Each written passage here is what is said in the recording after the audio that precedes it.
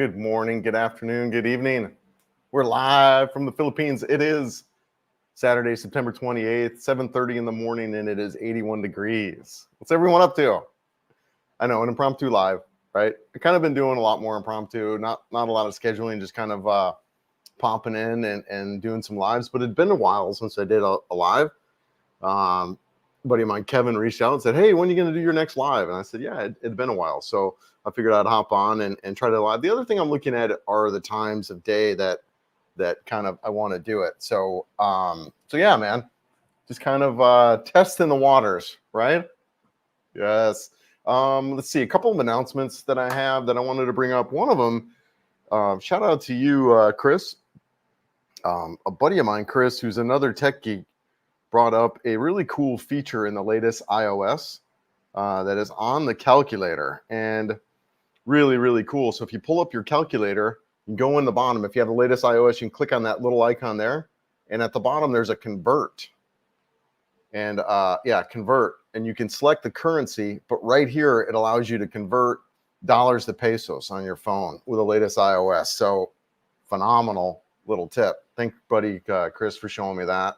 The other thing I wanted to talk about is I got my bike back yesterday. So I was in the bike's been in Leyte, right? I just kind of been leaving it over there because I don't really ride much here in Cebu, a little bit, but the traffic and stuff kind of bothers me here. So actually, I'll probably go out and I'll do a ride today, and I'll shoot it for you guys just to kind of show you a little bit.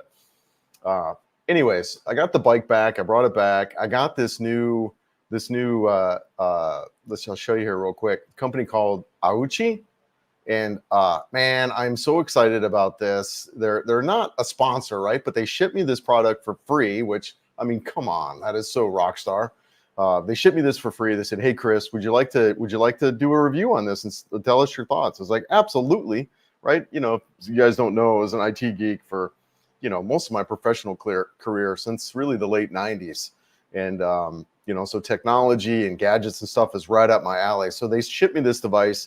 I got it installed yesterday. It's got some dash cams, which honestly is so incredible. As I was riding home yesterday, I had the rear dash cam on, and it's like I've got a rear view mirror right there. So it's got a 5-inch display, and it sits right up. I'll shoot a whole video on this, but wanted to kind of talk a little bit about that, as I'm super excited about that. There'll be discount codes and stuff like that if you guys are interested in that video. But yeah, just really stoked about the opportunities that are coming up here in YouTube and just this kind of stuff. I mean, come on, man. That's just freaking rock star. So I guess that's really all the announcements. As far as future trips, man, there's a lot going on. You've got Mascara Festival coming up the third Sunday of October. I've got my reservations and already that put in, so I'll be out there for that. Be out there the week ahead of time and spend the whole week out there, because usually there's stuff going on that whole week, just not the Sunday of the parade. So really stoked about that. And from there, so that's over in Bacolod. So I'm going to be riding from here over. You know what? Let's pull up the map and I'll show you guys. Add the stage. We'll go up maps. All right. So from here, I'll ride over to Toledo and then catch a ferry over from Toledo over to San Carlos, right? Shout out to who the heck's the vlogger over there? Anyways, from San Carlos, I'll go over to Bacolod, which is where the Mascara Festival is at. What the heck is his name, man? Calvin Roach? Sunshine Shoulders. Dude, guys, it's hard getting in your 50s, right? Anyways, shout out to Calvin. So yeah, I'll be in San Carlos, which is where he's based out of, I believe, anyways, and then right over to Bacolod, and then spend almost a week there in Bacolod hanging out before I head down to Dumaguete, and I'll spend whatever, not a ton of time in Dumaguete, but maybe a day or two, kind of cruise down to Dumaguete, and then I'm going to shoot over to Dipolog, and then really over the course of, I don't even know, right? Maybe a week, maybe 2 weeks, maybe a month, maybe a year, who knows, right? But I'm going to hop over to Dipolog and just cruise this whole northern coast is the plan, and then back up to Leyte to my apartment up in here. So again, I don't know how long that'll take me. I'm in no rush, but I plan on hitting, Dipolog, just kind of these bigger cities that we kind of all know about a little bit. and then just vlog it the whole way. Get the drones up and shoot it, and just have a good time and chill out. So really excited about that. And I would suspect it'll probably take me a couple weeks to kind of go through all of this, and then, like I said, end up back in there. So that's kind of the future, and that'll probably take us through, I don't even know, November, possibly into December. So yeah, so that's kind of what we got going on here. That's really kind of all the announcements and stuff. So yeah, let's take a look and see what's going on. Yes, Bruce, good morning. Hi, good morning, good evening. I'm on my way to Seattle to catch my flight to the Philippines. Good for you, brother. Yeah, exciting. Yes, exciting. Yeah, where are you going to? Where are you coming? You coming here in Cebu? You going to Manila, Dumaguete? Where are you off to, brother? Yes, good morning. How's it going? Everything's going for you. You adjusting and getting set up here? Yeah, all right. Just moved into a long-term lease. Are you here in Cebu? I don't remember if you were. I thought you were traveling around a little bit. But yes, good morning. What's up, Mitch? Yeah, that's right. That's right. I did hear a little bit about a storm that's going on over in Florida, right? Wasn't there a couple of them that kind of ripped through? But yeah, let's take a look at that real quick. Let's see. You know what? Hold on one second. Let me add that to stage. And we'll go out to Windy. I really like this website, Windy. Shout out to Rod over at Amazing Philippines for showing me that. There's a low pressure here, right? So real quick, while I've kind of got this up and looking, what you want to look for are, because we're in this belt also that's susceptible to typhoons and things like that. And what you want to do, especially this time of year, is keep an eye to the east, because what they'll do is they'll brew up over here and then kind of move up the coast. So anyways, let's see what's going on over in, did it already blow through? I thought there was a big storm down in Florida. Yeah, anyways, it's hard to track it all. Yeah, it must have blown through, huh? It must be up there. Okay, all right, well, we'll pull up the map again. But I did hear about some storms that were kind of going through that area. So yeah, I hope everyone's good up there. Yep. Hope all is well with you and NASA too. You have any plans on coming back? You have any planned trips? Right? Yeah, a lot going on, man. And the Auchi thing, I'm so stoked about. I mean, seriously, that's just right up my alley, and excited about that. And the couple of the features that really excite me about it is the camera, the backup cam, and not only that, it's got a recording. Now, I got to get an SD card to put in there, but guys, this is so key. Anytime you're riding a motorcycle, if I had this in the United States, I was in a very bad accident, but I got ticketed for it. The accident was not my fault. I had a vehicle pulled right out in front of me, and if I had a freaking recording of it, boom, they would have been able to see, hey, you know what? This guy didn't have adequate time to stop. And so, anyways, this system is key, and in particular in this country, as any accident is automatically going to be your fault. So they say, right? That's kind of the word on the street. I've yet to experience that, knock on wood, thankfully. But so having a recording of any type of incident is so key. So that is one huge advantage. The other thing that I really like about this system is the tire pressure and monitoring system that's built in. So cool, right? I mean, I check my tire pressure probably once a week to make sure. I mean, anyone who's ridden motorcycles more than a couple years know how key even a pound or two off of your tire pressure is really critical for the longevity of the tire, plus safety. So really stoked about the built-in tire pressure monitoring system that's there.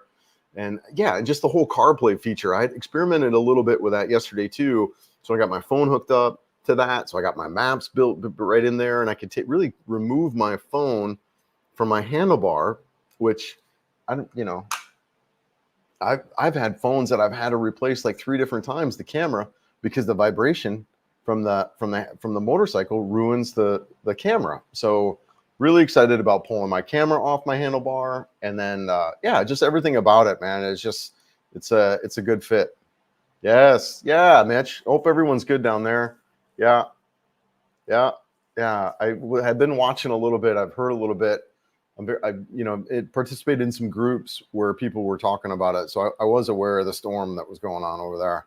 Getting ready for a rocket launch. Yeah, Crew 9 tomorrow. Yeah, nice, brother. Yeah, I hope that goes well and everyone's safe there. Yeah, good for you, man. That's really cool. Yeah, yeah, San Carlos. Oh my gosh, I could not remember Calvin for the life of me. I met the guy shortly after moving to Cebu. He was doing a meetup here in Cebu City. Really great guy, really nice guy, down to earth, simple, just like his videos. Big smile, you know. So yeah, shout out to Calvin.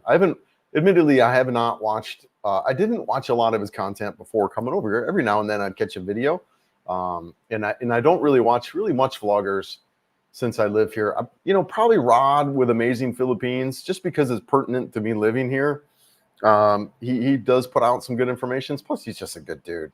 Paul. I watch Paul's videos still every now and then, especially when they kind of relate to what I'm up to. But I really don't watch a lot of Philippines vloggers anymore.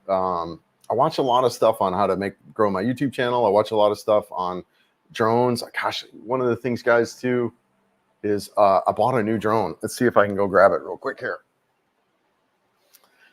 And I've got a video coming out on it coming up as I was out in Palawan and I flew it for a little bit. But I'm really excited about this new drone. It's the DJI Avata 2. And so much fun, man. So much fun. It's a little FPV drone. And it really different experience from flying a normal drone. I'll show you here. Because what you have is you have these freaking goggles, man. I mean, dude, you guys got to check this out. I mean, it's actually like you're flying. You know, you put this on, so it's so dark, and then you control with a little this little remote control thing here, and that's how you fly it. Oh, it is so fun. It is so fun. Now, the footage probably isn't as cinematic or as, usable for videos. I mean, a little bit, depending on how you're flying and your level on it. But as far as actually just flying around and having fun, oh my gosh, this is such a toy. It is so cool. And really excited about that. And like I said, I've got some videos coming up on that. So stay tuned. Sorry, I got to put that crap down. But yeah, super fun. You're in Baguio. Okay, yeah. Oh, yeah, you're in Baguio City. Yeah, nice. I have yet to do much in Luzon. I'll make my way. I'll make my way up that way. There is kind of I'm seeing where I want to cruise up, especially with my bike from Leyte, go through Samar up to Luzon. So I'll do that trip. I would probably not this year, but I would suspect I'll do it next for sure. Bob, hey Chris, I met you in the Cebu coffee shop with Chad. You met me in a Cebu coffee shop with Chad. Enjoying your journey. I'll be back in the Philippines in March.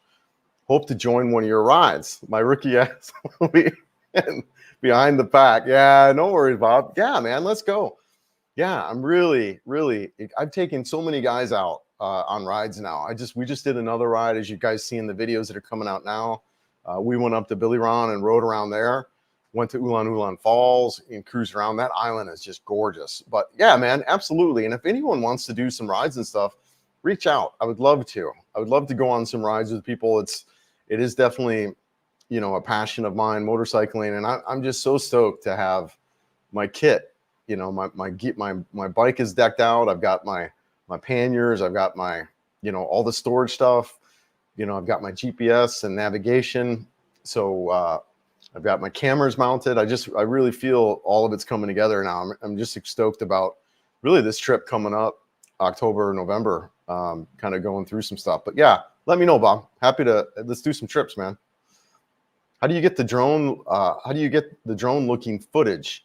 Yeah, so I just showed you the one drone that I have. I also have a DJI, what's it, Mini 3 Pro. So I'll show you this really quick too. So this is a more, it's like a cinematic tool. This drone here is more designed for, super stable footage. And they also have a lot of built-in technology around different types of shots, because it can be a little bit, there's some skill to master maneuvering them around in the air, so you get really cool cinematic footage. So they have a lot of technology built into them right in the controller where you just kind of push a button and it'll go around and do, you know, the droney, the rocket, the circular crap around you, small, close, far. So really a lot of stuff built in that make it really easy. But, you know, but yeah, this is really the drone that I was using in all my footage before. Yeah, I think everything that you guys have seen so far is all from this camera right here. Really phenomenal. And this is the Mini 3 Pro. Now they have the Mini 4 Pro, which is out. And then the Mini 5 Pro is rumored to be released really any day now from what I'm hearing. So, so yeah, this is the drone that I use to get the footage that you see in the videos. And really just, they're fun to fly, man. They really are. I mean, even this is really cool because you can see in the controller, kind of the display on what you're flying. And then, you know, you use this to kind of fly around. So, I mean, it's just, dude, it's so awesome. And I'm also using it too to kind of scout as I'm kind of traveling around. Like we were in this one area where it's like, man, the road kind of ended and I can see down the road further, like it was going really steep and stuff like that. I was like, you know what, let me fly the drone down and see where this crap goes. So you could really use it as an exploration tool also to kind of look at your route and stuff. And yeah, just see other areas when you're around. And yeah, I'm a big fan of the drones and the technology around that. It's just, they're, like I said, they're fun to fly. They're just toys, right? And but you know, still learning, a lot to learn around all of it. But you know, I like that kind of stuff. Yeah, I enjoy it. Yeah, Kurt, good morning. What camera system are you looking at? Where to get it? So I showed you guys a couple of do I have my other cameras around here? Yeah, the other cameras that I use that I don't know if I have. Yeah, I don't have it in reaching distance, but I use an Insta360 to shoot all my footage. It's kind of my signature camera in a lot of ways with my channel. And I have two of them. I have the X3 and the X4, and I mount the X4 on the back, shooting up the back of my bike. And then I have my old camera, my X3, come in the front. So that's kind of what I do is I'll bounce between the two camera angles to hopefully make it as interesting as possible. Sometimes if you're not a motorcyclist, watching riding videos can be a lot like watching paint dry. I understand that. So I try to make it a little bit as interesting as possible and show you guys whatever, you know, crazy crap that I see along the way. But yeah, so I use the Insta360 X3 and X4 for most of my vlogs. I also have a DJI Pocket 3. That's just small, which actually is what I'm using right now for a webcam. I really like that camera for low light situations. The X3 and the X4 aren't super good in low light or indoors, although the X4 is better at that, especially at 5.7K. But this Pocket 3, man, is phenomenal at low light. So I really use that. Plus the iPhone is actually pretty decent too. iPhone Pro 15. So that's the kind of all my cameras that I'm using. I think that's all the cameras that I'm using. I'm using a lot more on my iPhone too, as well as, yeah. So those are all the cameras. Yes, I heard lowering tire pressure is good on bumpy roads. Yeah, Dylan. So there's a lot of stuff around that, right? I think a lot of that I was hearing a lot from the Jeep days, you know, as far as four-wheel drive vehicles, that people always lower their tire pressure when they go off road. I don't necessarily know about motorcycle tires. I do know people who do it, but I've heard people go back and forth on that to see if it's really practical. I think a lot of it just depends, one, on the terrain, and two, the tire. You know, in some applications I could see in some tires where you really don't want to adjust that tire pressure at all. So, but it just kind of depends. I would, before modifying that, I'd probably dig a little bit further to see if that actually is indeed a good scenario given the type of tire that you have. I wouldn't say universally, as soon as you go off road, reduce that tire pressure. I think it's really just going to depend, like I said, on the tire as well as the terrain. But yeah, that is something that people commonly use. But I think like I said, it's a carryover, I think, from four-wheel drive vehicles where you have 4 tires on the ground and not 2. So still with your girlfriend. Yeah, no, Mary Rose and I are still together. She's probably actually already on. It was impromptu live. So I think she might be here. You here, girl? How you feeling, by the way? You okay? I guess I should reach out. Good morning. I've had a busy morning, man. I've been running around. I had a group call this morning about that lasted for an hour, so it's been busy here. But yes, I'm still with my girlfriend, although probably not checking in with her this morning after she's not feeling so good is a big red flag. But I'm just a guy, you know. I'm a guy with my toys. So, but yes, we're still together. We're still doing well. You know, just really enjoying it. You know, it's kind of one of the things I really love about being here and just, you know, getting to know people. And Mary Rose is just absolutely incredible. And, you know, and I think about dating here in the Philippines and what I envisioned, you know, she's it. You know, she is. She's just a great, sweet, innocent, feminine, nurturing, loving, kind, intelligent, beautiful, smart, you know, all those things that we, you know, would like to have in a partner. So she's just been absolutely great and enjoying spending time with her and getting to know her. So really cool. Yeah, I got to fly the DJI Mavic and it was really fun. Lots of control. Oh, nice, man. Yes, good morning. I hope you're good there, girl. You feeling all right? She just messaged me. So yeah, I hope you're feeling better there, sweetie. So yeah, let me know. Yeah, I got to fly the DJI Mavic. Okay, no electricity. So she's saying that there's no electricity there in the provinces. So that goes to something too. I think a strategy around UPSs and battery backups we need to kind of look at when we're moving out of some of these other areas. Yeah. That's a big drone, and I've got a little bit of I'm in this little bit of an inquiry as far as do I want to buy the 5 Pro or do I want to jump up to something a little bit different? Because the nice thing about being here in this country is you can, with the drone stuff, you can just fly, right? It's not, you know, the Part 107 certification isn't something that's, you know, really being looked after like there. And so, yeah, I'm really kind of looking at a bunch of other drones to see. Now, I have done a little bit with the Part 107 certification before I moved out here because it is a big deal in the States. And if you are going to fly a drone, anything more than recreational, you need to have that certification. So, yeah, I have looked a little bit into it, but yeah, and that's kind of why I say that, because if you get the Mini 3 Pro, it's under 249 grams, which is below the requirement for that certification. So yeah. But here you can buy heavier drones potentially without the Part 107 certification. Yeah, I mean the drone looking footage without a drone. It seems like you have a stick or something that doesn't show and moves by itself. How does that work? So yeah, I don't have my camera and my two selfie sticks I'm using for my light and my. Actually, you know what? I am not using that for that. But yeah, the things are tied up behind me. So basically what it is, it's an Insta360 camera. You know what? Hold on. Yeah, here we go. All right, there's that. And yeah, so here we go. Sorry, I reach around and grab the stuff. So here's how it works. You got your camera, and what it has, it's got 2 lenses on it, right? You see that there's a lens there and there's a lens there. And this area right here is called the stitch line. So you got your 2 lenses, and basically you're shooting out this way and this way. And the software, what it does is it brings these 2 cameras together as one shot. So you're shooting 360 around everywhere, top, bottom, right?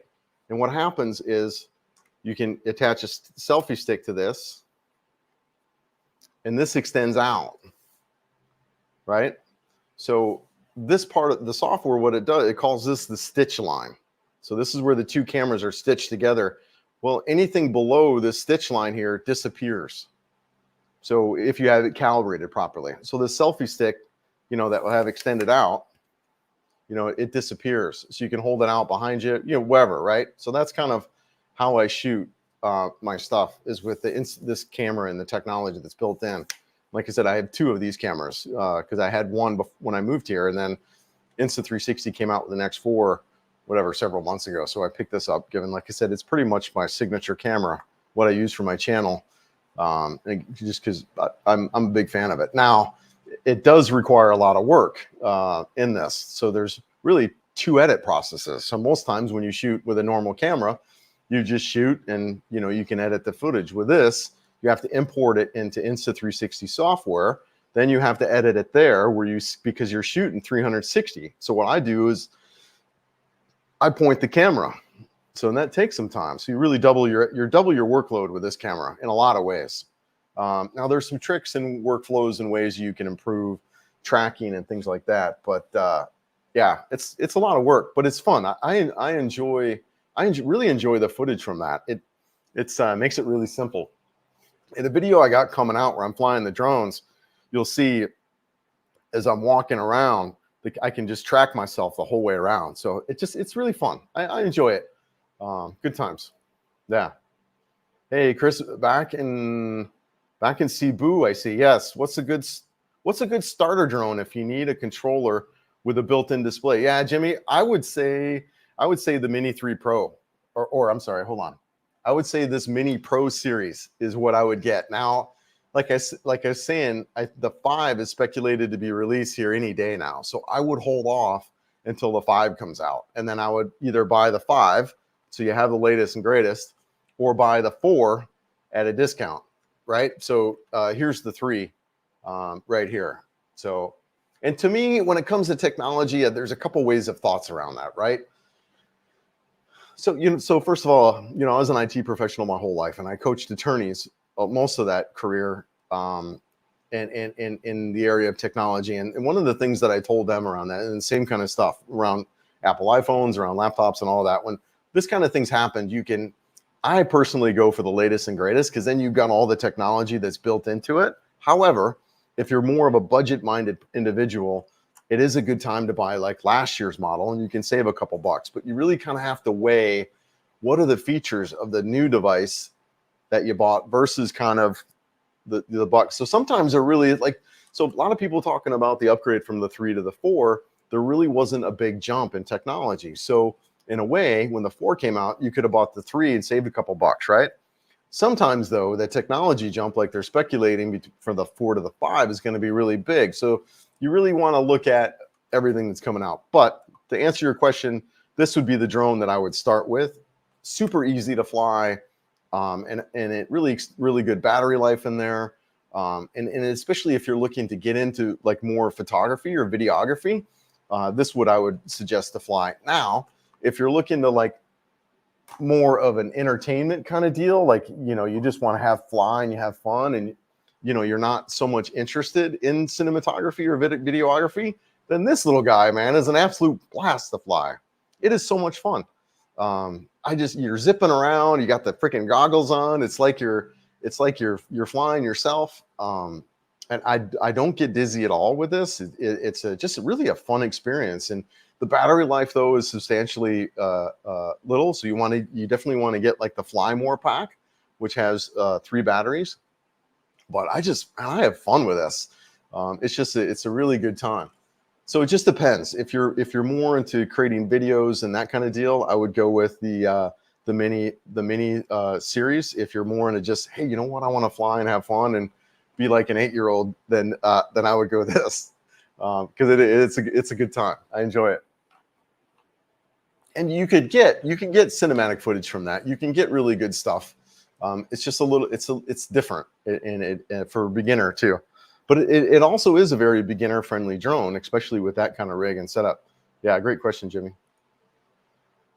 Another Jimmy. Jimmy, how do you get the elevation speed map displayed while riding? Okay, let me show you that. So I have these GPS trackers. Here's one. Here's an old one. And yeah, so with these are GPS trackers, and they're from Insta360. This is the first generation one. I had this before I came out. And basically they sit on my handlebars, and it's really nice because they also act as a remote. So I can just push the button and the dang thing starts recording, which when you're riding a motorcycle, is really convenient, especially when you got a camera behind you. So really a big fan of this, even just for recording. But then they have built-in stats that come with it. So it's but these are the GPS sensors. I can't use, since I have 2 cameras, I actually need 2 remotes, because unfortunately, you can't use one remote to import the stats for both cameras. So I had to get, and this one doesn't work with the X4. So I ended up buying this one so that this way runs the X4, this one runs the X3. So, but yeah, that's where the GPS stats come in. And then through the Insta360 software, you can do a lot within that with the GPS stats that these are recording, right? So, so yeah, that's how that works. We're moving to Cebu from California. Nice, man. How much do we need to live every month? It's hard. It's a hard question to answer. Living here to Cebu City for a single guy, I would, around 2,000, is good. You get closer to 3,000 per month. Yeah, man, it would just be great. It depends on how many. When you say we, is it a couple, you and your wife? Yeah, good 3,000, between, good 3,000, you'll be just fine. So you can save a couple bucks by not living in like really expensive condos and stuff like that. So yeah, you get between 3,000 and 4,000, you're going to live really well. You can live anywhere you want. Have a really nice place. The place I'm in now is absolutely amazing. It's incredible. So, but yeah, this would be more like a between a 3,000 and 4,000 budget right here, living here. But you can live inexpensive, in comparison to the West. 36,000 a year. Live really, really, really well. And then if you get out into the provinces, some of the more remote areas, you can 24 a year, less than, 1,500 a month. The small apartment that I have in Palampanlete, I mean, that freaking place is 6,000 pesos, right? Let's pull up the converter on that, right? So where the heck am I? Yeah, we're going to do 6,000. Yeah. $107.18 for my apartment. And that's probably going to be your biggest cost, So it just depends on where. Here in Cebu, even if you stay in the business park, you stay in the IT park, those are some of the nicer, more premier neighborhoods, but you get out a little bit, you can save a couple bucks too. We're even right here in Cebu. Yeah, clarification. What is the name of the front back mounted camera, nav, and tire pressure monitoring system? Yeah, where'd you get it? All right, Kurt. Yeah. So 1 second. Let's pull that up. The front back. Yes. AO. Is it? Yeah, there we go. Oops, cancel. AO. Almost ended the live stream. Let's see here if this is it. Auchi is the name. There we go. You guys seeing that? What do I have? What I have displayed? Yeah. So that's the name of the camera system that I have, or that's the name of the technology, the system that they've got dash cam, and the unit that I have is the 5. So this is the unit that I have right here. Two cameras. So I got front and back. I've got tire pressure monitoring. Yeah, just really, yeah, here you can pull it with CarPlay. So I've got it synced to my phone, really super easy syncing. I basically went out and turned it on and then was in proximity of the device, and that was on. And they're like, hey, wait, you want CarPlay to work? And, on the phone, you basically can choose between Android or Apple. And I chose Apple because I have an iPhone, and, it's just super simple. And then I can really display the CarPlay apps. So the apps that are designated to work with CarPlay, like WhatsApp, my Google Maps, the internal Apple Maps. There's a couple stuff. I look like Zoom was. So yeah, so several apps now that can, just like you're showing here on the screen, this is what it looks like. So yeah, really phenomenal. One of the things I was a little bit confused by, and I think I still am a little bit, is the unit has GPS. So, but it's not, the GPS is basically giving you just those kind of stats like longitude, latitude, and your rate of speed. It's not syncing up your maps and stuff like that. So I was a little bit kind of disappointed with that feature of it.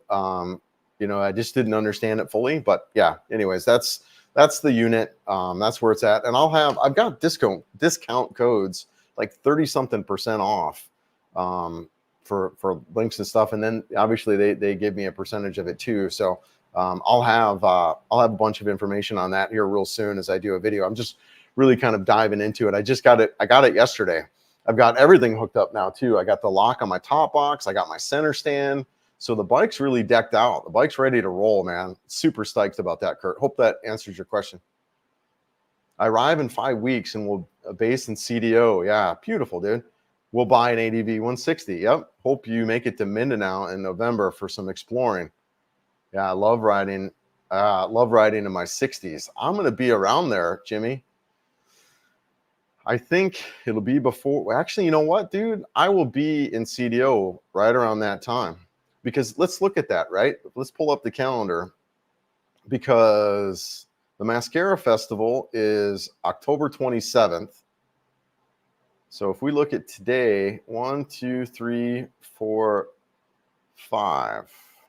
Yeah, dude, I might be in CDO right around that time. Like the November 2nd. I very well could be in CDO then. So we should definitely, let's talk. Meet up for coffee. Would love to. Yeah, really cool, man. Cool. Good for you. Congratulations. How easy is the 30 to 60 day visa each month? It's okay, Greg. It really is easy. Honestly, it's super easy. I've done a couple of different ways. You could do it online, which is super simple. You could do it from your underwear on the couch, and then I've also used JRC, and I've recently gone back to JRC, and I use them for my stuff just because they handle all of that. I had some issues online where it wasn't allowing me to extend.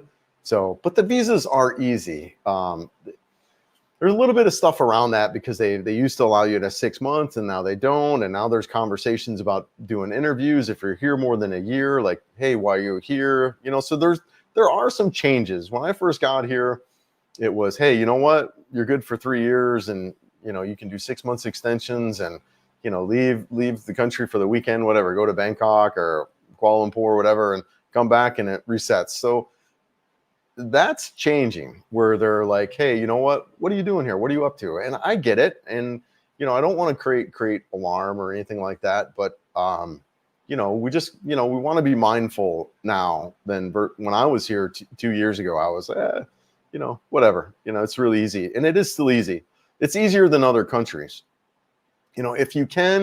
If you are planning to move here, what I would say about that is the tourist visa, you might want to look towards more of a retirement visa if you're planning to move here. That's what I would say to that. And something I'm looking at, or getting a retirement visa in another country and then kind of split my time. So yeah, but they're easy still. Yeah, so happy for you, Chris. You're a good man and deserve a good woman. Yeah, I appreciate that, brother. You too. And I hope things are good. Hope things are good for you as well. I'm bringing the DJI Neo just because it's super portable and inexpensive. Not in your league, but yeah. But I've seen a little bit about the Neo. It looks really cool. Looks like a great little device. Got some really cool built-in stuff, technology around it, and that thing is tiny, man. It's about the size of a freaking iPhone. No, that's great, man. I love it. I would get one, just because I'm a geek like that. But yeah, man, maybe when if we hook up in CDO, I'd love to see it and kind of experiment with that. That's really cool. There, good for you, man. Yes, Madame Ying. Good morning, Guapo. You're right. I'm here and I'm okay. Better now. Good. I'm glad you're feeling okay. Yeah, good for you. I hope you slept good. I slept like a rock. I was out. I had my call at 6 this morning, so I've been on the go. But and then I decided to do the live. But yeah, I will see you tomorrow. Yeah, heading back to Leyte. Excited about that. Let me know if there's something I should pick up for your dad. I was kind of thinking about that. I was maybe wanting to get him some fishing line or some hooks or something from here. Yeah, I was gonna run by the mall today and see if I can find some stuff. But let me know. Yeah, 1-bedroom condo close to Cebu City Mall area, doable around 500. Yeah, let's take a look. Let's do 500. So 500 US is almost, let's just say 28,000. Yeah, One bedroom might be a little bit hard for that, but definitely a studio. Studios are going to be 20 to 30 in the business park area as well as the IT park area. So yeah, studios between 20 and 30, and then one bedrooms probably between 30 and 40. You're close. You can maybe find one, but if you get out of those neighborhoods a little bit, yeah, you could definitely get one. But yeah, you'll be close with that. Yeah. Yeah, thanks for the footage. Looks great. I'm considering buying it for driving my Ducati in Vietnam. Dude, cool. Yeah, how do you attach it while driving, and what camera are you using now? Yeah, what camera are you using that looks like follows you around? So yeah, we talked a little bit about that earlier. So this is the camera. This is the camera actually. Yeah, this is the camera that I have behind me on the bike, and it's just mounted like this on the bike. Insta360 has a couple of different mounts. They have a motorcycle mount, which is a U-bolt clamp. That's what I'm using for this one. And then on the front, I actually have a mirror mount. And I just moved, yeah, because I had it, it's attached to my mirror.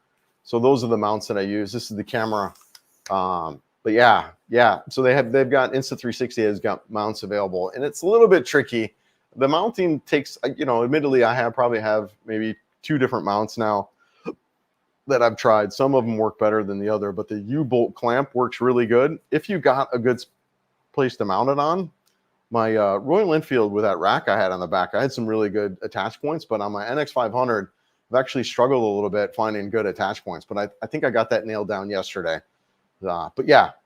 So, but those are the couple mounts you can get. Check out their site, and you can find it there. Chris, how are you doing with Filipino food once you get away from the tourist areas? That's one of my biggest hurdles while exploring on a bike. Jimmy, it's hard, man. I'm not gonna lie. It's a little bit hard to eat healthy when you're on the road like that. Thankfully, I'm like, I have like guy nose and guy taste buds, so I don't really like, food doesn't bother me too much. I eat a lot of barbecue. And knock on wood, I've never had any issues. Yeah, nothing even close to having any issues with the food. For one, I pick restaurants that are busy. It's just like in the United States. You see a restaurant that's got a lot of people, people coming in and out. I apply that same logic here. I look at Karen Darren's that have a lot of people coming in and out, and I go there. And I eat a lot of chicken. I eat a lot of grilled chicken, and I eat a lot more pork too, and some fish, but mostly chicken. It is a struggle. It is a little bit of a challenge to eat. It is a challenge to eat healthy in the Philippines. A strategy around that is, get married or have, your girlfriend or your maid cook for you. So there's ways around that. And actually, with that method, I feel like you could eat healthier than anywhere in the world, because then what you could do is, you could eat really fresh and local. You can go to these local markets, you can get fresh fruits and vegetables and fresh fish and all that stuff. So you can eat healthy here, but it does require, that type of setup. One, you want to be a cook, or two, wife, girlfriend, or maid to do that. But while you're traveling, can be a challenge, man. It is. It is a little bit hard. Scott, I've been watching all your videos. Have you used the drone in follow me mode yet while recording your bike? I've not tried that, Scott.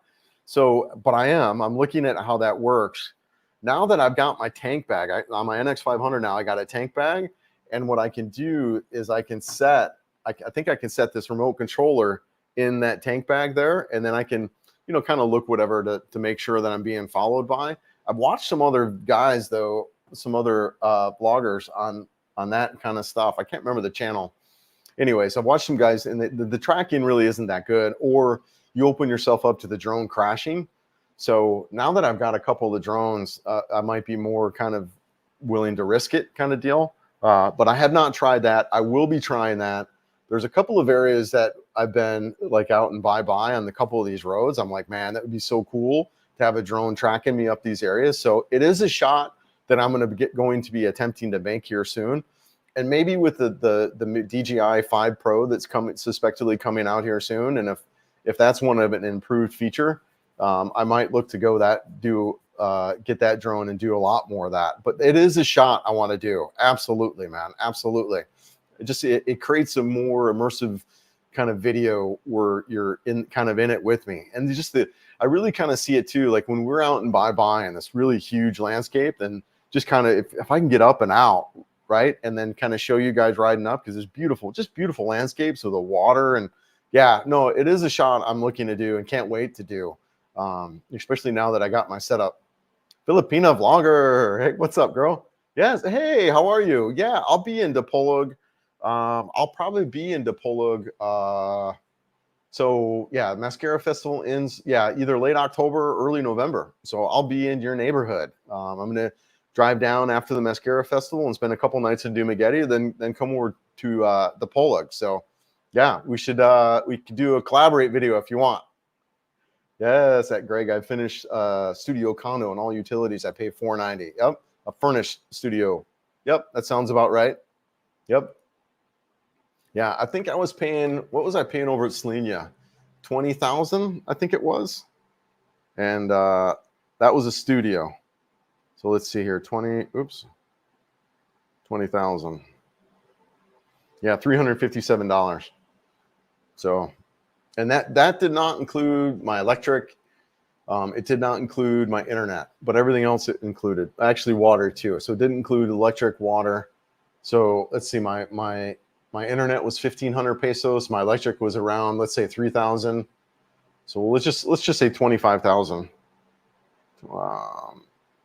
So out the door, pretty much most of my bills there was under 500 for my apartment. So my internet and my electric and water was around 25,000 for that place. Yeah, really cool, really inexpensive, right? Yeah. Joe, hey Chris, I have 250K in my 401k. Would it be easy enough to retire in Cebu at 55? Well, what you want to do, a couple of things around that, right? So what's the 3% rule? Like if you could take 3% of your savings and live off of that, you'll never run out of money. So I would look at that rule. I would definitely hire a financial advisor on that. And the other thing you want to look at, Joe, is can you pull that 401k now? Because my understanding of that is you can pull from a 401k if you get fired, laid off, or quit your job after the age of 55. So like in my case, I'm not working, right? So I turned 55 in another year and a couple months. So just because I am 55 doesn't mean I can start pulling from my 401k without some serious penalties. So you want to research, are you going to qualify to pull from at 55? And then you also want to look at the 3% rule to make sure you're not going to run out of money. I would be careful, with those two areas. So, just as a little bit perspective, let's see, what do I want to share here? I came with close to a couple $100,000 in cash, and then over 600,000 in a 401k. So, and my thing is to live off the cash through the age till I get to 59 and a half, and then pull from the 401k if I need to. And what that's going to allow me to do is really allow that whatever 700,000 in 401k. I mean, shoot, you're talking 9 years. That could double. That should double in 9 years. So yeah. Anyways, you want to be careful around that, and even for me, it's tight, right? Trying to live off a couple 100,000 in cash until I get to 59 and a half. Whew, it's a little bit spooky. But yeah. I would say, Joe, just make sure you got a good financial advisor is what I would say to that, Joe. Yes. Hey, what's up, Dave? Hello, Sir Dave from Davao. Nice city, but there's no great place. Yes, nice city, but there's no great place to take a day trip around here, and I'm tired of the conservative culture. I get much more love from the North Coast to Mindanao. Yeah, man, I'm excited about that Northern Coast ride from Mindanao. I will be doing that trip real soon, man. I hope you're good down there, man. But Davao has the cheapest durian in the world. Pretty good. It's always been coming back for a visit. So I hear the durian in Mindanao is super delicious, really good. And I think that's a lot like Florida oranges in Colorado, right? They're really different experience. If you get Florida oranges in Florida, they taste different than Florida oranges in Colorado. So the durian tastes a lot different there in Mindanao than it does kind of out here, because durian can have a little bit of a funk to it, right? To me, it smells like feet. So I'm not necessarily. That is one thing I think I will try versus balut. I think I would try durian, but yeah, it's got a funk smell to it. I still love Butuan more than CDO. Butuan is super friendly and right in the middle of Camiguin and Siargao with no traffic issues at all. I'm excited to check out that area as well. Another thing that kind of might be here for me as I'm doing this trip is this kind of a scout as far as, all right, where do I want my second residence to be?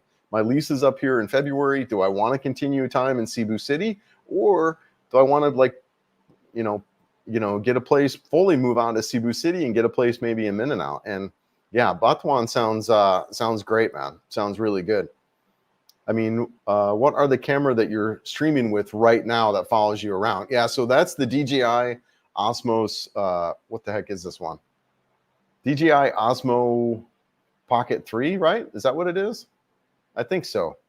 Yeah, so that's the camera that I use pretty much for a lot of my night stuff. Really small, tiny camera. Let's see if we can go out. I can show you. Add the stage, DJI. Yeah, so I'm using handheld. Yeah, they just came out with that Action 5, right? Really a lot of talk on this particular camera right now. So yeah, so I got the Pocket. The camera that I'm using right now is the Pocket 3. Yep, and I have so on the bottom of it, there's a battery extension with a, what do you call it? Is it a 3/4 mount that I've got in a little tripod on there. So this is the camera I'm using right now. It's got tracking features built into it. Really, really cool. It's also the camera that I use like in my low light, a lot of my low light stuff, but with also my iPhone.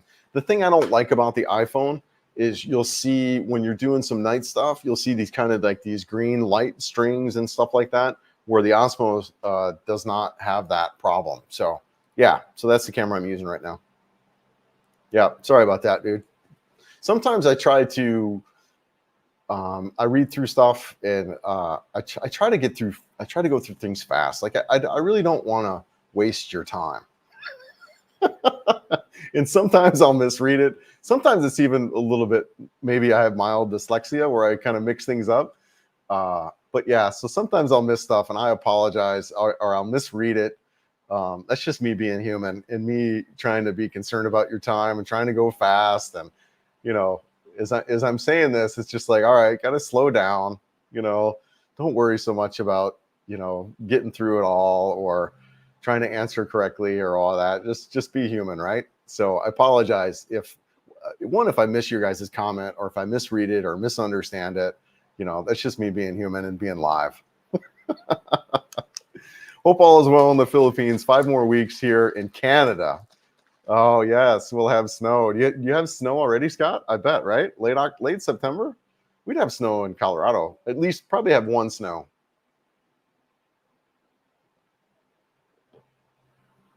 What I loved about Colorado, though, Scott, is you'd get a snow, but being at elevation, the sun would come out and be so sunny and bright that it would melt within days. So it's not like crap. When I lived in South Dakota as a kid, you'd get freaking snow in October, and that freaking snow would be there through March. So one of the cool things I really loved about Colorado was that just really gorgeous, and the snow would be, it'd snow and be beautiful, and then a couple days later it'd be gone. With that, they never really plowed the roads though, because they knew it's just going to melt off, right? So, but yeah, hope all is good up there. Congratulations on your trip coming out, man. Hope all is well.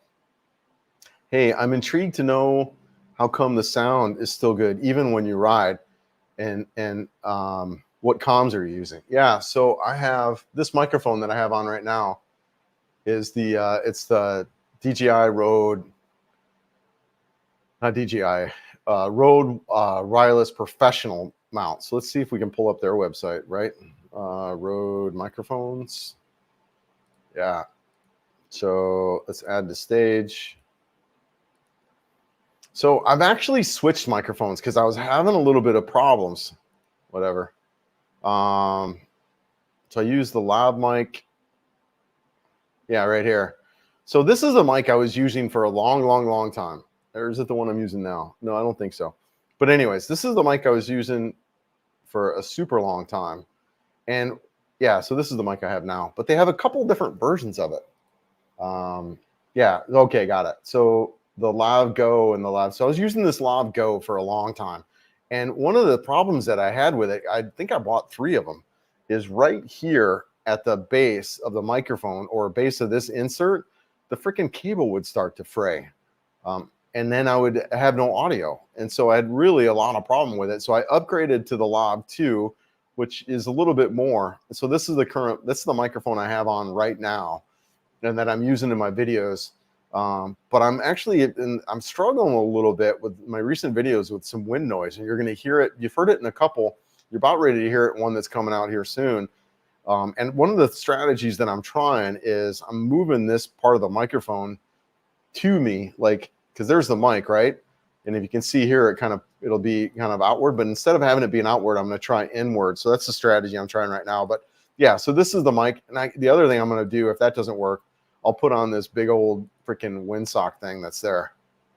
And the other thing that's kind of weird too is it doesn't really sit in here well. So if you can see, I got this little blue clip on there now that I hope it sits it in there. So I was having problems with the dang thing freaking popping out of there, man. So anyways, that's the Lav system I'm using. Yeah, and I like it. I can't remember how much it is. I think I've got links. Guys, if you're looking to buy stuff like that, try to use my links in my descriptions if you can, because it doesn't cost you any money, but they give me a kickback. So I would appreciate that, especially if you're buying any gear from my stuff. I'll see if I can get an affiliate link from Rode. But the cameras and stuff, I definitely have links in there. If you can, I would appreciate it. It helps pay for this channel because, this crap isn't free. They're not sending me this, not yet anyways. And you can tell I've got a lot of gear, right? I got a couple drones, I've got GPSs, I got cameras, and so there's a lot of money that I'm dumping into this crap. But it's also fun, as we're moving out here, we need something to do in our retirement, right? We need something. I'd watch these guys, working from the law firm, for years. I'd watch these attorneys and stuff. They would work into their 70s just because it's their identity. It's what they did for decades, and leaving that identity is scary. So once we come out here and retire, whether you retire there in the United States or come out here and retire anywhere, right? You want to have a plan on what you're going to do. So this was me. Is my plan is to keep kicking with toys, keep kicking with technology and electronics. And it keeps me busy. And I love that though. And I'm not a guy that really likes to just kind of, idle around and do nothing. So I want to have crap that keeps me busy and occupied. And I invite you guys too, whatever that is, whether technology or, pickleball is something I know a lot of guys are doing, or whatever, right? Just, all kinds of crap that people can get into. Photography, hiking, whatever, cycling. I definitely do stuff with health and fitness is also really important as we're getting older. I'm working my butt off, man, with between running and strength training. I'm hardly making any progress. Not like when I was in my 20s or 30s even, So anyways, but yeah, that's all the stuff I got going on with my camera gear. Davos City might require a drone permit if you want to fly there. Okay, yeah. Yeah, so I know the Philippines in general, they've basically copied the United States laws, where if you're flying for purely recreational, you can fly under 239 grams, I think it is. You can fly purely recreational. So, as you're out the Philippines is pretty much, it's a wild, wild west in a lot of ways, guys. There is the rule, and then there's the interpretation of the rule even, and then there's all of it. And it's really, really different here. But yeah, so I do follow the rules of the one rule in particular that I'm really a stickler of, that all of us need to be, is flying in proximity to airports and people, traffic, and all that kind of stuff. You gotta be. I see these guys that are flying their drones over by the Sea Lake Bridge. I'm like, guys, you are within a mile of a major airport. You cannot be flying there, So that's something I definitely take on is honoring that type of stuff as far as proximity to airports. And all of us we do need to be careful around that kind of thing. I'll be traveling solo. I'll be, riding up through that by myself. Yep. You can get 1,500 apartment in the Philippines for only 3,000 US in Vietnam. Yeah, and all the food here is super delicious, super healthy, very affordable, very affordable. I eat out 3 times a day for 6 US. Yep. Vietnam looks phenomenal. Da Nang. Yeah, I'm with you, man. I can't wait to check out. One of the things I'm looking to do over the next couple of years is to get more of a base out there. Cambodia might be where I get a little bit of a base, and really I envision splitting my time between Cambodia and here. The retirement visas there, super simple to get, $300 a year, 300 US a year for the retirement visa. And I think one of the things I'm looking to do is get a base out in either, Siem Reap, and then kind of travel back and forth, but officially be based out of there with a retirement visa. So, because it is important, guys, for us to have plan Bs, plan C. You want to have multiple strategies around being here in every way. You want to have multiple strategies with your money. You want to have multiple strategies with where you're going to live. You kind of have to be willing to adapt quickly and change. That would be a characteristic that I would say is needed to be out here.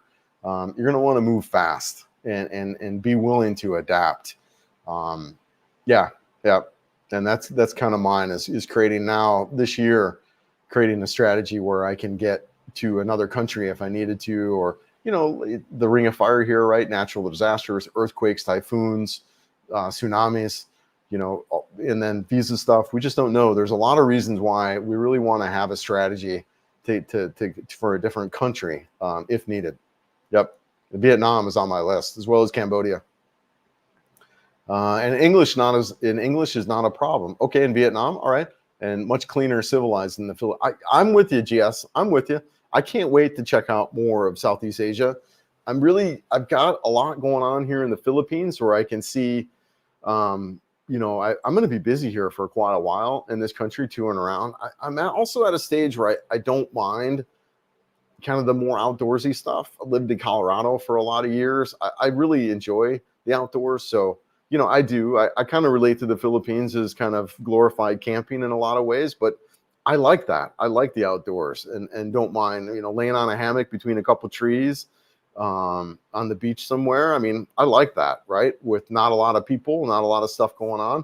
I'm down with that, right? But I also like the modern amenities and things, and I can see as I get older, if it hasn't developed here to those levels where I might look at a Kuala Lumpur, I might look at a Da Nang, things like that, where there are more modern amenities, like I said, especially as I age. But I can't wait to check it out between now and then. Yeah, absolutely. Let's do something. Let's shoot a video. I don't really do a lot of interview stuff or that kind of thing, but I'm down, especially if it works. If there's something that we could do. I'm not the kind of guy, and there's nothing wrong with this. I'm not the kind of guy that likes to sit down and do interview stuff. I find that, I don't want to offend people who are doing that kind of content. It's not the content I want to do. So, but if we can be creative around it, I am absolutely 100% down, and I'll let you know for sure. Not sure if it's allowed, but I see there's a vlogger from Dipolog. Stayed there this past February and will return. Clean City. What's your channel, Miss Vlogger? Yeah. No, absolutely. Yeah, look her up. See what she's got. She's out of there. And let's meet. Let's talk. I do love chatting with other vloggers too, just to get an idea of their workflow, like what they're up to. See if if there's anything we can learn from each other. So I'm definitely down. Please be careful. Yes. Just keep it in the inner circle. Paid member, unlisted. There are millions of scammers in the Philippines today. Yes, keep safe. Yeah, I think that's probably the first time I've kind of gone into general amounts. But guys, I think it's important. Especially in the context of, hey, can I make it over here on little smaller budgets? So I didn't move here broke, and I'm not broke. And I think that I think that's a little bit important to let folks know as they're looking to come out here. It's like, look, you need money, you need cash, you need plans, you need stuff like that. So sharing not exact details and stuff like that is something I think that's a little bit important. And yeah, and people need to be ready, right? But I'm with you. I'm with you. Yeah, SM Mall in Batuan is the friendliest mall I've been to in the Philippines. Kids randomly played hide and go seek with me. Batuan is still completely under the radar. CDO traffic is devastating. Yeah, yeah. No, I've heard a lot about Batuan. Yeah, let's take a look. Right. Let's add the stage. Let's go back to the map. Let's pull it up on the map. There we go. We got CDO up the coast, Batuan City. Yeah, I'm down, man. I'll definitely be there. Definitely be there. Because like I said, my plan is once I get in a Mindanao here from Dumaguete down, I'll ride this whole coast up, and then into Leyte, right? So I will be in Batuan City. Looking forward to it, man. I'm with you. I like those province areas too. I like the smaller towns. Big fan of Ormoc.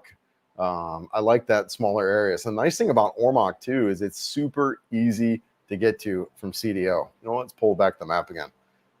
It's super easy, and this whole coast is super easy to get to. You know, I'm in Palampan. I've got a 3-hour fast craft to get there. And Ormoc, same deal. 3-hour ocean jet. Bye. Did some videos from Bye. Same thing. Super easy to get to from Cebu. And what that means is you have quick access to a major city. You've got quick access to an international airport. You know, it's just really, really, really key. Now, in Mindanao, you know, you don't necessarily have that, right? There are ferries from Cebu City to CDO, but they're like overnight stuff. There's not fast. Now you can catch flights and stuff. And flying is pretty inexpensive too. But yeah, big fan of some of these areas, some of these towns, that size of town, like Batuan City, Ormoc, and so on. So I'm with you, Dave. I'm with you. Yep. Yeah. I know, right? Oh, such is life. Thankfully, I'm wired a little bit high, which keeps me, I think, you know, keeps me going, man. Keeps me going. I am high strung, admittedly, but I like that. Honestly, I like that about me. I like that. You know, I feel like I'm up to stuff. I feel like I'm doing things right. But yeah. But so after I rewatch my lives. I do. I rewatch them just to see if there's anything I miss, if stuff like that, just to get takeaways. And one of the things I get present to is, oh man, either I skipped over someone's comment like accidentally, or I completely misunderstood what they were trying to say. So yeah, just as a heads up on that, this is live, and I'm just an idiot with a camera. Yes, when I buy, I'll use your links and go. Yeah, no worries. Guys, it helps out, right? Like I said, it helps, and you know, like I've shared, I'm not broke, but I definitely, you know, if you know things are good now, I'm worried when I'm 57 and 58. You know, as that savings starts to dwindle down, and then I get closer to where I need to start pulling. Right, those are the years that I'm trying to prep for. And if I can lessen my financial burden now, you know, it really is the strategy, right? And around that. So yeah, no worries. And that stuff just helps. So, but yeah, good stuff. Dating is going to be a real struggle in Cambodia.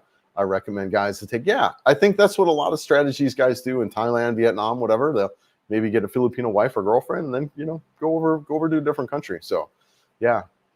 I have no experience in that, and yeah, dating wasn't a factor in me coming here to the Philippines either. I really just wanted to be around happy, friendly people, and I wanted financial freedom, and wanted to focus on my health and fitness. So those things for me aren't necessarily even on the radar as much it is as friendly locals. Like, I really want to surround myself with people who are happy and have a commitment to happiness, versus, you know, kind of where we're all at, right? Where it's struggle, chaos, and upset, and hate, really a hate culture, and it is one of the things that I do love about the Philippines, and what I also get about Cambodia. Really friendly locals. So I'm excited to check it out. The dating, yeah, whatever. I'm not worried about that. Hello from Galen Luzon. Yeah, Alan retired in the Philippines. Nice, Alan. Yeah. How long have you been in the Philippines? New subscriber here. Yeah, no, thanks, Alan. I've been in the Philippines going on 2 years. It'll be 2 years for me in December. So yeah, been here for a little bit longer. Yep. My apartment in Studio Dipolog, it costs $100, right? Oh, good for you. That is so cool. Yeah, so we got 100. That's just over 5,000 pesos. Yeah, that's what mine is too. My apartment in Leyte is 6,000 pesos. So $107. Yeah, pretty wild. Pretty wild. Yeah, super cheap once you get out. Yeah, and if you could do it, like that's one of the nice things I like about some of these bigger, smaller cities like Ormoc, is that you can save some bucks, and then you also have access to like malls and movie theaters and restaurants and stuff like that. To me, Palawan is a little bit too small. It's good for now. When I want to live there the rest of my life, absolutely, probably not. But Ormoc, yeah, absolutely, for sure. Yeah, good for you. Yeah, Butuan. I know I got my American accent and all over this stuff, right? James, hey Chris, have you been around Southern Cebu much? Last month I took multi-day trips, but the trip to Osmeña Peak was wonderful from Balidan, and then you can make good videos. Yes, James, I've been down to Southern Cebu, and you're absolutely right. I think it is gorgeous. And I've done that trip where I was over in, let's pull up the map. I was over in Boal, and I did this trek over to, where are we at here? Where's whale sharks at? The heck are they? Is it right through here? The heck is that? Anyways, I did this trek over to where the hell the whales are. Oslab, right? What the hell is that? All right, let's pull it up. Directions. Oslo, yes. Okay, down further south. All right, and that map is not right, but yes. So, anyways, I was down there. And I did go through Osmeña Peak. I do. So the thing I like about Southern Cebu, this coastal road is absolutely beautiful. Well, it's all right, right? In comparison to other roads, it's okay. It's okay. But the traveling from east to west, man, that is incredible. And heads up, not everything is paved. So I actually do love the riding in Southern Cebu, and in particular east to west. Osmeña Peak, when I was there, I wasn't feeling so good. So I didn't really. I do want to I do want to go back. OSM and Peak. Yeah, there we are. Yeah, look at that, guys. That's just gorgeous right here. Just beautiful. I did. So we actually from All Bowl we went over and we took the first way we went. The directions that it took us to. Let's just see if we can. Boal. Yeah, I think that was the route we went to, and I don't recommend going that way. You actually want to drive down a little bit further south and then come up that way. This was not paved, but look at that road. I mean, come on, man. Right up through the mountains. Oh, that's just gorgeous. That would be gorgeous. They were in the process of paving that, but I can only imagine. Yeah, I do want to get back and ride a little bit more of southern and central Cebu here because it is breathtaking. So I've done a little bit. Yeah. That's cool. All right. Yeah, I do want to get back. It's gorgeous. Especially too, like I said, I wasn't feeling very good. Some of the roads, yes, turned to dirt. Yeah. And super steep, man. Gosh, one of the roads I was riding with my old buddy Scott and Joe, and he was in a rental car. And the rental car wouldn't even make it up the hill. That's how steep it was. You had to turn around and back up to go up. I mean, just super steep. So yeah, heads up, man. Heads up. Same here. Been here 2 years this December. Now happily married. Congratulations, Alan. Great, good for you, brother. Yeah, good for you, man. Yeah, good stuff. Cebu City. I knew someone from Hinog. Is that how she said it? Yeah, Hinog, and other places Northern Minna are also nice. I just think Batuan is a really nice place, being relatively big. Yep. Yeah, I know Hinog, and yeah, is that how she said it? I can't remember. It's not Gingug. Yeah, I can't wait to go up. I'm a fan with you, Dave. I can't wait to get up to Northern Minna now. All right, we caught up in comments. What else we got, guys? Anyone else got anything? You know what? Let me check Instagram. Oh wow, lots on some stuff on Instagram here. Sorry, guys, a little bit delayed on there. Yes, good morning. Good morning. I don't see the comments on Instagram, so I appreciate that. But I'm streaming live out there also. Yes, from La Union. Good morning out there. Good morning, Kath. How are you? Hope everything is good with your family. Wow. Nan, good morning. Good evening. Well, it's also pretty delayed as I'm watching out there. Yeah, hope everyone's good. Oh, so fun. Yeah, I think there's only a couple people there. So yeah, hope everyone is well.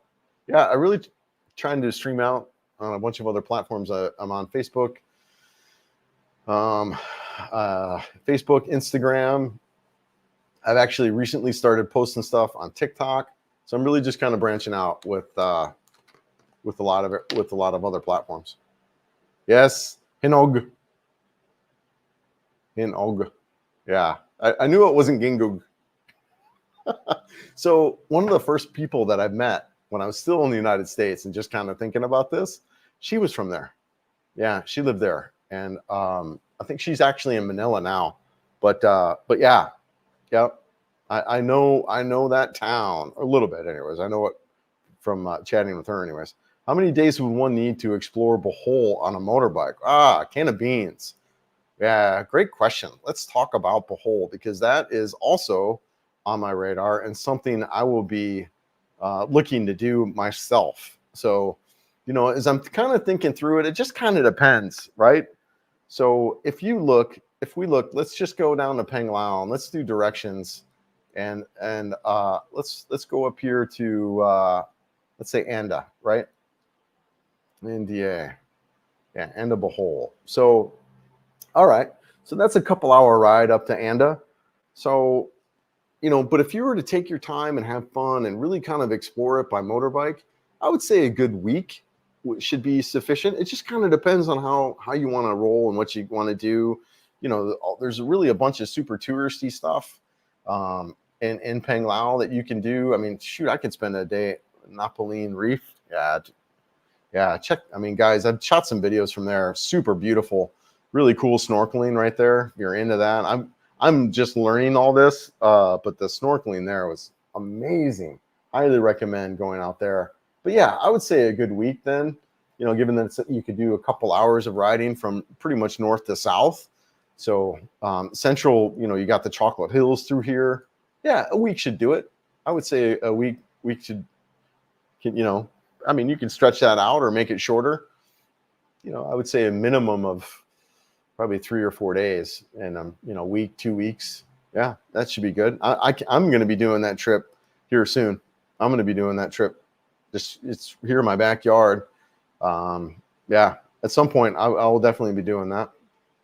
What lab, Mike, do I recommend? I would do road. And this one's okay. I'm just like the clip part. I'm kind of messing with a little bit. I would recommend road. Yeah, I think they make a good lav mic. I like the DJI mics versus the Rode wireless mics. But as far as the lavalier, I would go with Rode.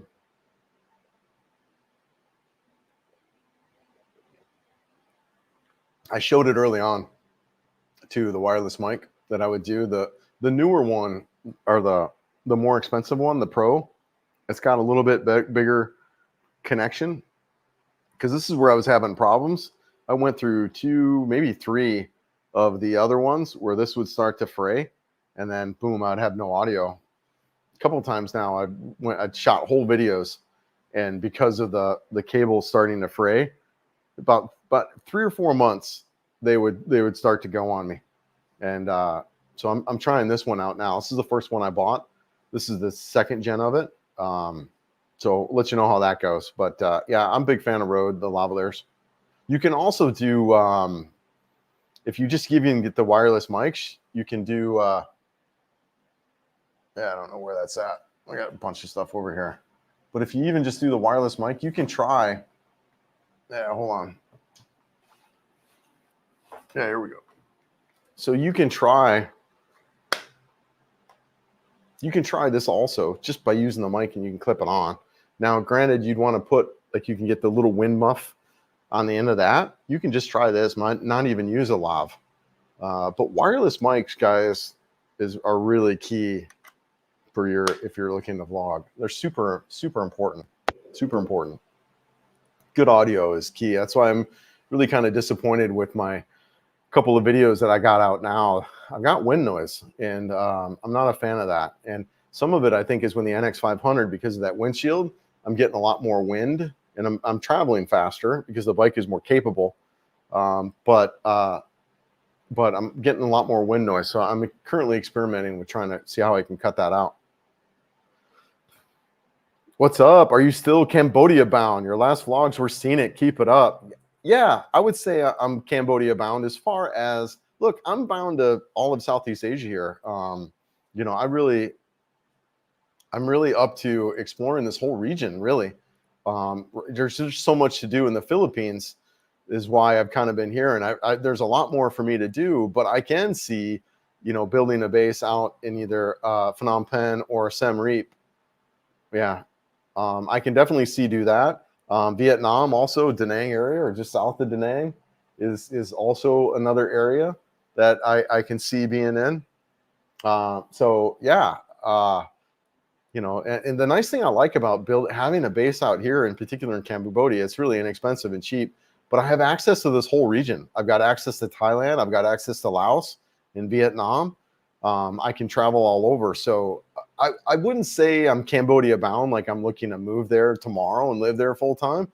You know, one of my strategies I'm considering is I need to go back to the United States in May.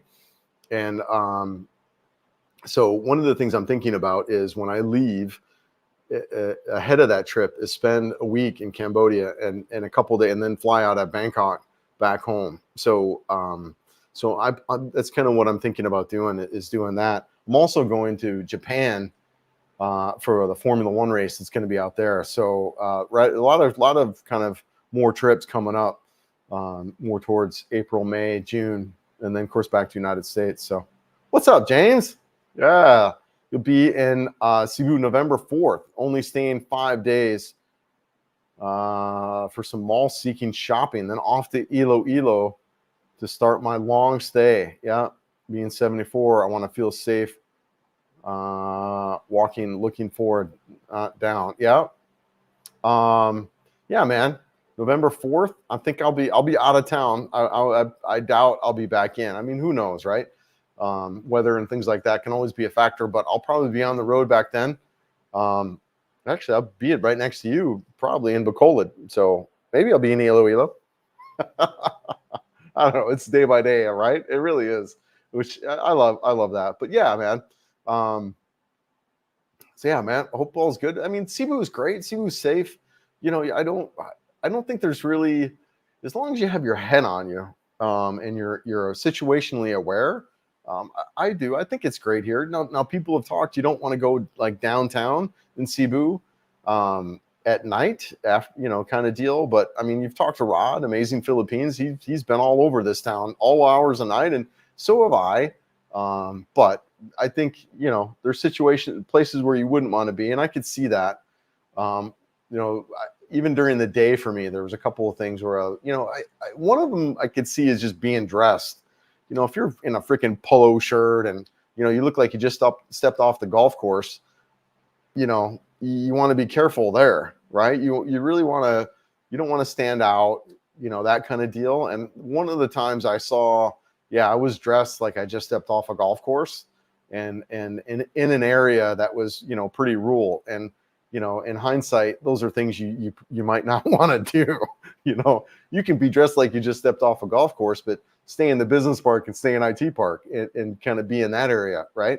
So yeah, but yeah, it's pretty safe throughout the Philippines as long as you're like that kind of deal. You want to just be aware of what you got going on, where you're at in your surroundings. So yeah, good for you though, James. Good for you.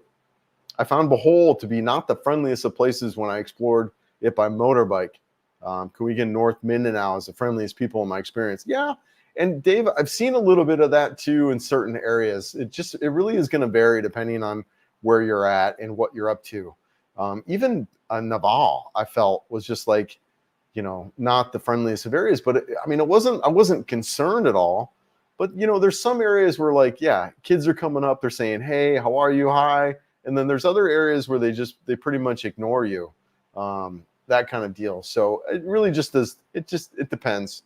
And then it also too just depends on, could be just the day that you were there, right? You know, that's the other thing. I think until we're really immersed in an area for several weeks, even months, we really don't have an understanding of how it is, you know, like on a long-term basis. Wife and I had a 4-year LDR. Wow, good for you. Building a house here during the pandemic. Wow. I was 70 and my wife is 67. Yep. Have my 13A visa, Phil Health, live in the province, have a new car, and live comfortably on $1,000 a month. Yep. So rock on, man. Good for you, brother. Good for you, man. Yeah, good for you. Yep. So cool. I'm excited. I can see a lot of that. I was just chatting with people the other day of the appeal of having a house.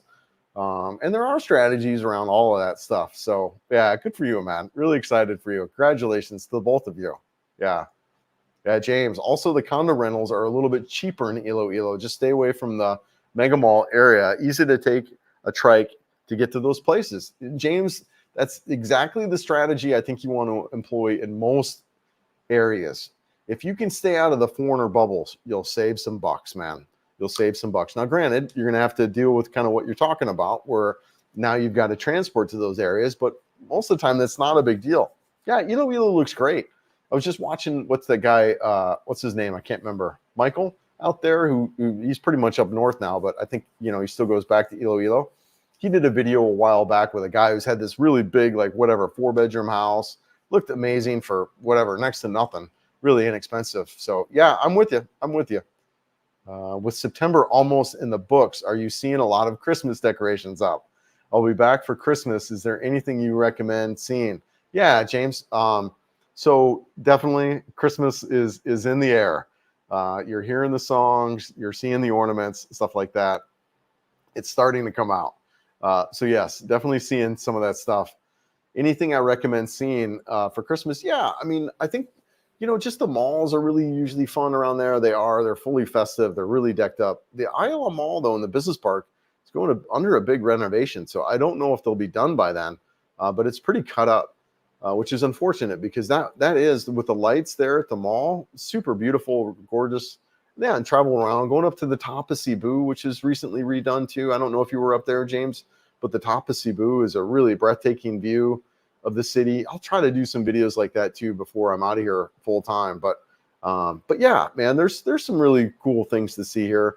The Cebu Safari Park up north. I'm actually, Mary Rose and I will probably, she's got a little bit of a break coming up. I think she and I will cruise up there and go up to the Cebu Adventure Park, top of Cebu Adventure Park. Yeah, down at the El Corso. That would be fun to kind of go check out and wander around there and have some food out there. But yeah, lots of places. There's another video I need to shoot called the Mesa. Really good Mexican restaurant here. Some of the best Mexican food I've had. Really, really great. It's an Abaca company. So there's a big chain here, conglomerate called Abaca Baking Company, and they have a bunch of restaurants. So anytime you see Abaca, one, know you're going to pay more, but two, the service and food quality is going to be really, really good. I'm a big fan. They have the restaurant called Abaca, but it's also Red Lizard. It's also gosh, there's a couple of them now, and I can't remember. Oh yeah, there's a Italian place up on the top floor up there that's also Abaca, and of course the Mesa. Or I'm sorry, is that what it's called? Is it called Mesa? Shit, I can't remember. Anyways, Abaca Baking Company. They're good. They're super Lemme Gallo. Hey, Jim, what's up, man? Coca, Florida, just joined the live stream. Well, thanks for being here. Hope all is good with you. Hope you're doing well. Yeah, Rhodes stepped in a hole. Yes, Rod. Yeah, stepped in his pole, broke his shoulder. He did, and so I met with him shortly after that. He was just still working on therapy and stuff. Yeah, no, I remember that. I hope he's good. I mean, he is good, but I don't think he rides anymore, which is unfortunate because I knew he loved riding as well. But yeah, he looks great. He's knocking it out of the park with YouTube now, which is really inspiring to see. You know, so yeah, good for him, man. Really, just a good guy. Really, really a good. I dig the vloggers that are just good human beings, right? And he's one of those guys, man. Really, shout out and Rod and you know, for me, when I was moving to Cebu City, I watched a ton of his stuff because it was relevant to the city. The guy's been here for going on 10 years, so he does a lot of real estate stuff. So and he's the guy who gave me a heads up on Windy, the app. So I've just learned a lot from him, and invite you guys all to also check out his channel if you're not already watching him. He's got a really, he's done a faceless channel, a headless channel where he doesn't show himself. But recently he's done a couple of videos where he shows himself, but he's got this really strong, you know, whatever, North Dakota accent. And so it's, when I met him, I closed my eyes and just started listening to him speak, because like I said, he's been a faceless channel, but as soon as you hear his voice, you're like, boom, there's Rod. Great guy. Yeah. Yeah. Sorry. I still think Chiang Mai, Thailand is the best fit for me. All right. In that region, there's so much to do in Chiang Mai. There's no city in Cambodia with nearly as many Western activities, but that's the thing, Dave, too.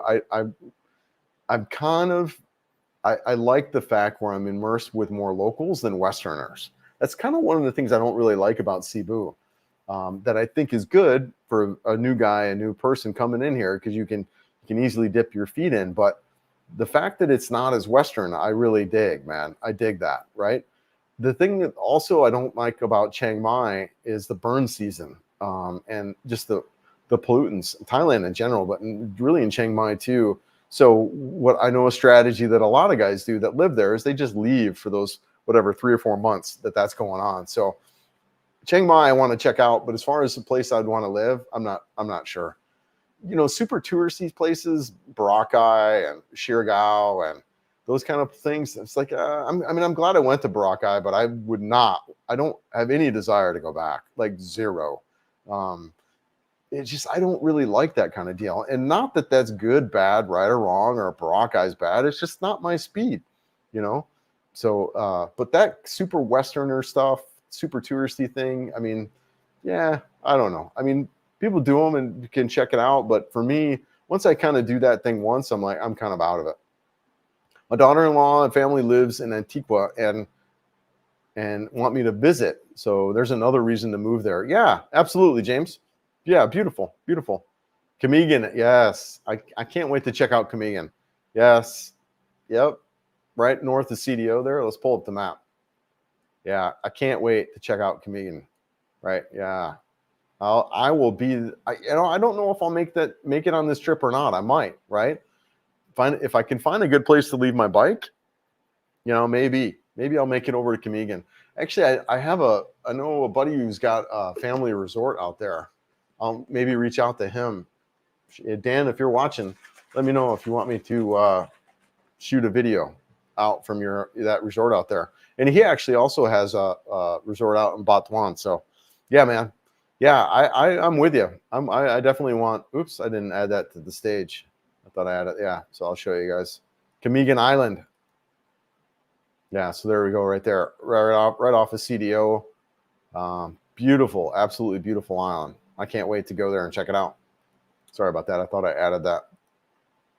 Yes, Jim. How are you taking your bike in the mountains yet. Was wondering how your bike does on the muddy dirt trails. I don't really ride off-road, Jim.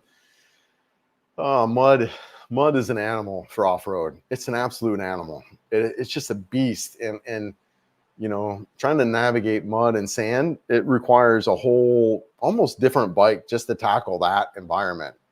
You really need super knobby, aggressive tires. And then if you outfit your bike with those kind of tires, then you're not really good on the road. So I avoid mud. I avoid sand. As far as riding, the bike I bought it's a street bike. It really is. Now it's an adventure bike, but it is more of a street biased adventure bike, which, you know, it is the riding that I'm doing. I'm by myself. I'm on the road. The last thing I kind of want to do is go freaking ripping up some dirt trail somewhere and you know, break a leg or whatever, right? So not that can't happen on the road, but I, you know, like to be more on the road, more public than some of the more remote areas off road. So with that, I don't really ride off road much. So I do try to avoid. I pretty much stick to pavement. If I start riding with other people or get in a community that does more off-road stuff, yeah, I can see myself picking up a nice dual sport, get some Shenko 805s or whatever on there and tear up some mud. I've got a lot of gear for that already. I've got a really good helmet. I've got a lot of my climb gear here. I'll need to buy some boots, some motocross boots, Tech 6 or 7s I think I had. But I avoid, honestly, like I said, just because I'm riding by myself, I avoid a lot of that type of riding. The other thing of that too is like, look, you know, one of the big differences between on-road and off-road riding is you come off the bike off-road, right? You come off, right? It's part of, you're going to drop the bike's going to go down and you're going to go off. So, you know, as I'm in my 50s, that idea does not sound so good to me. You know, like, I don't want to come off the bike. You know, I don't want to, granted you're going slow, you know, whatever, you're going 10, 15, 20 miles an hour, but it's still, you know, I don't want to come off the bike and roll around on the ground. You know, even just getting up off the ground is a little bit hard, you know, let alone doing it at 10 miles an hour. And then, you know, I don't know, man. I think that's for young guys. Every time my neighbor and dog bark 6 houses down, I think if I threw in a few more dogs, dust a few drunken seniors singing Bruno Mars, and speed up the clock. Oh my God, dude, that's hilarious. 3 a.m. I'd be in the Philippines province. So true. Yes, it's drunken guys singing Bruno Mars and karaoke and dogs barking. It is louder. I mean, the province life where I'm at in Palampon isn't so much loud, but it's all right. I can see that out in the middle of nowhere. Oh, that's a good picture. You painted it well. How do you handle laundry on the road? So I usually go to like little laundry shops and stuff like that. It's pretty cheap. Takes sometimes that day or next day, you just drop it off. So, or I'll just wash it like in the hotel or whatever. I'll carry some soap with me. Yeah, I'll be experimenting a lot more of that.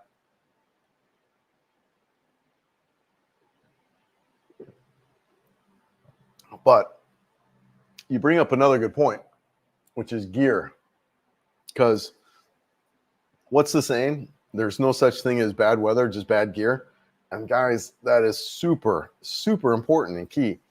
So a lot of my gear is quick drying. A lot of my gear is that. I know I have links to my like shorts and stuff. Really phenomenal shorts, super durable, quick drying, heat resistant, all that stuff, and some shirts too. I've got a lot, and sandals. But this is another purchase that this is something I didn't really understand until I got out here. And even then, it took me a while to kind of get this, because I'd see people and be like, what the hell are they doing? It's freaking 90 degrees out and they're in long sleeve. This is a sun coat. And guys, I just picked this up not even a week ago. I was riding back from somewhere over in Leyte, and I have some long sleeve shirts, so I didn't have it, and my arms got like sunburnt. So I was like, crap, man. So I picked this up, and this makes such a difference. Now you would think it's hot, but what it does is it actually reflects it reflects the sun rays off me. So the material doesn't get warm at all. It feels cool. Air can blow through it. So I'm actually a lot cooler in this than I am in really anything else. This is really designed. There's a clothing company here called Uniqlo. I don't have any idea how to spell it. It's whether it's Japanese or Korean or whatever the hell. And they've got a couple of really companies that were in there. I can't remember what they are, Aerox and Dryex or whatever. Anyways, they're these moisture wicking heat gear, and this is one of them. I also bought a couple of shirts. Highly recommend getting a nice sun coat that is designed for UV protection as well as hot weather. And I know Uniqlo has it. I don't know about Amazon. I should look on there, but big fan. I think this was yeah. Here's the talks a little bit. Anyways, I don't know if you can see that on there, but yeah, it's UV protectant. It's stretchy and it's dry fit. So this crap washes super. Going back to the laundry, this stuff washes and dries like that. So you don't want cotton. Like a lot of these cotton shirts, I hardly ever wear anymore because they're really not good in the heat. They keep you hot and they don't dry very easily. So that's kind of the stuff. But that, man, that is key. I really dig that jacket, and I just got it. So you'll be seeing me wearing that a freaking ton. But yeah, laundry on the road, just the shops and stuff, and having good quality clothing that then if you wash it in the sink or whatever, it's dry in an hour or two. I was going to stay around Ayala for Christmas, but now it's closed. I don't think it's closed for remodel. There is a lot of remodeling going on right now. I would be shocked if it's not done by Christmas, but who the heck knows? That could just be the OCD American in me. They might not even care. But the Ayala Mall, it's beautiful. In the business park, they've got the lights all throughout the area there. That would be fun to see. I would stay there. Yeah. 3 days in Cebu, sure. Yeah. It depends on what you want to do. Ocean Park is also fun out here. So yeah, there's a lot to do here in Cebu if you wanted to. Do you have any info or advice on the Triumph 400? Oh, yes, Alan. Yes. I am actually a fan of that bike. TRI, Triumph Motorcycles. Let's go out there and take a look. Motorcycles. All right, cookies. Okay. Motorcycles. Where are we at? Coming 900, 900, 900. Where's the 400s at? Modern Classics. Okay, yes. No. Where the hell are they? Oh, yeah, here we are. So they've got a couple of versions of, right? They got the Speed 400, which there's a lot of talk. Look at that price. 300,000, right? So let's are you guys seeing this? Yeah, okay, good. So 300,000 pesos. So 5,000, right? So it's really interesting is the pricing in this segment. There's a lot of bikes coming out in this 300 to 500 cc range, which is Rockstar. So it is something to kind of think about as you're looking at other bikes. You've got the 450 MT, CF Moto 450 MT. You've got the Himalayan 450 also. So they're all right around there. Good thing to look at. So they do have the Speed here. That's supposed to be a phenomenal machine. They also have the Scrambler X, so a little bit more suspension. I would say try them both. One of the reviews that I said and the Scrambler is even a little bit more expensive, right, at $340. So yeah, I would say try them both. But I mean, Triumph, phenomenal manufacturer. I'm a fan. And the Triumph dealership here in Cebu City, these guys are phenomenal. I'm in there all the time. Shout out to Scout. He's a great guy and really a big fan of the dealership that's here in Cebu City. So yeah, I like it. I think it's a great machine. If it was available, I might have bought it versus my Himalayan or my Hunter 350. I just think they do a good job. Premier service. The one thing that's a factor too that you want to look at is can you get it serviced, right?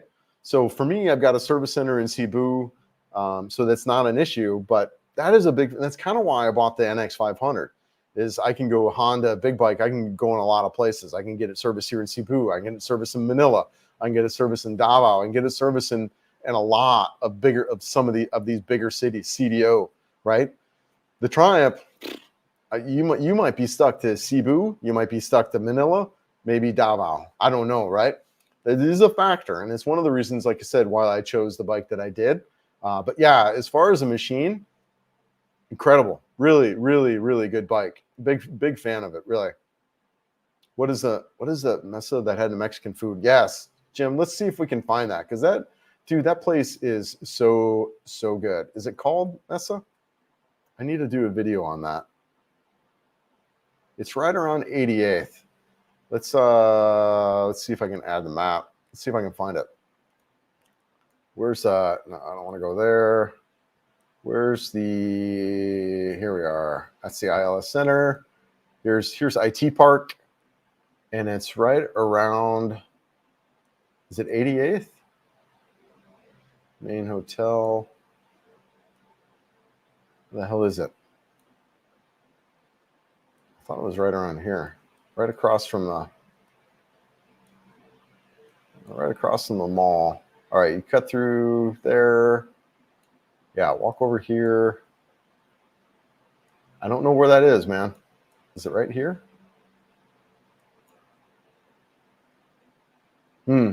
Yeah, I can't remember the name. I'm gonna shoot a video from there. They do salsa dancing. They do a bunch of stuff from there, and it's super delicious. I'll shoot a video from there. I actually already talked to the manager there, and I told him, I said, hey, you cool with that? He's like, yeah, just give me a heads up.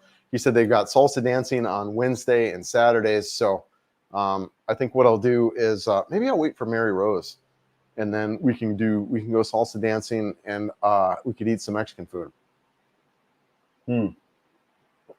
That's a good plan. So it might be a little bit before I get the video out, because it'll be the 18th before she's out here. So yeah. Really, really good food. Some of the best Mexican food I've had. Now, maybe it's just because I've been 2 years without Mexican food. And guys, my wife was from Mexico, right? So, and we'd go out for Mexican food four times a week. And then, of course, we'd have food at home. So I'm a big fan, huge fan of Mexican food. It's actually one of the things I miss about being from the United States is good Mexican. This Mexican food is great. It is phenomenal. The one thing they didn't have, though, was green chili. Like a good chicken enchiladas smothered with green chili. Oh, that is something I will be devouring when I get back home. Yeah, that is, I think, unheard of here. But, good tacos. I did have some pork enchiladas, and the sauce on it was phenomenal. But it wasn't a green chili. It was something else. I'll shoot a video on. And then I also went back the next day. I was here with my buddy Richard. Shout out to you, brother. He and I even went back the next day because it was, and then I had a burrito. So yeah, really good food. I'll show you guys where it's at. Yeah, Rod. Yeah, good guy. Good. I mean, come on, man. We need to support guys. I don't know. This is just me, right? We need to support the good guys.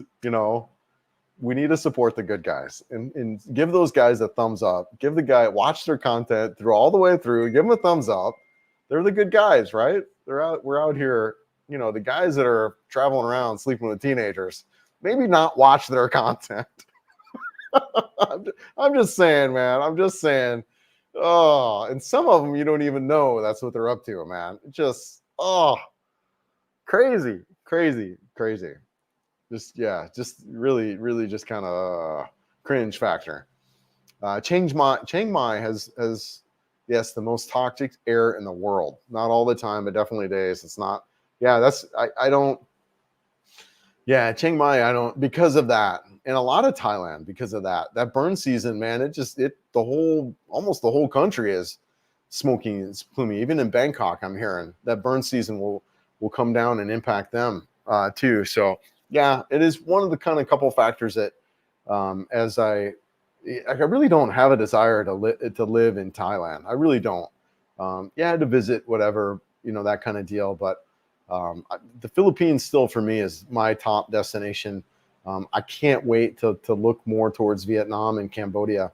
Those two are and Cambodia recently has popped up for me just because of the ease of the visa. And I hear really good things about Siem Reap. So can't wait. Yes, the burn season must be bad. Yeah, but even in downtown Chiang Mai, feels local since the people don't speak English there. Like westernized, so I'm not super bored. Yeah, nice, dude. And I know the nice thing about Chiang Mai too, there are a lot of digital nomads. So like Chiang Mai has been a digital nomad hotspot now for decades, right?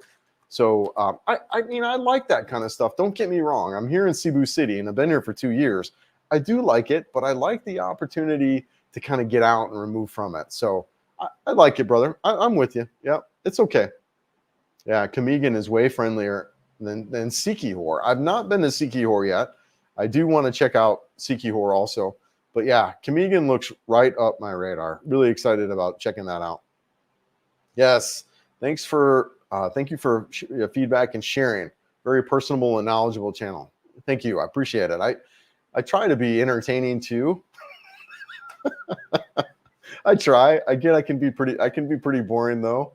You know, I'm watching some of my videos, you know, even myself, like I'm sitting on the couch and, you know, kind of nodding off or falling asleep, mainly because I've watched it 10 times already, just in the edit process. So I try to be as entertaining and not put people to sleep. But thank you. It's fun, man. It's fun. And yeah, if I can pass on my life with some of my experiences, you know, I'll do that.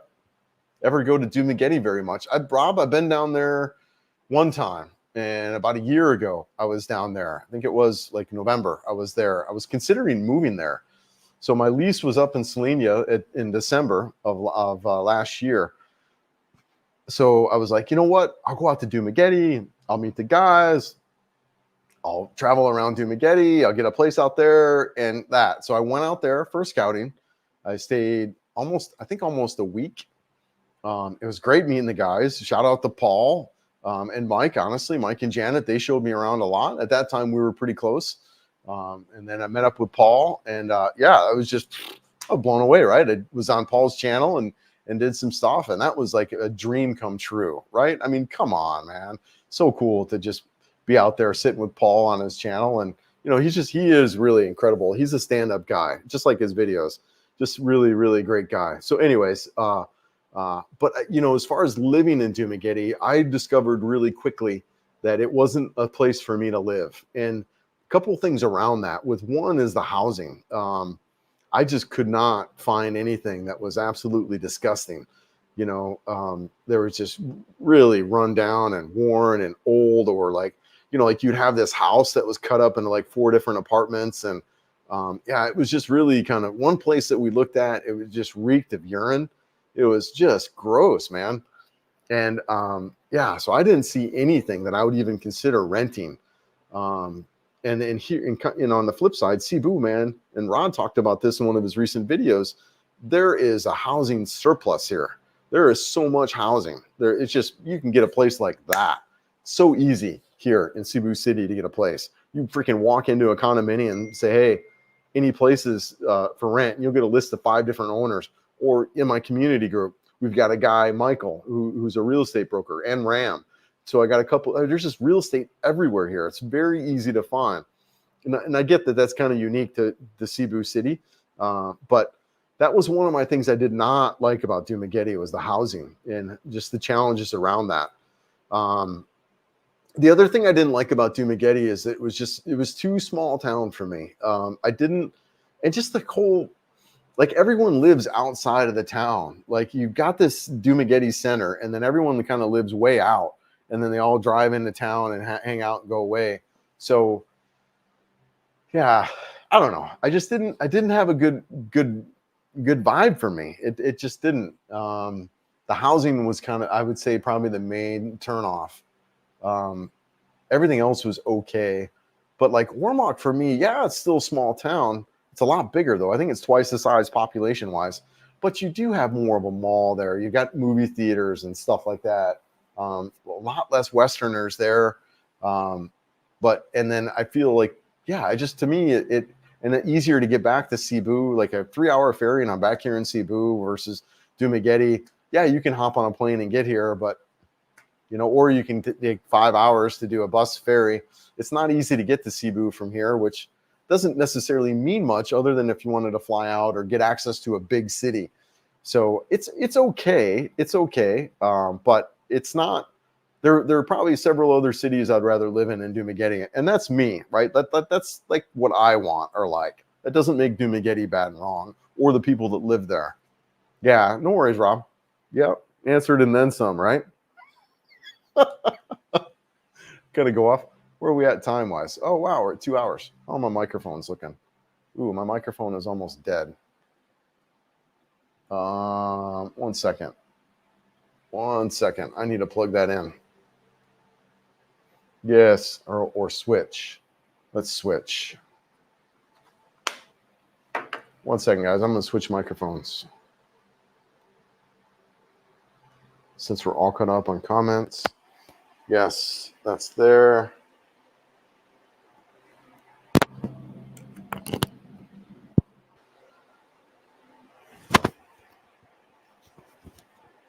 Turn that microphone off. Okay, check. Yeah, okay, good. All right. Yeah, that microphone is dying. You guys hear me all right? I would suspect so. Yeah, it looks fine. Okay, nice. All right. Yeah, no problem, man. I'm happy, that's kind of what I like the lives is, these aren't necessarily videos that I would make, right? But I do like, chatting about stuff and helping out how I can. If you're not already, consider joining the community group. The guys out there, man, there's really cool things going on where people are getting together, we're meeting. We just had a meetup yesterday. We sat for 4 hours and, a coffee shop and just chatted. So, and they're doing them often. And it's really cool because even if I'm not here, they're kicking off these meetups and event and stuff because, people are coming in town all the time. So if you're not already, consider joining my community group. And there's a link in all my recent videos. So, yeah, so there's a link in all my recent videos to that stuff. So yeah, take a look out. Where do the owners of Mexican restaurants in the Philippines buy their products? Yeah, I don't know. I mean, you can get a lot of stuff. So because there's not a lot of dairy, so good cheese and stuff like that can be hard. And I think that's one of the things you notice about certain foods that require really good cheeses is that kind of quality can go down a little bit. But yeah, I'm not sure on that. I mean, you can get Cebu is a major city, right? 3.5 million. If you count the whole region, Lapu-Lapu, Mandawi, that whole region. So you can get pretty much anything here.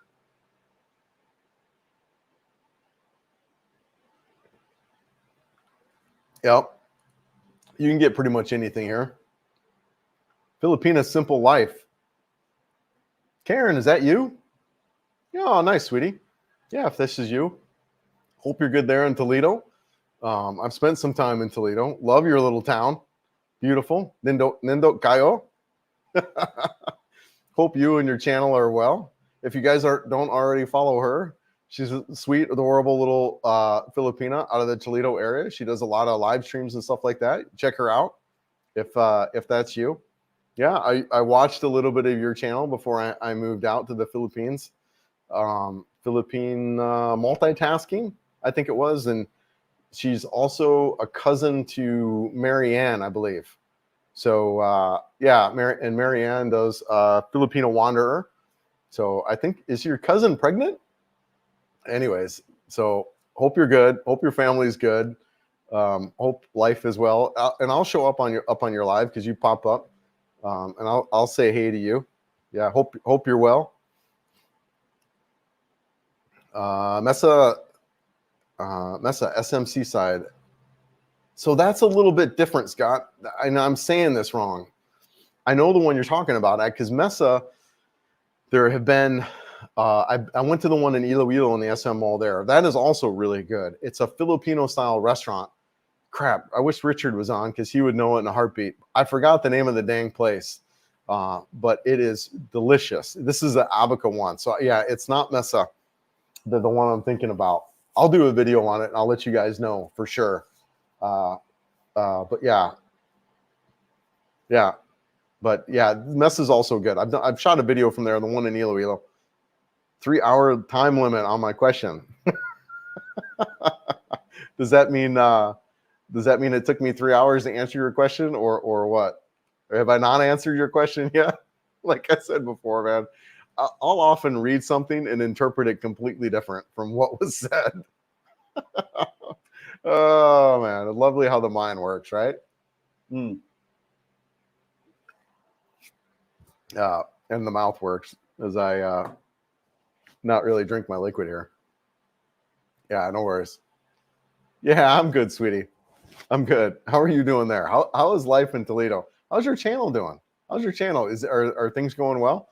I see you doing live streams a lot, and I think that's the typical Filipina growth pattern I've noticed is a lot of girls are on doing live streams a lot. So yeah, good for you. I hope you and your family are well there. Hope all is going well in Toledo. It is beautiful there. I'm a fan. I've spent a lot of time in Toledo. I've been over there probably 2 or 3 times now, shooting videos, and down that boardwalk area, right down through there. And then I stayed at there's a little pension house right across the street from the McDonald's area, right down there. I stayed down there for I think a week and just kind of hung out down there. And I like your little town. It's cool. Yeah, it's going to seem really cool. What's that? Oh yeah, being out here. Yeah.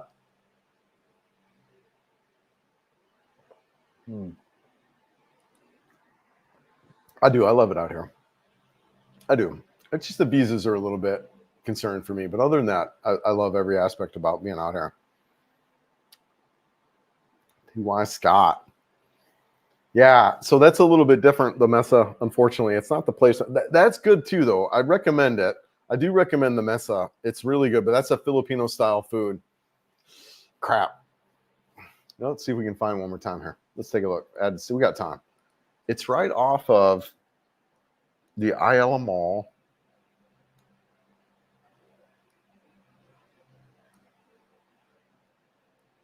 It's right off the Ayala Mall. The hell am I? Oh, there's a Gaisano Country Mall. So it's down. It's before that.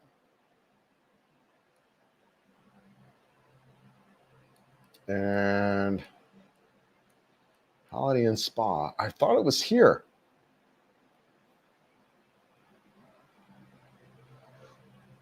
Cafe. Oh, there's 88th Avenue. Okay, here we are. So Mayan Mexican restaurant. There we go. Sorry about that, guys. This place right here. Mayan Mexican restaurant. Am I showing you guys this? All right, good. Mayan Mexican restaurant. Yes. Mayan. Yeah, that's it. Yeah. So this place, guys, super good. I mean, look at that. 4.3 stars out of like 750 reviews. This place is phenomenal. And it is just right outside of IT Park. I was there. I just didn't see the road. This little road, God, by the way, this is a freaking hard road to cross right here because this route is super busy. But 88th Avenue has got, guys, this whole area is really, really great. There's actually the Abaca Baking Company here. They're here also. So good place for coffee and stuff. You've got a really good Mexican place. You've got the Carne, I think it's called. Carne is also right here. Really good steak, although it's not showing up on the map. 88th is really, really cool. The Grand Residence is right around here also, which is a huge, huge property you can stay in. 88th Avenue, this region is phenomenal.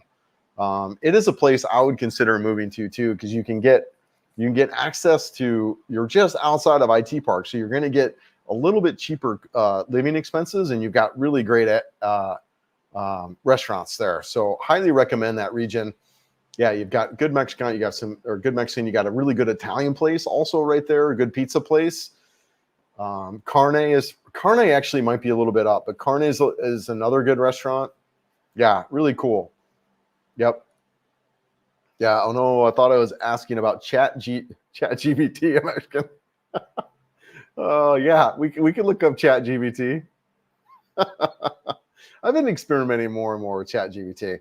You know, the nice thing too about this kind of situation where I'm not working anymore, I do have an opportunity to just kind of spend my time exploring. And that's one thing I've been doing, is kind of looking a little bit more at the AI stuff, and really powerful, right? Man, just really, really powerful what we have available with ChatGPT, and using that tool for research, and just phenomenal. I couldn't imagine having that in high school or in elementary school or just anything, right? Man, I just imagine growing up with these tools. The amount of information that we have at us is pretty overwhelming sometimes.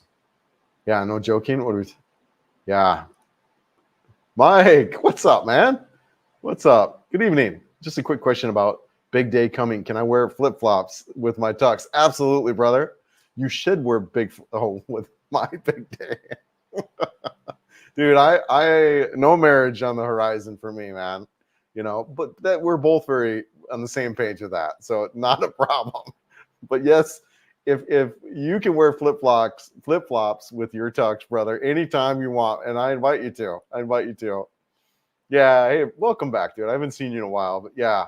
That's the place, and I found it. I appreciate right when you said that. I saw it. Really, really good. It's phenomenal, delicious. Cool, and we'll try and remember that. Yeah. You guys telling you got to. It's a little bit, so anything Abaca you're gonna pay a lot more though for, So like the burger and fries I get over at one of the best burgers I've had, honestly, is over at Abaca. And the luncheonette burger, I think it used to be called. Now it's called the ABC burger, which I kind of told them. I said, look, ABC isn't a good thing to name any kind of food, because in the United States, that's an acronym for already been chewed. But they call it the ABC burger. But it's really good. But yeah, anything Abaca, good food, good service, and but you're gonna pay for that. Yeah. On April 6th, the worst day this year, the reading hit 223 according to the Swiss air quality, out from air, nearly 15 times more than a daily limit advised by the World Health. Yeah, I'm with you, man. It's why I wouldn't be there. Now, it is that beautiful though. Chiang Mai, it is that beautiful though that people go and visit. So, the strategy around that is to be there and then leave during the burn season. But I mean, you're not talking days, right? It's months, I believe. But yeah. If you're talking about Chiang Mai and the stuff there, I wonder what Cebu's like, brother. A lot of people talk about the air quality here. A lot of people say it. I don't really notice it. They also talk about the smells. I don't really notice it either. Like I said, though, I kind of got guy nose and guy taste buds. So, I don't, it takes a lot to get my nose. I smell stuff, but just not as strongly, I think, as other people. I'd be interested with the air quality. Yeah, Chiang Mai looks like a great town. It does. It looks phenomenal. I would love to go and be outside the burn months. Hey, are you able to look at, you know what? I guess we can look at ChatGPT. It says, what's the air quality QUALI of Cebu City? Not working?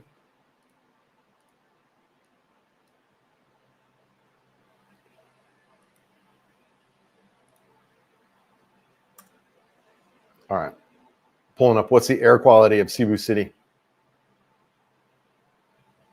Air quality of Cebu City today is generally pretty good, with an air quality index of 23, which falls within the good to fair range. This means it's safe for most people. Key pollutants include PM 2.5 and PM 10. Both are low levels, with the highest level of, let's copy this over. If you're outdoors in Cebu City today, activities like outdoor sports and dining should be fine for most people. All right, let's look at that. Yeah, really cool. I do love chatbot. Freaking awesome. I mean, that's what's available, right? Right there. Yeah.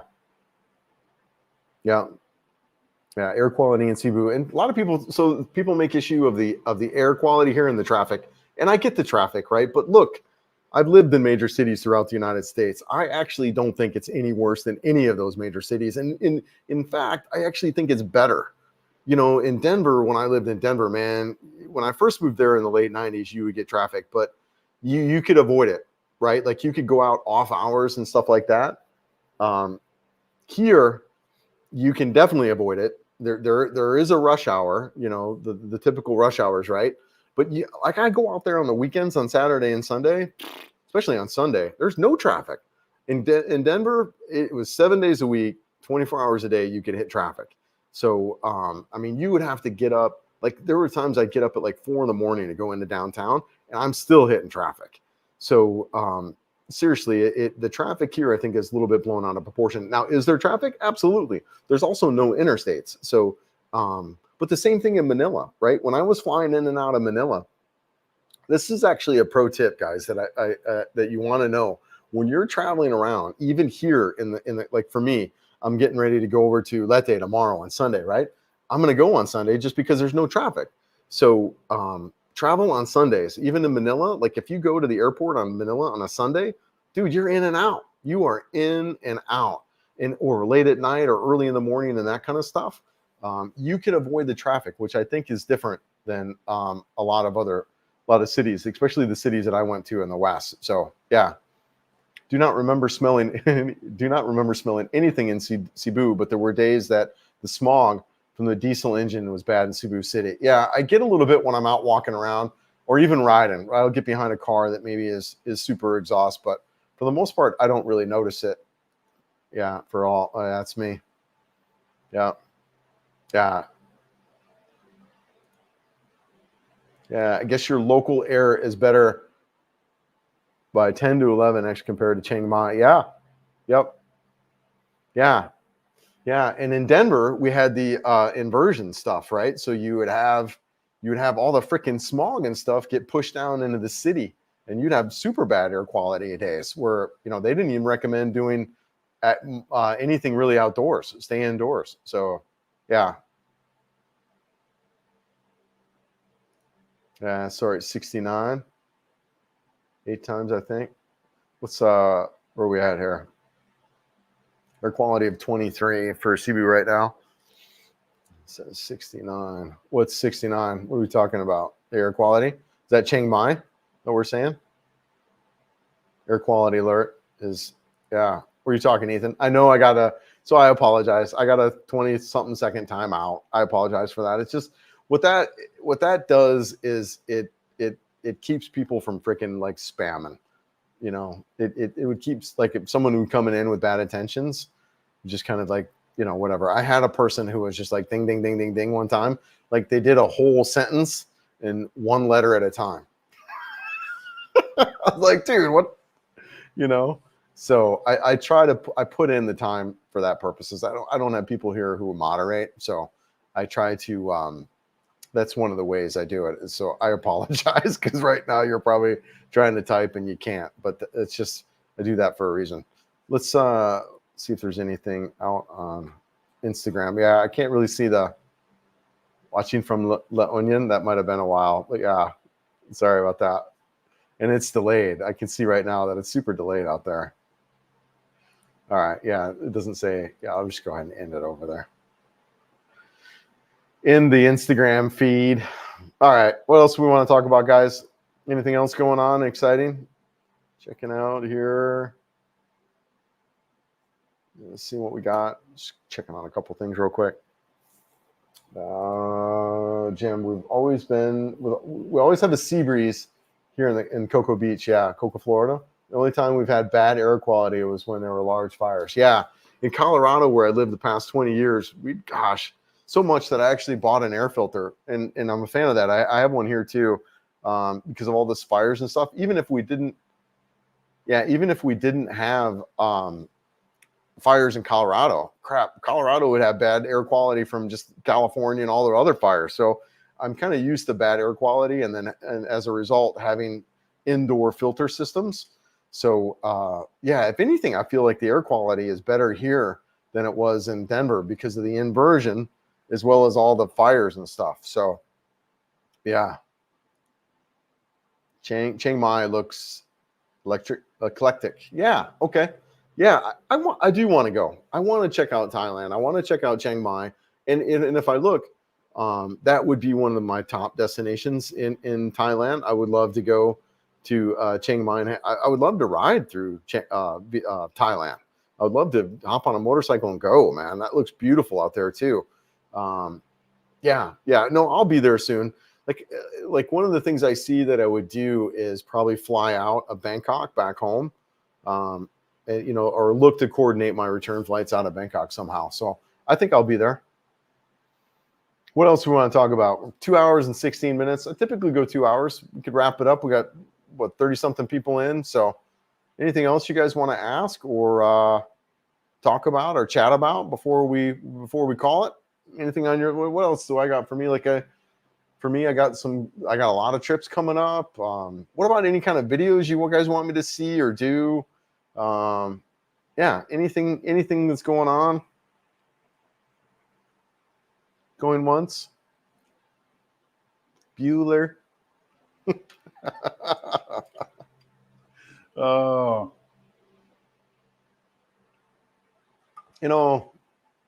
I just wrap it up with this, right? That I just appreciate everyone being here, watching the videos, participating. Got a lot of guys in the community group too that are, Jack and Sheila just putting stuff together.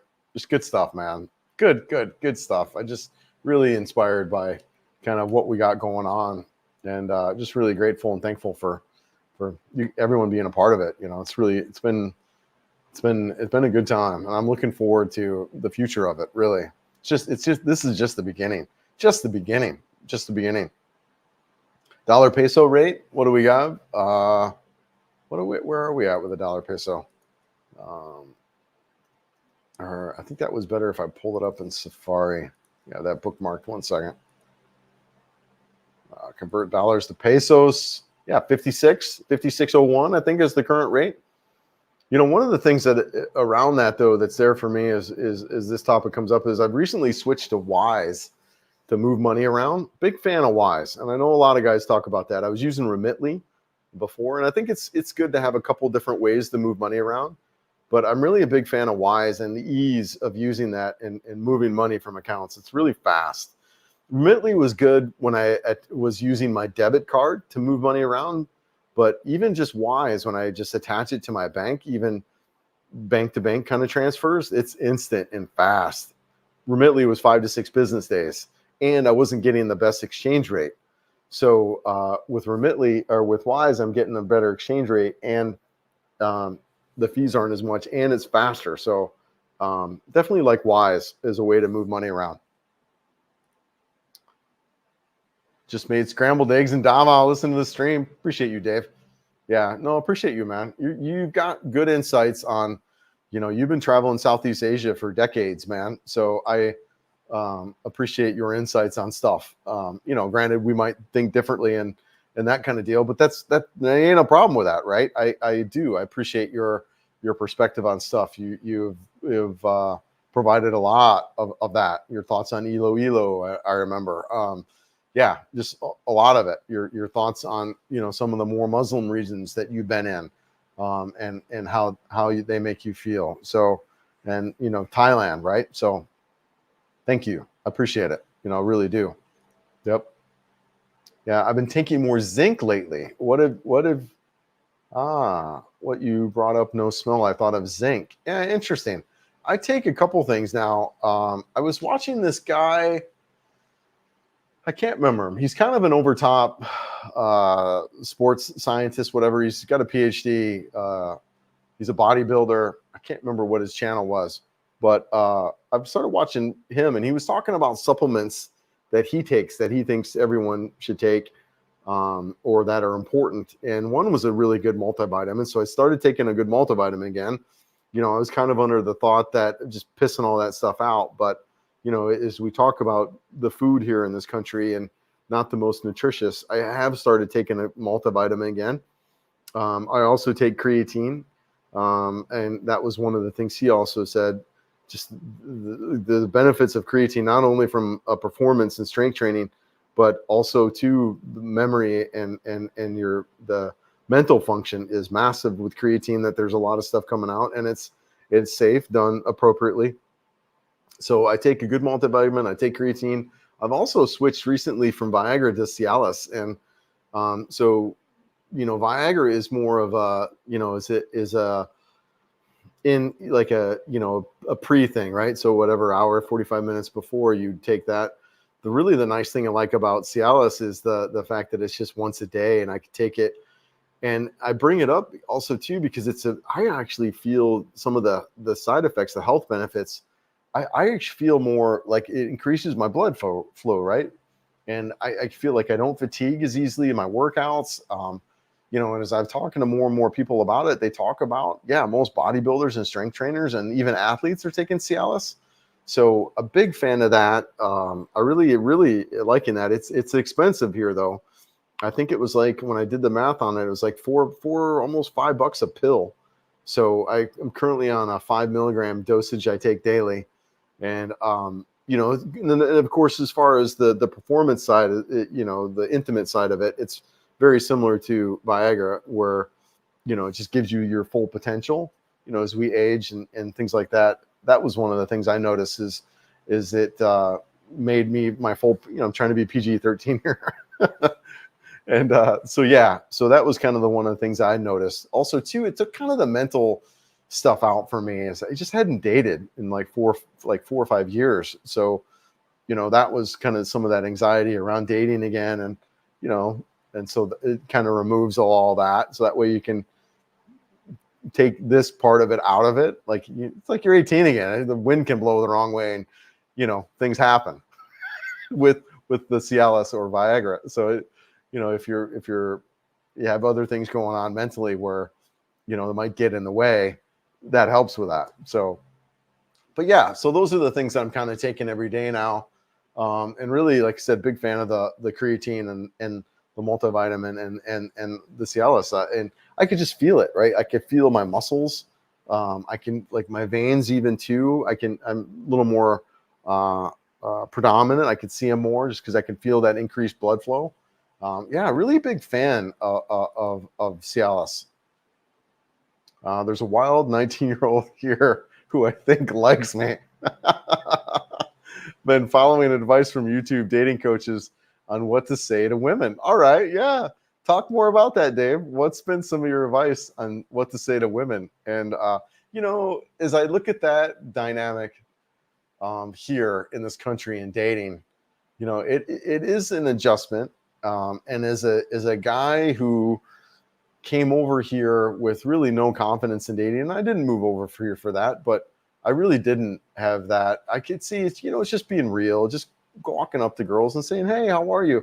What are you up to?" Especially if, you can tell when they're interested, they kind of get all giggly and shy and stuff like that. And that might not actually equal like a dating interest. It just might mean, hey, you know what? You're a foreigner and that kind of deal, and we're shy around you. So just be mindful of that. But I think just being real with people is a key thing, and just being upfront with your intentions, especially when you're looking at dating. Just being up. Mary Rose and I were upfront. We just like, look, I said, because she wasn't going to meet me. I said, look, let's just be friends. Let's just even forget about dating. Let's just forget about that. Let's just be friends. Let's hang out. So that's what we did. The first week, we just hung out. We talked. We got to know each other. None of that. There's a funny story about this. So the first week we hung out, she was scared. She didn't want to be, she was scared to be around. She was scared and excited and interested all at the same time, which I think is very, very common. So, so we hung out the first week. The first night, everyone showed up, her sister, her friends, all that stuff. We all showed up. We all went out to dinner. It was great. I loved it. And sang karaoke.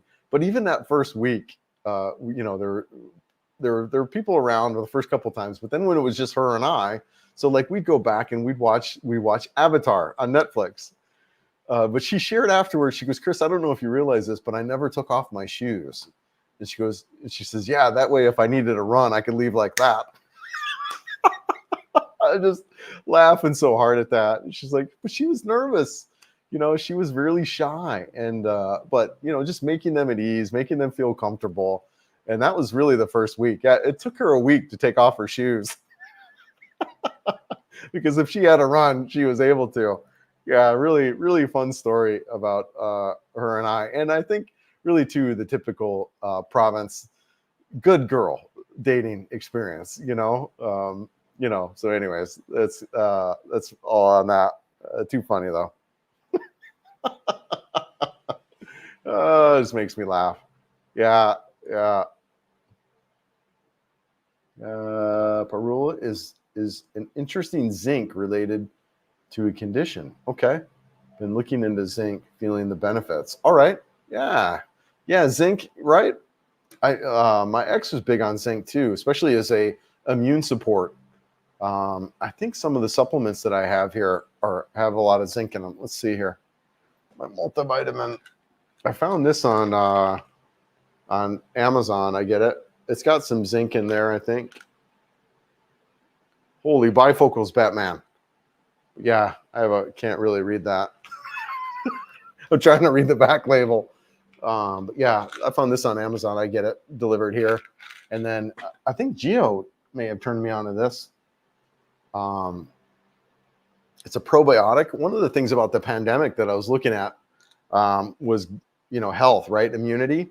And a lot of that led to probiotics and gut health. So I got this, no refrigeration required. It's got a bunch of, I think it even has ashwagandha in it too, which is, mental health and mood stuff. So as well as, I think there's some testosterone benefits as well as that. But anyways, I'm actually out of this one. So I got one left. But yeah, I think I've got links to those in my video descriptions too. Yep. Thailand, I think, is going to tank, but currently it's gaining strength against the dollar. Okay. Yeah, okay. You mean the currency is going to tank? Yeah, it'd be interesting to see how things are financially with the elections too. Historically, it can be a little bit of a time of volatility. Mr. Dave, you look like you're wearing an orange jumpsuit. Yeah, I know, right? And that's not a picture of him, by the way. But yeah, it's funny. I've met Dave. Good guy. Interesting character. You are. Good for you, man. Good for you. Yeah. What is the dosage you feel benefits on creatine? I've never tried it, but I eat red meat, and I think creatine. Yeah, no, I think you're right. I think creatine is naturally, we obtain it naturally from red meat. I think you're right on there. And for me, it's at a teaspoon. I think it's 5 grams. I think that's what it is. I think it was the recommended dosage. I think some of it depends on the creatine you're taking, but I think I take around 5 grams daily and have for years. Yeah. I mean, there are times where I don't take it. I'm not it's not every day, but almost pretty close. Yeah. But there's sometimes I'll travel and I'll forget it and then I won't take it. But it's also one of those supplements too that, if you're working out, there's really good benefits. But if you're not working out, it might be pretty minimal. But definitely you're working out, man. Creatine's massive. I think the Tour de France guys know where to train. Yeah, know where to train and play with Viagra. The circulation benefits like you speak of. Yes, man. So somebody else was talking about professional athletes talk about the Viagra and Cialis. I'm telling you, man, I can feel it. I can feel it in my muscles. My muscles feel pumped from Cialis. I can feel that, right? I can feel it in my biceps and my shoulders when I'm working out. I don't fatigue nearly as quickly, so that way I can train harder because I have better blood flow to my muscles. My running, man, I'm telling you, I am a big fan of it, and especially since I switched over from Viagra to Cialis, because Viagra, whatever, right? It's a preload to say, probably not the most best way to say that, right? But so I wouldn't take it all the time. I would take it whenever I was gonna feel like the moment might happen. So whatever, once a week. This with Cialis, it's a daily deal. I love that about that. And so I'm actually always, there's the daily effect of it. I feel it. So Yeah, and other people, as I've talked about it, they talk about the benefits of that for athletes, and how a lot of professional athletes are taking that, even not even for ED, but for those benefits. Yeah, there you are, brother. Hey, just wanted to say, ride safe. We had, oh man, oh, oof, yeah, yeah, that's hard, man. Yeah, that's rough. I'm sorry to hear that. Yeah, and shout out to you, man. I know you were on earlier, and I was talking about that Mexican place. I couldn't remember the name of it, but I figured it out. But yeah, yeah, same to you. Yeah, take care. That's why I honestly I love province.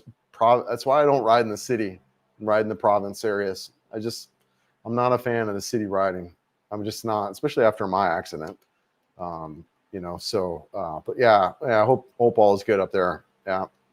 Hey, brother, watching this out for the first time on Facebook. Yeah, Jay. Yeah, I'm streaming to both areas. I like it because your Facebook comment shows up here. So versus the Instagram, which doesn't. But yeah, no, I'm a fan too. I kick off to Facebook. I kick off to Instagram. Kick off both platforms. I'm doing a lot of posting too on Facebook. Also, like I post all my videos. I post my shorts. I got a lot of reels going on. I'm really expanding out to both platforms quite a bit.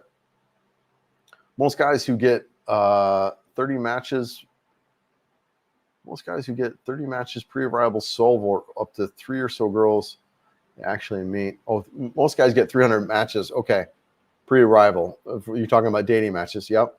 And 3 girls that they actually meet. Yep, I'm with you now. There are superior manners and joy that they have to show you in person, which also doesn't equate to date. Yeah, no, it's true. It's a very conservative. It's much more conservative than I anticipated, and I love that because I'm conservative. I really am. I didn't realize I was, but I am. I'm. Look, and not against the guys that are whatever. I've met guys, man, who dated more girls in a week than I have most of my life, or probably all of my life. And so, I mean, yeah. So there's that side of it. You can definitely find girls who want nothing but play around, but you can also find girls who want the kind of girls that I think we hear about and want, which are these wives, these girlfriends, these phenomenal, feminine, caring, loving women that are here in this country, and there are just many of them. So yeah, I'm really it's just part of my channel and my message too, that men that are coming over here is just be a good dude, right? Being around some of these guys that aren't really good, that are really taking advantage of the innocence that's here. I'm just disgusted by it, and I want to do my part in kind of, I don't know, doing what I can do to shy men away from that type of behavior. And I don't know what that looks like yet, but it is something I'm committed to, and I'm kind of figuring that out as I go, because I've seen a lot of it. Anyways, yeah, no, it is really good out here, especially if you're looking for a wife or a girlfriend. Hey, brother, I'm watching. Yeah. Oh, yeah. So it doubles. Sometimes the comments double up. Oh, yeah. No, okay. It didn't double up, but you added more to it. Yeah. Excellent quality here on Facebook. All right. Good, Jay. Yeah. Thanks, man. Yeah. Thank you. Dr. Jack Caruso, Puma ruptures in the skin. Take care of UV light. Used to feel gut bacteria. Apparently, gut health is based on solar exposure more than we realize. Yeah, vitamin D and vitamin D deficiencies. I feel great here, man. I feel great here being out. I'm out all the time. Yep. No, I'm with you. Vitamin D deficiencies and gut health is key. Is key. Yep. Creatine info. I'm huge fan. I've been taking creatine for years. I've also been in and out of the gym, most of my life, since my 20s and 30s. So huge fan of that. I think there's a lot of studies on that too that are out there that talk about, like I said, not only the benefits from muscle health, but also mental. So the other thing about Cialis that we talk about with blood flow, it's also a treatment, I think, for certain types of prostate, right? Because you are increasing your blood flow, therefore you could shrink that. So yes, there she is. What's up, Sheila? Why on Moon Dog, sweetie? Appreciate your help and support with the Carefree Chris community group. Thank you. Give a shout out to your soon-to-be husband, Jack. Hope you guys are good. Yeah, I do creatine in a burger patty. Oh, nice, man. Yeah. You want to take it with something? 9 gram. Yep. So you're on with 5 patties a day, I guess. Yeah, I think I do. I think it's 5 grams was a recommended. Look for yourself. I don't want to say anything, but I think it was around 5 grams, which is with the recommended. I'm not sure how much I do. I do like, I think it's a teaspoon. I'll have to look. I just use the same scoop every day. What I heard negatively about Viagra was a vision getting blue tint, and was told from the neuropath and from a friend that it can cause liver cells dying. So my side effects from Viagra were headaches. I would get headaches. And I didn't realize this. My doctor in the United States prescribed me a 50 milligram pill, which I guess is just, a high dosage. Like most guys are taking 10 or 20. And I had the highest dosage there. So the other thing I didn't really like about it was just like that whole preloading nature. The thing I like about like Cialis is I just take it once a day, and regardless of activity or not, because of the cost of the pill too, and maybe some of the side effect, what I might do with Cialis is take it once every other day, because it does. I think the pill costs around $4 to $5 US. It's not cheap here, but I was able to successfully go to a doctor here and show them my Viagra script and say, look, I would like to try Cialis. And then they wrote me a whole script for that. So I thought that was really cool too, to kind of get that accomplished. And I did that all through MaxiCare. Big fan of MaxiCare. Yeah, man, that's hard. Yeah. That's, as a guy who was laid up on the concrete myself in a wheelchair and basically took a year to recover. I get that. And is largely why I don't really ride in cities. I just don't. Not that riding outside of the city doesn't guarantee you're not going to get an accident in either, but when you got cars and other vehicles involved, I'd much rather be on the road with not a lot of other traffic. Like I said, dogs and things like that are a hazard out there too, and it's not going to keep you from coming off the bike, but other vehicles, that's a deadly mix, man. I went through a back of a Subaru, so I know firsthand. And I had less than a car length right out in front of me. I was going almost 50. So I get it, man. It's 3 died in one crash in the mountains. Oh crap, brother. Yeah, it's just rough. Yeah, it's rough. I'm sorry, man. Yeah. Yep. Asian cultures that speak English in coded language that is rooted in an Asian style ethics. Yeah. The Philippines. I get you. I dig it out here, man. I dig it. The visas are a little bit of a red flag for me now, but other than that, man, I love it here. I love it. Yeah, please. The girls are far more dangerous than the men. Yeah, they can be. Yeah, they can be. I know firsthand. Yeah. No guy has pulled a knife on me so far. I'm with you, man. You got to pick the right one. Man. You pick the wrong girl, you're in trouble. I mean, it's what gets most guys out of this country. They picked the wrong Filipina. I'm with you, man. I'm with you. I agree wholeheartedly. That's why maybe it's even better to just be single. Or, granted, find the right one, right? Yeah. You got it. I'm with you, man. I'm with you. Brett, what's up, man? I'm going to start the bike.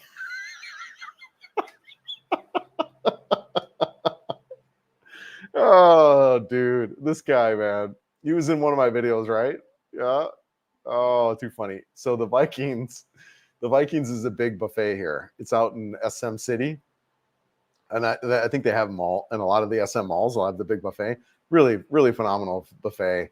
Great food. You can get a lot of Western food. You get food from all over. It's good, and it's relatively inexpensive for what it is. Yeah, good for you, dude. Oh, man. Yeah, been growing my own psilocybin shrooms. Sorry, yeah, no, I understand. It's probably, but I love the energetic and mental benefits of them. They seem to be gaining a lot of popularity. Yeah, man. Um, I used to grow psilocybin mushrooms too back in the 90s. Yeah, so I can relate. Yeah, and it is. Yeah, and there is a lot of talk about microdosing, super popular. But yeah, no, I get it. Yep, that was one of my thoughts too when they legalized marijuana in Colorado. I thought I think they decriminalized mushrooms also in Colorado, if I'm not mistaken. But we got to be careful, right? I believe in a lot of this stuff as medicine. Recreationally, I get a little bit concerned about, just because I do think they're pathway stuff and that kind of deal. But yeah, no, I agree. I think psilocybin is one of those things that is, I think, highly underrated. Honestly, I think alcohol should be more regulated than a lot of this other crap. But yeah, no, I'm with you, man. Psilocybin is interesting. Yeah, the Magic Mushrooms Grower Guide. It was where was I? It's probably the late 90s, early 2000s. Yeah. Yep. Yeah, Mel and Chris. What's that about, Jim? Tell me about that. I had an accident about 5 weeks ago on Sikihor Island. Had a lot of road rash. Sikihor Hospital told me to go to Dumaguete after they attempted to clean the wound. Oh, yes. Oh, motorcycle accidents. I can't even watch my footage yet. I probably, yeah, I should do a video on that. I have a lot of footage. So I have footage of, I didn't have what I have now, was a Vucci crap, right? That I have installed on my current bike. But I do have footage from 911 and the police officers, the firemen. I've got a couple different cameras. I can't watch it. I can't watch it. I'm on the ground and I'm broken, right? So yeah, it's rough, man. Yeah, it's dangerous. You have to, you got to be ready. It's kind of why I like being out in the province areas, that kind of deal. So I get it. Yeah, it's rough, man. I hope you're good. Hope you're all right.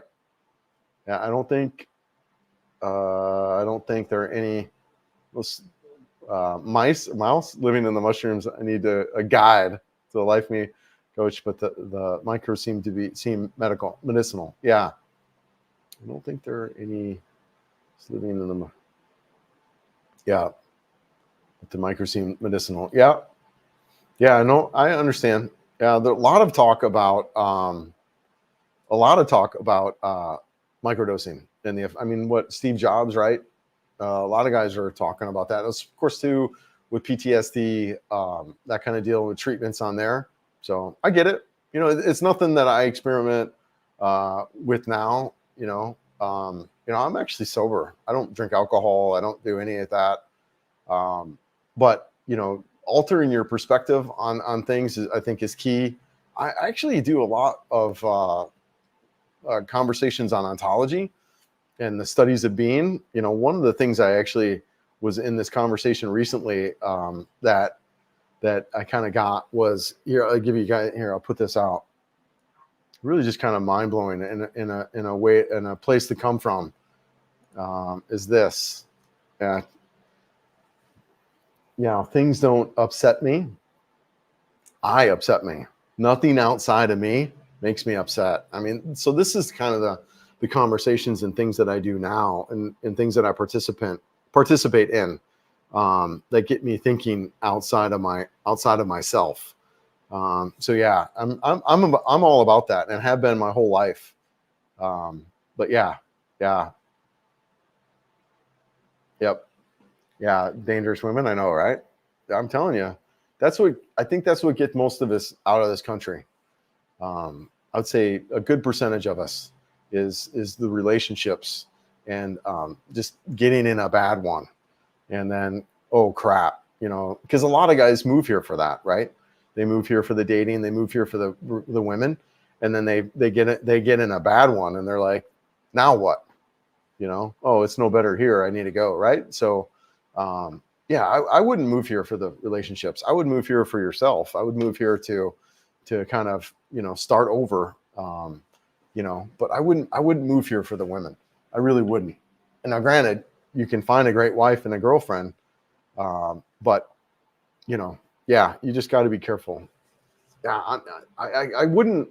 I couldn't imagine moving anywhere for dating. You kind of want to move here to focus on yourself. You kind of want to move here to start these next chapters of your life, to figure out how you can grow physically, spiritually, emotionally, right? That, for me, that's what I wanted to do.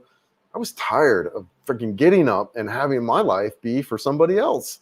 I was tired of that. Done with it. Just done. I couldn't do another day of it. Just done. And here I create myself. I get to focus on my happiness, my health, my well-being. I get to freaking travel around. My life in the West, I'd wake up and go to work. And now, granted, I had a lot of passion about what I did. I loved IT support in that law firm. I love working with those guys. You kidding me? I did it for almost 2 decades. The relationships that I built, the friends that I have, I did love it. But I felt like my life was for somebody else. It wasn't even for me.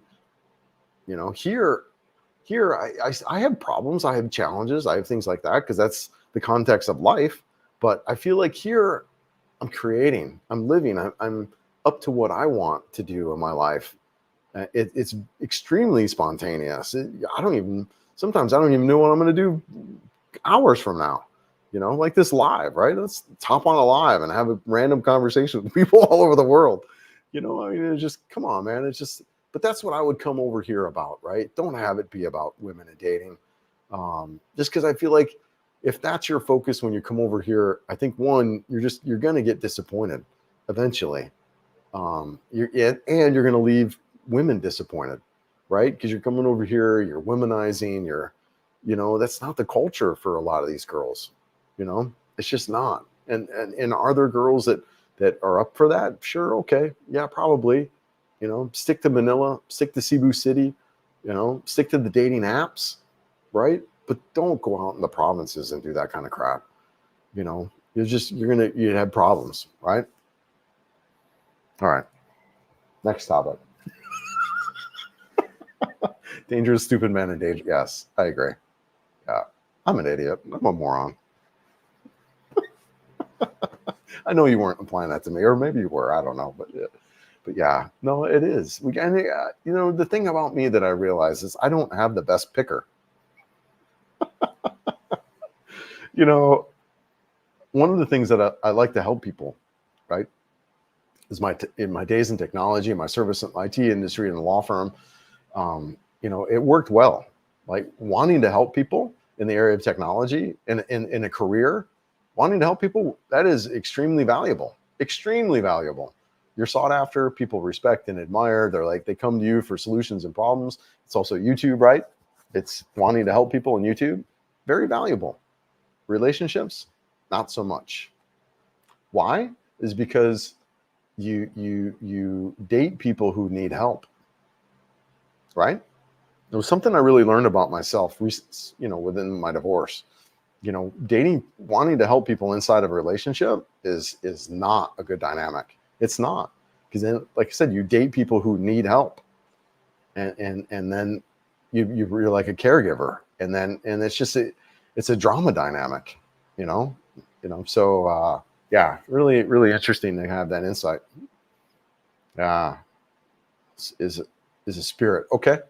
This is a spirit. Okay. Yeah. You get connected with that with microdose. Yeah. Psilocybin. I got you. Yeah. Yeah. A little bit behind. 1013. No, not too bad. Yeah. The Buddha. Life is suffering. Things don't upset me. I'm upset. And incarnate is my view. Yes. So this is something I just kind of got recently in my ontological conversations is things don't upset me. There is no upset without me. There is none. And not only that, I created it. I can take it out. Really, really so powerful to get that and to see that. Now I just need a reminder. I want to tattoo it on my forehead. Yes, and the bad ones are very bad. They are, Mel. They're evil. Super. I had this guy, shout out to Donald, man. Shout out to Donald.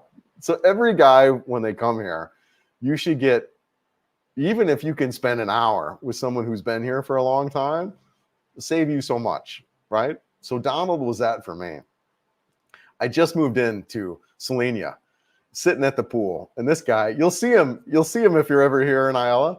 He's big white Mr. T, big dude. He's like 6'2", maybe 220, big old silver necklaces, walks around, big tank top, from California. He's been out here for decades. So he talks a lot. Great guy. So he and I sat down. I sat at the pool and I'm chatting with him, and he tells me this. He says, Chris, she's great while you're dating her, but if you break up, man, like that, some of the most evil and vindictive, and some of that is the saving face culture, right? You gotta watch out. And I've learned my lesson, man. Some of you know. Some of you came up to me after and said, I didn't come up to you during, but I wanted you to know that there were some evil vibes going on there. And so yeah, anyways, but yeah, you gotta watch out, man. Yeah, I heard the Filipina P is a pension cleaner, a pension chaser, and one vlogger, she said when she's called his mom and asked for money, claiming he beat her, that trust none of these women. Yeah. The women today are tech savvy. Yeah. Well, I don't know if she is, right? I mean, Filipina P makes a lot of money. So she's definitely not, but she's probably had people on her channel. Yeah. That potentially are. Yeah, no, I understand. Yeah. There's this little bit of a scam culture that can happen here.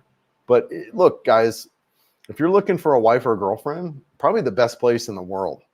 Really, really, really, really just sweet family-related women here. And probably the majority are that way.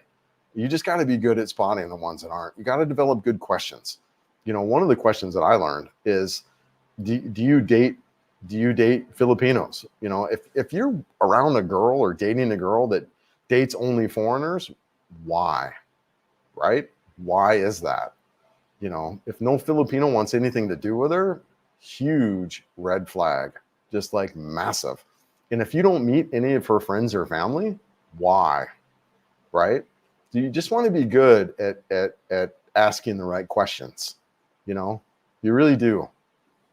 You want to figure out what these girls are up to, because some of them might not have the best intentions, but that does not mean all of them. It doesn't mean all of them have bad intentions. It doesn't mean all of them have great intentions, right? But there are a high amount of wonderful people here, not just the women, the men, just a really caring, giving, nurturing culture. And some people will want to take advantage of you. It's absolutely true. But the majority are not. I've met great dudes too, man. Great guys. Yeah, really. I love the people here, not just the women. I love the people here. They're just very, yeah, I'm a fan. Yep, never wanted to retire in the Philippines with my Filipino wife, but the last 4 years have gone up so much here in the U.S. Yeah, Jim, I'm with you. Yeah, I mean, I love it. She might want to come home. I don't know. Come check it out, man. Come do a trip. Come out and see what you think. I meet guys all the time on their scouting trip, and I tell them this. Every day, ask yourself, could I live here? Can you live here? And then 2, pay attention to your interactions with people. Because the interactions with people, man, are going to be, to me, the flipper for me. Wow, these people are actually nice. They're respectful. They say sir to me. Hey, how are you? Where are you from? What are you doing? Hey, come on in, hang out, take care, come back. Friendly, hospitable, right? Like a lot of people, especially when you get out of these cities a little bit, right? Maybe not so much in Cebu and in Manila and some of the bigger areas, but get out a little bit. You'll see it. Beautiful, kind, loving people. Love it. Big fan, Jim. Come on out, brother. FP seems legit. Great content. Yeah, no, I watched her too. So for me now, I don't really watch much of her because she is more just like, it's an entertainment, right? She's got a lot of, topics that she's trying to promote views and stuff like that, right? So it's not so much educational, it is entertainment. And it's pretty scripted too, right? And but phenomenal. Obviously, probably the top blogger in the Philippines as far as that type of content. For me, I'm moving more towards, I don't want to do drama content. I really don't, because when you do drama content, guess what you get? You get drama viewers. And I'm not interested in Jerry Springer content, nor am I interested in Jerry Springer viewers. So I really am trying to create more of this type of stuff. Real, try to be as artistic as this freaking idiot IT guy can be, but try to be a little bit artistic. Try to be a little bit cinematography and create that type of footage, motorcycle stuff. But I'm really about just attracting good, honest people to this channel and through the content. So that kind of stuff, like there's videos that I would, could make in a list of them that I would make. I was trying to remember some of these video titles. You know what? Let's look at some. I'll show you some of these video titles that I know would be good video ideas. Yeah. Here in the Philippines, I'm John Holmes and Jeff Bezos. So that's a video. Dude, do I really want to shoot that video? So what else? I accidentally doubled my testosterone, which is true. That's another video I wanted to make, which, I might make. And I did. Honestly, guys, when I was in the United States, my testosterone level was below so in the United States, you need two low tests to get on a TRT replacement. And I had some questions of like, this is something I want to look at. So I did. I got tested. In the one test, I was below. The second test, I was right above. But here, I actually got tested recently. And I did. I doubled my testosterone score. So it's nothing. I don't want to take it if I don't need it. And I don't plan on taking it. But that was a video I wanted to make. Another one. Dating teenage girls in the Philippines. And it's kind of the topic here that too. It's just like, hey, guys, this is actually probably a video I've outlined quite a bit. And I'll probably do. But, there's a lot of guys who come out here and date teenage girls, right? And some of it's legal, 18 and 19, and that's technically a teenage girl, but also legal.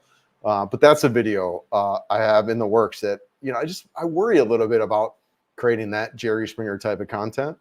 What are some of the other ones?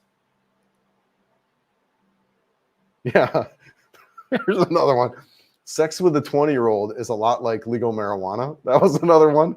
It was one of those things when legal marijuana, when it became legal, it's like, yeah, let's go try it. And then I was like, oh yeah, I kind of now remember why I stopped smoking was because it gives me anxiety and makes me fat and unproductive. And that's kind of that video topic. But those are all videos that I'm like, do I really want to go down that avenue, right? Do I really want to put that type of content out there? Anyways, too funny, man. Oh man, what are your thoughts on living in Mocktown, Newtown? Yeah, it's all right. Mocktown, Newtown is okay. Let's pull up the map. One of my things I don't like about Mocktown, Newtown is that you're pretty isolated, right? So you're out here on this island. For you to get into Cebu, you got to go across these bridges, which historically have a lot of traffic on them. So I'm sharing this, right? Yeah, okay.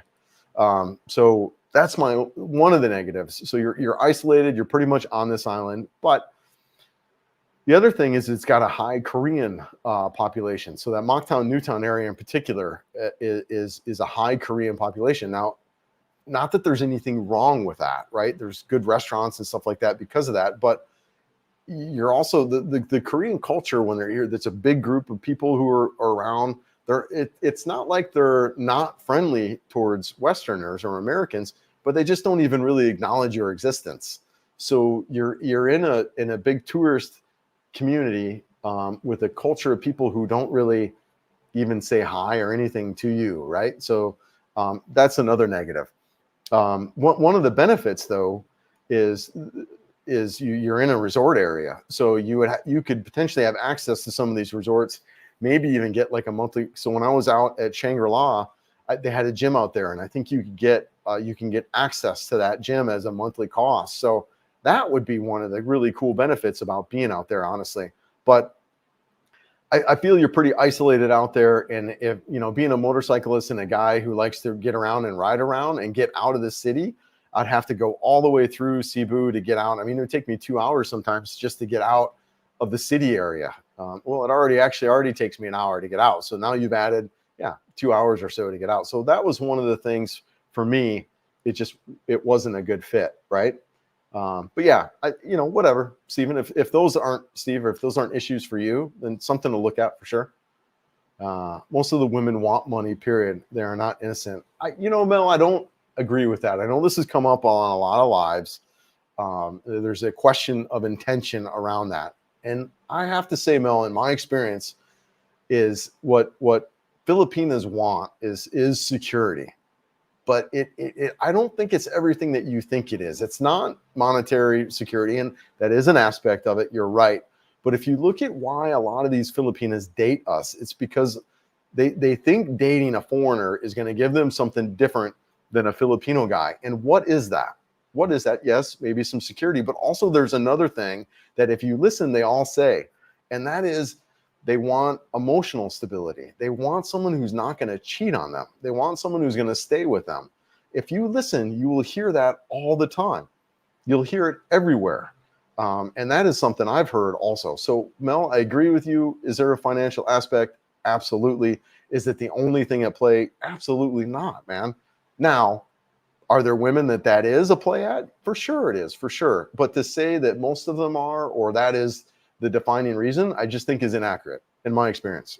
In America, 100K is now, yes, middle class, which, that is not Lady Tower allowing middle class. Yep. Ladies are looking for 250 a year plus, and they need a house and 2 kids to get by. You're right.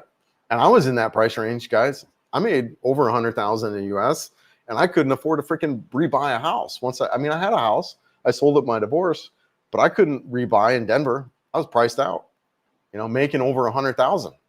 No, I hear you. Yeah. And that's kind of what you can get here. You can get a loving, caring wife. And yeah, can you be poor? Absolutely not. But you shouldn't be here if you're poor, but if you have a decent income and you're a good, caring guy, I mean, man, you are not going to have problems finding that wife to be with you. You're just not going to. Now, is it going to take some work and looking? Absolutely. You're going to get off the plane and the first girl you meet is going to be that? Absolutely not. You're probably going to go through a couple of dates before you find the right one. But come on, right? That's kind of to be expected, I would think. But yeah. No, I'm with you, man. It's pretty outrageous in the United States now. How do you break that cycle? My picker broken. Yeah. That's a great question. I'll let you know when I figure it out, man. That's a great question. Too funny. Well, I think it's one, just like anything, being present to that it is broken, being present to, hey, you know what? These are the type of women that I picked. And maybe that's not the best route to take given my history. So I think it's partly that. It's just really recognizing that that's there. But yeah, man, it's so funny, right? Yeah. For me, it was realizing help. That was part of my picker, was in just everywhere, my professions and all of it. Like I said, that does work well in a working profession. It just doesn't work in relationships so much. But yeah, it's hilarious, man. Yeah, I was saying that there's no moose in the shrooms. Just use them like tonic. Yeah, not like a mystical revealer. Yeah, for sure. Microdosing. Yep, I got you. Yeah, 10:19, 10:33. Any tips on making the just checking the time as far as how far off I am? Any tips on making the best of that 15-hour plane ride? Yes, a couple of strategies around that. I've done it not many times, but I've done it twice now. And the first time I did it, I picked a window seat because thinking that I could put my head against and sleep. Well, I did not sleep very much, and then I felt trapped. So one of my first strategies was pick an aisle seat. It's that way you can get up and walk around. Secondly, fly at night. I flew my first time during the day. So when I flew at night, I was naturally ready to sleep a little bit. Now, I didn't sleep the whole flight, but I did get a lot more sleep than I did the first flight out, where I kind of flew a lot more during the day. So yeah, and then just look at a little more, but also too, give yourself plenty of time. So if you got connecting flights in some of these airports, give yourself hours. Seriously, do not give yourself less than an hour in Manila and really anywhere on a connecting flight. Give yourself time. You're going to be discombobulated when you get off that plane. Give yourself at least 2 hours, I would say. If you're going to Manila, yeah, give yourself 2 hours. I think I had 2 hours in Manila, and I needed every moment of that to get to my next flight to Cebu. So, and really, if you can, I would fly into Taipei or something like that to get to. So my second flight, I flew into Taipei and went Taipei to Cebu, and that freaking awesome. Loved that. But yeah, and then get up and walk around. You know, if you're not sleeping, get up and walk around. I took a melatonin, and I slept a little bit here and there. But then I got up and moved, got my blood circulating and things like that. Yeah, that would be my coaching on that. And then obviously get your media downloaded, get all your movies downloaded, chargers, get a good sleep system, like maybe even practice sleeping sitting up, see what works for you. Some of these freaking neck cushions and things like that are garbage. So just practice it a little bit ahead of time. Yeah. And comfortable clothing. It's cold on the planes. So, be comfortable, be warm. Yeah, good stuff. Yeah, I'm jaded for years of Thailand, almost 20 years ago. Yep, a great person, sure, but just hot body. Isn't that impressive? Yep, yeah. I didn't get married till I was 40, so I've been around the block. So I'm more into the person, the character, than the physicalness of it. How are they as a person, right? And you can get that pretty quickly. The physicalness goes away over time, right? It just does, man. So yeah. And then I find actually once I get to know the person, sometimes that physicalness, just grows. It's someone who I didn't find really physically attractive initially. And now you're absolutely beautiful because of who you are as a human being, right? Yeah. Yeah. They can be. I wouldn't say all. I just, general statements like that, I try to avoid, I really do. Because, just because you can't say all, there's always exceptions. And sometimes what we're describing is the exception, not necessarily the norm. I find that when you're on the dating apps and stuff like that, you can find that to be the norm in those environments for sure. And that could be where a lot of us Westerners get exposed to, because that's what we go to. But if you get out in the world of dating, if you get out, if you can meet somebody outside of a dating app, it's a completely different experience, right? Really, really. Yeah, I doubt the allegation gets the Philippines. She turned down big book sponsorship for shading dating site. I respect that. Yeah. What allegation? No, I don't. Did I make? I think she's a class act blogger, and I agree that freaking dating. All of us get reached out to by some dating sites, and they're horrible. And I'm with you. No, I think she's great, man. I have no problem with that. Dude, she makes freaking bucks, though. I mean, yeah. Yeah. I mean, yeah, she doesn't do a lot of sponsorship stuff, but honestly, I think too she's not going to get reached out to. The only one that she's going to get reached out to are the dating stuff, just given her own content. That's honestly another reason why I don't really want to do friggin' dating content, because that's what you get. For me doing motorcycle stuff, I'm actually getting tech gadgets. I'm going to be doing sponsorships and reviews, but it's products that I freaking like. You know, I've gotten reached out to by the dating site. I'm like, you kidding me? I ain't gonna promote this crap. You're gonna charge $100 a month for what? For a horrible service? You know, when you can freaking go on Facebook and get it for free. Exactly. I mean, that's kind of, but you want to send me a freaking motorcycle, freaking 2 cams with a tire pressure monitoring system and maps with GPS. You want me to talk about that? Yeah, man. You can do that crap all day long. And then it doesn't make me a bad person. It's just crap that I like to do and enjoy. So sponsorships doesn't necessarily make you a good or bad vlogger in the light of something that you honestly, it's a product that you're interested in, right? Or that you want to do. So the other thing about this that people don't realize is you don't really make money on YouTube just by views and people watching your content. You can when you start getting into the 100,000 views and stuff. But if your videos are like mine and you're getting whatever 3 to 5, even 20 to 50,000 views, you're not really making money. You know, you make money by getting deals and sponsored by brands. So, you know, or by doing like Patreon stuff, like a lot of those guys are doing too, like selling services outside of YouTube, right? You don't really make money by views. So, you know, what do people say? Like whatever, 60 or 70% of the income of the people who are making money on YouTube, it's all outside of YouTube. You know, it's just YouTube doesn't pay much. So sponsorship is not necessarily a bad deal if it's a product that aligns with your channel and who you are, and it's a good product. Like you're really not trying to like I said, some of these dating sites that are actually just bad services.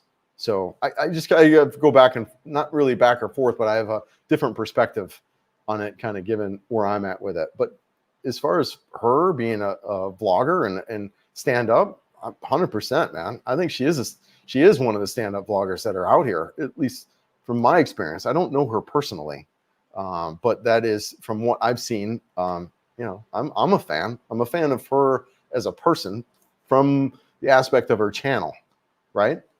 Yeah, she's great. Yeah. Yo, Chris, doing tonight? Yeah, what's up, man?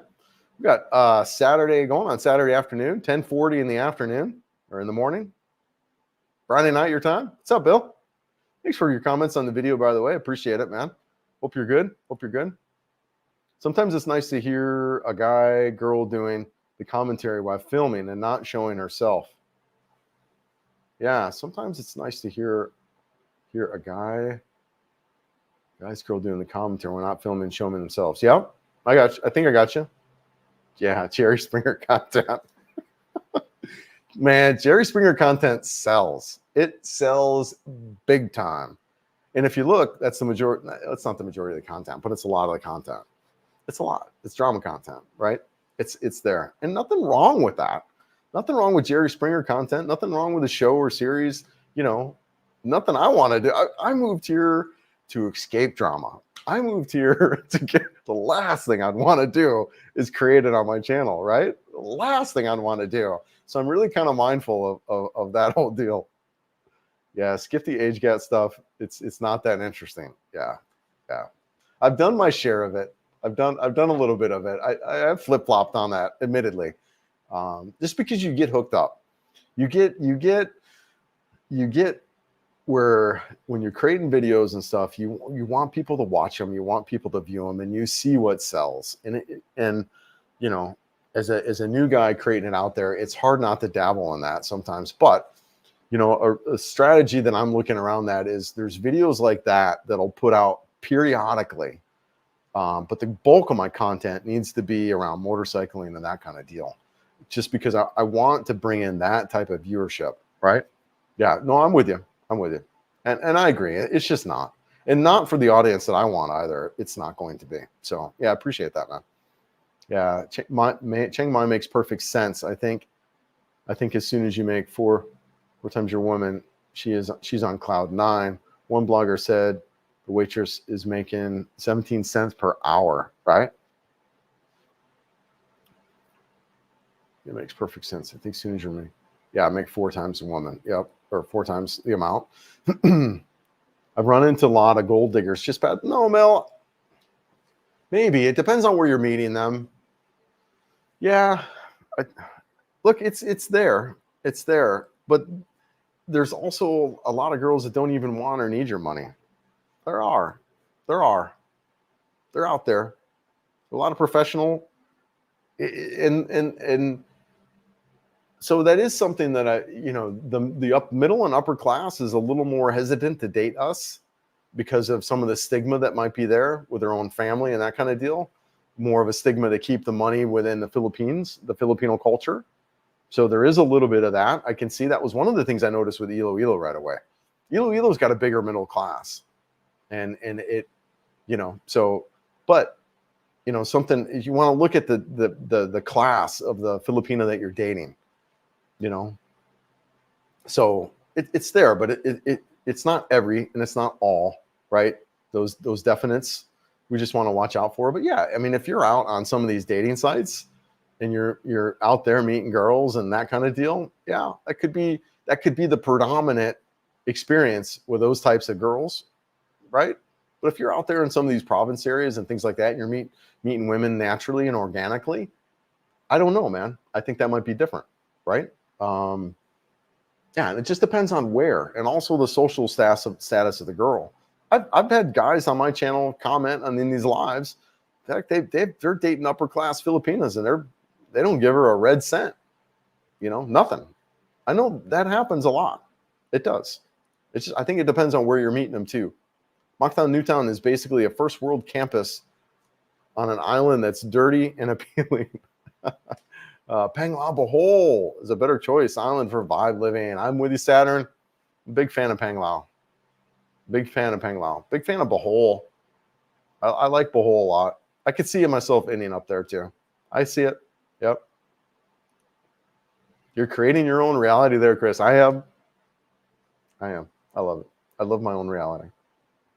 It is true. It's true. It's true. It's good times, man. Best years of my life, for sure. For sure. I love it. I dig it. Every aspect of it right now for me is just really, really spectacular. My dating, my motorcycling, my life, my travel, my health, my well-being. Now there's always things to look at and work on. Like my exercise probably isn't where I want it to be fully, although I just kind of started back into running again. So, but yeah, man, I am. It's good. I like the reality that I'm creating. Hope it's good for. No, hope we're all doing well. My first wife, I rescued. My current wife, it's not required. Yeah. Yeah. Good for you, Jim. Yeah. 20-hour plane ride. Spent a couple days in Tokyo. Yeah. Yeah. Spent a couple days in Tokyo. Yeah, absolutely, Captain Rick. Yep. Yeah, good point. Yeah, maybe break that trip up, right? Do it in legs, come over and fly out and then spend a couple days, a couple different places. My Filipino wife is not vindictive, but she has a sister. Watch out. Right? So true. So true. Hey, you know what? I need to take a quick restroom break. I'll be right back. Hold on.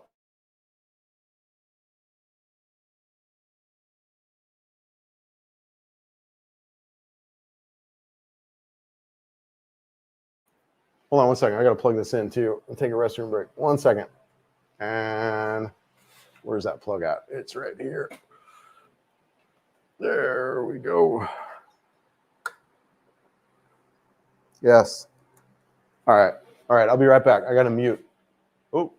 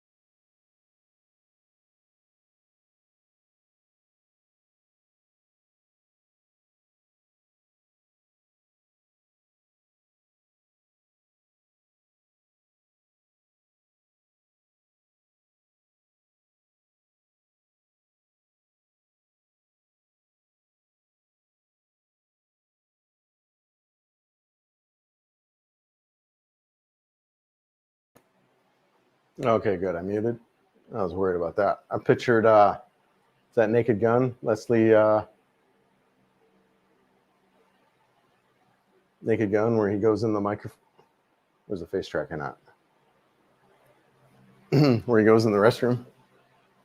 And oops, that's not what I want.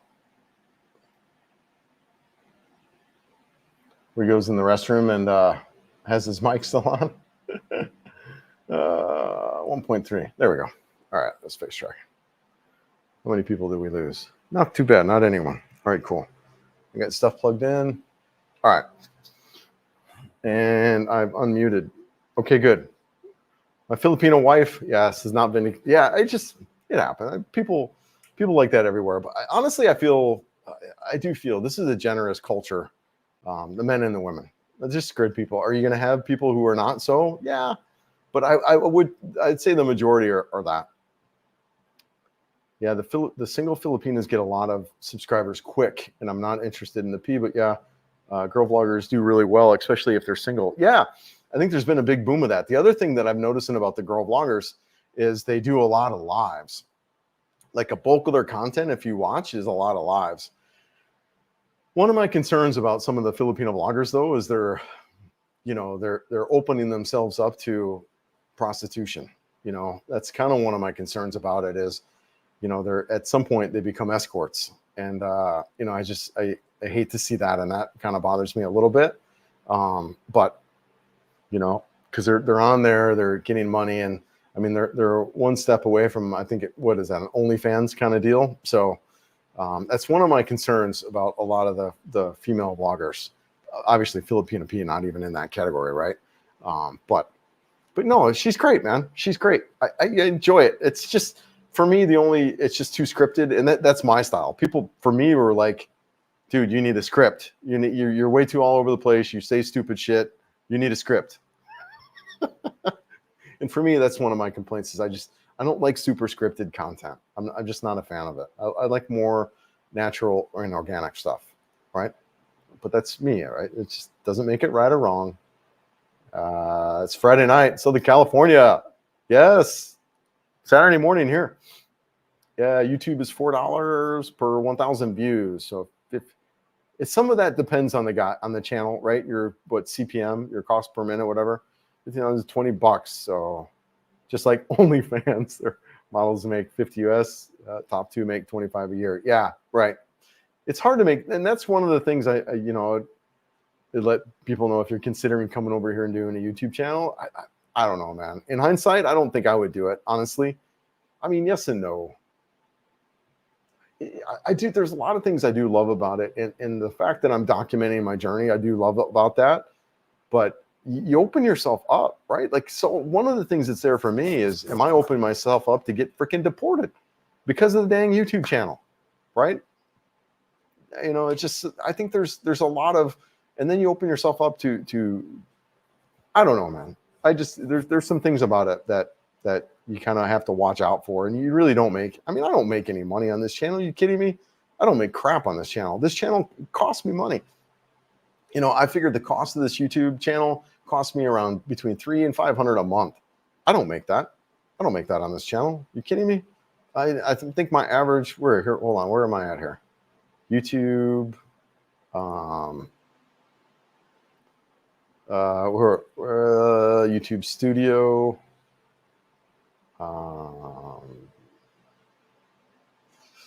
YouTube Studio. Where am I at? And then estimated earnings.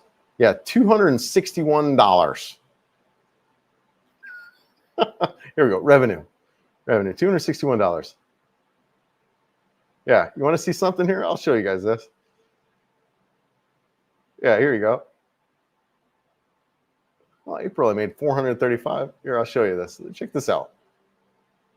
Oh wait, I went to the wrong one. Yeah, so anyways, I could read it off.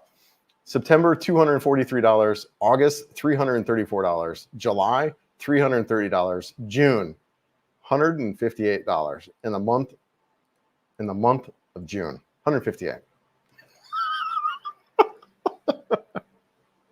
You don't make, and that's a channel with whatever, 15,000 subs. But guys make money, and a lot of them they do with the sponsorships and stuff like that. That's how they kind of they make their cash.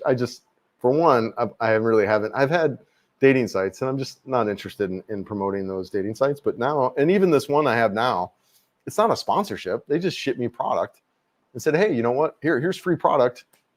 Just do a video on it. I'm like, yeah, man, great. Especially if it's for this one, I was like, let me look at it, see what it is. And yeah, a motorcycle system that attaches to your bike that's got cameras and tire pressure monitoring. Sign me up, man. I'll pay you.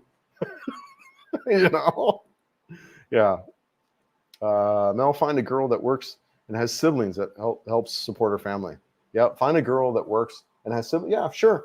Yeah, I think there's a lot of strategies. Like I said, I think looking for a girl that's got a college degree, I think is big, because that says a lot about the family that they're able to kind of support, or a girl that's in college going to school. I think that's a big factor.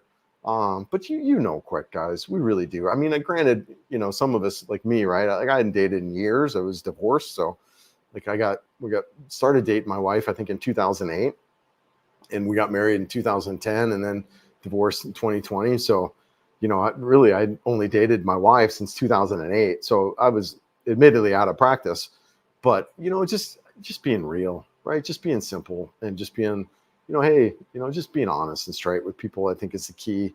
And most of us can tell right away, how is she dressed? What's her family like? What are her friends like? That kind of deal. Does she date only foreigners? That kind of stuff. What's her background? What's she up to? And I think most of us, we get a sense really, really quick, kind of what's going on there. At least for me, if you bring your head to the game, right? And it's hard for me, a single guy, not dating in years, hadn't been with a woman in years, and that was part of, for me, it's like, you kidding me? I got a 29-year-old girlfriend with me and I want to break up with her. What am I, insane? But there were things that didn't work. So, so coming at it, with not a scarcity conversation, around the dating. So don't have scarcity, come from abundance, because there's an abundance here. So there's some things to kind of consider. I'm not a fan of PE, selling a modern day, new school, old school, into master. She's got a good thing going, but yeah, no, I like her. So here's the thing I like about her. From just looking at her channel and who she is, I like her as a person. And that's hard to get. I get that's hard to really fully grasp because we only show. But I've seen her now from the beginning. And admittedly, I don't watch a lot of the stuff now just because it doesn't appeal to me. But I get a feeling that she is a good person, and to me, that's important. Some of these vloggers that are out there, they're not good people. They're not. So yeah, that's kind of what I like about her. Now, is her content something that speaks to me? It doesn't necessarily anymore, but as an individual, I dig that girl. I do. It'd be an honor to meet her and to chat with her. And, I'd love to chat with her just with the fact that I can, workflow and YouTube stuff, right? But, but like I said, but also, I don't really watch cooking shows either, right? It doesn't mean cooking shows are bad. So I don't really watch her content, but I do like her as an individual. Yeah. So I'm a fan. I'm a fan of her. Yeah. Cool reality. Yeah. They also want to join their Patreon channel. And so Bill, that's just a way, like I said, you're not making money with views. You're not making money with views. And YouTube, people have this perception that you do channels like this and you make money. You just don't. You don't make money. And then you do things that cost money, to do this. And not only counting the subscriptions that I pay for software and the subscription that I pay for music and all the other gadgets. Now, would I buy these gadgets without doing the YouTube channel? Maybe. Probably the cameras that I have. I got 2 different cameras and microphones. I probably wouldn't do any of that, right? So it really does cost money to do this. And if you're not making any money doing it, then you want to look to other avenues to do that. So that's why they look at Patreon. It's a way that they can generate revenue. So coming from my perspective of being a creator, I get why they do that, and I don't blame them or fault them. And I invite you guys to think similarly, to see that. Whether or not you participate in it or not is up to you. But I don't blame a creator for, for trying to make money on it, especially if they're, if they don't have any, or if they don't have, like us, millions of dollars, right? If they don't have that, I don't blame them for trying to make money at doing something. For me, this channel has never been about money. It is about trying to cover my expenses. I'm not going to lie about that. Like, if I could cover my living costs and then not have to dip into my savings, give myself a little more cushion, heck yeah, man. But, am I trying to make six figures? Not even. 24, 36, sure, man, you're great. Being deported for your two, yeah, I know, right? Well, so Jim, it's happening. It's happening. It's happening, and it should. There's guys who are putting stuff on their channels that are breaking laws, and they have been getting deported. You look at some of the vloggers that are out there were doing stuff. They've got deported. So it is happening. And some of that stuff. So some of the ways they look at it is, are you making money? So are you taking jobs away from Filipinos? Are you selling services? That kind of stuff. So, and if you also look at other guys that have been here a long time and vlogging, they all got married. They all got married. So yeah, something to watch out for. And then you put yourself out publicly. So, where the BI can start looking at your channel or whatever. And all right, yeah, maybe this isn't a guy we necessarily want in our country. And that's the other reason why I think Jerry Springer content isn't the smartest of ideas. You get put on a watch list or something like that, and the BI, maybe looks at the channel, the content of your channel, is like, yeah, we don't want this guy promoting our country. Right? I don't know. It's yeah. Would you like to do a channel? Would like to do a channel to keep my family in the U.S. adapted on. Yeah. Yep. Updated to what I'm doing, and hopefully will be a popular channel when I get to the field. Yeah. No, I got you, Jim. Yep. No, I understand. And that was part of my intent to do the channel. So that way I can look back to myself even 20 years from now. Oh yeah. Yep. So no, I hear you. Yes, Meljean Salon is a vlogger from Cebu. She got a nose job and then didn't talk about it on her vlog. She terrifies me. She doesn't want to talk about it for a reason, they're changing her nose from Filipino nose. Yeah, they're pretty self-conscious about their looks. Skin whitening, plastic surgery. It was funny. So I had watched her when she was with Tom, her and Tom, right? Like back in the day before I even moved out here.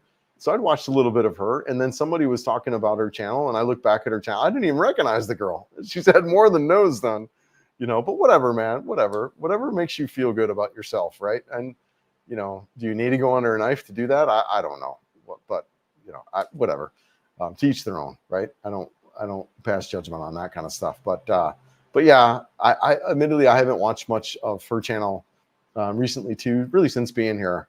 I don't watch a lot of it. But she seemed like a sweet enough girl. Like there again, right? She seemed like a sweet girl. A kid in a lot of ways. I get that. So, but yeah, she's grown a successful channel, and hats off to her. She's one of the girls I feel like too that, yeah. Anyways, I don't know about that. I know that it happened being deported, so just don't screw up. Yeah, right. No, I keep it. And that's one of the reasons why I'm actually really grateful for the channel too. Not that I'm a kind of a, devious or anything like that, but it does keeps me honest, man. Because there's a camera on me, and there's people now watching and looking. There's a camera on me because I put it, and I don't have the illusion that now it's almost like I'm like on camera a lot. Like even when I'm not shooting. I mean, there's people like saying, "Hey, I saw you here, I saw you there," that kind of deal. Any vlogger who they need to relate to it. They're always on camera, always, And if your life doesn't line up with that, it's only a matter of time before you're going to find yourself in deep trouble. Just watch and wait. Yeah, that's how I relate to it. I relate to it. I'm always on camera. P looks nice. Bare legs. She felt much. P looks nice, bare legs, and felt much more as her channels progress. I give her a third of a penny, I'd say. You're right. No, she's great. I'm a fan. I'm a fan of her. I am. I don't really watch the channel anymore, but I am a fan of her, and what she's accomplished is big. She's done. She's accomplished a crap ton in YouTube. It's hard. This isn't easy. She's worked her ass off. I guarantee it. She still works her ass off. She's working hard. Sorry for the language. Yeah, why couldn't Mojine be a genuine person and talk about the majority of life changes in her daily vlog? I guess the topic she knows are evil. Well, I don't know, right? I don't know. I feel she's pretty upfront and open about. I haven't seen her recently. I've bits and pieces of it. Like a lot of us do, we let you into parts of life that we want to see and parts that we don't. It's even in my life, right? You're not in every aspect of it. Just because too with my channel, and I think maybe even with hers, in a way that we want to keep it positive, although maybe she does some drama stuff, right? If I see really the breakup stuff and all that seems to be every other video, but just because I've seen titles and thumbnails. But yeah, no, I get it. It's a business in a lot of ways. I think once you kind of get, and that might be what it takes to get to kind of the next level, is treating it more like a business, treating it more like, all right, what does the algorithm say I need to do for views? I hate that, man. But, I don't know. Yeah. Yeah, it's not your business, but genuine. Let's girl buy a new. Yeah. No, plastic surgery, to each their own, right? To each their own. Yeah, I'm with you. How many YouTuber subscriptions do you have? I have about 20 myself. I have, just 15,000 dashboard. 15,400. It's growing. No, it's good. I honestly, guys, I am ecstatic to where I am. I really, really am. I love where the channel is at. I love what I'm up to. I love the community. Honestly, more than anything, my favorite thing about the YouTube and the channel is this community of people that have grown. We've got good people here. You look at the expat groups that are out there, my Carefreakers community group, everyone says there's no other group that's like this, that's positive, that's energetic, that's helpful. This is a great community, and I am actually really proud and excited about that. Yeah, I'm right where I want to be. So one of the things about YouTube that you want to be careful of is you don't want a bunch of quick, rapid expanding growth. And the reason is because then you have to look at, all right, why did that happen? What content that I created that made that happen? And so really what you want is a slow, progressive growth over time and an audience that sticks with your channel and grows with you. And that is what's happening here. So yeah, monetary wise, am I where I'm at financially? No, I'm not, but it's okay. I'm not doing this for money. But so the community stuff is fabulous. And the other thing that I really like is I feel like I'm growing and progressing as a creator. I am. I'm getting more music in. I'm learning different ways to edit and bring in different tools. And so it's been fun, man. I'm happy where it's at. I am happy where it's at. I'm some goals for the next year as far as growth and stuff, but and as far as my ability to create better quality content, for sure. I think Filipinos feel inferior because they don't have white shade nose. Yep, it's evil. They also poison their bodies to get whiter skin. No, it is. It is interesting that the whole white skin. It's hard to find sunscreen without some type of skin whitener in it. So no, you're right. Yeah, and plastic surgery and that kind of deal. That's kind of a global phenomenon. It's not as big here. They are self-conscious about their nose. They really like our Western nose. They love this feature about us, and they are self-conscious about their own nose. So but that's more of a global deal, right? Like people all over the world participate in plastic surgery. Definitely more of a Western thing than a Filipino here thing, just because of sheer cost of it. But yeah, no, those are definitely things here. How many channels are you subscribed to? Ooh, I don't even know. How many channels am I subscribed to? Let's take a look. YouTube, subscriptions. Where would I see that at? Oh wait, show more. I don't even know. Wow, quite a few. Maybe a couple hundred. Some of them drone stuff. Some Filipino vloggers. Some of you guys, right? Like you guys will tell me about your channel and I'll subscribe. Yeah, a lot of that. So a couple hundred. A lot of motorcycle stuff. A lot of YouTube and vlogging, content creation stuff. Film and photography stuff. Some camping. A lot of motorcycle stuff. Yeah, quite a few channels really. So I'm scrolling through there. Yeah. Yeah, where am I? Yeah. Yeah, quite a few. I just looked at Mel Jean's Sloan nose and I couldn't close her nose looks native. Yeah.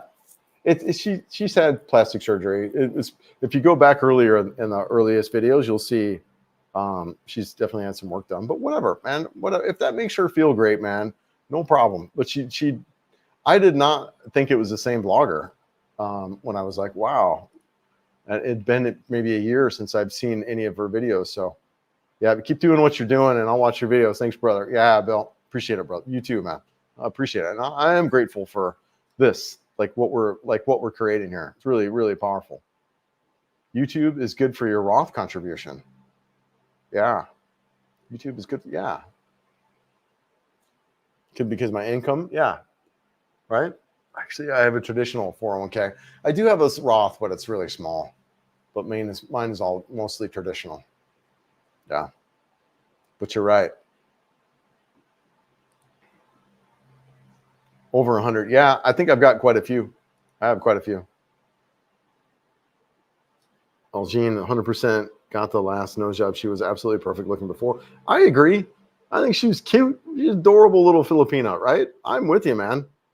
And a lot of us like the darker Filipinas too, right? We think it's beautiful and attractive. However, in their culture, they like white skin and Western noses. So like I said, I don't blame her, man. I don't blame anyone who does that. Now, part of me like feels sad that they can't be with themselves, right? But I'm relatively a handsome guy and decent head and green eyes and that kind of deal. So I can't judge that way. You know what I mean? I don't want to be conceited or anything like that, but I also get that I can't come from the world of needing to fix something physically with myself, right? Like I don't understand that world. But maybe if I had a nose that was whatever, right? I can see where people would do that, right?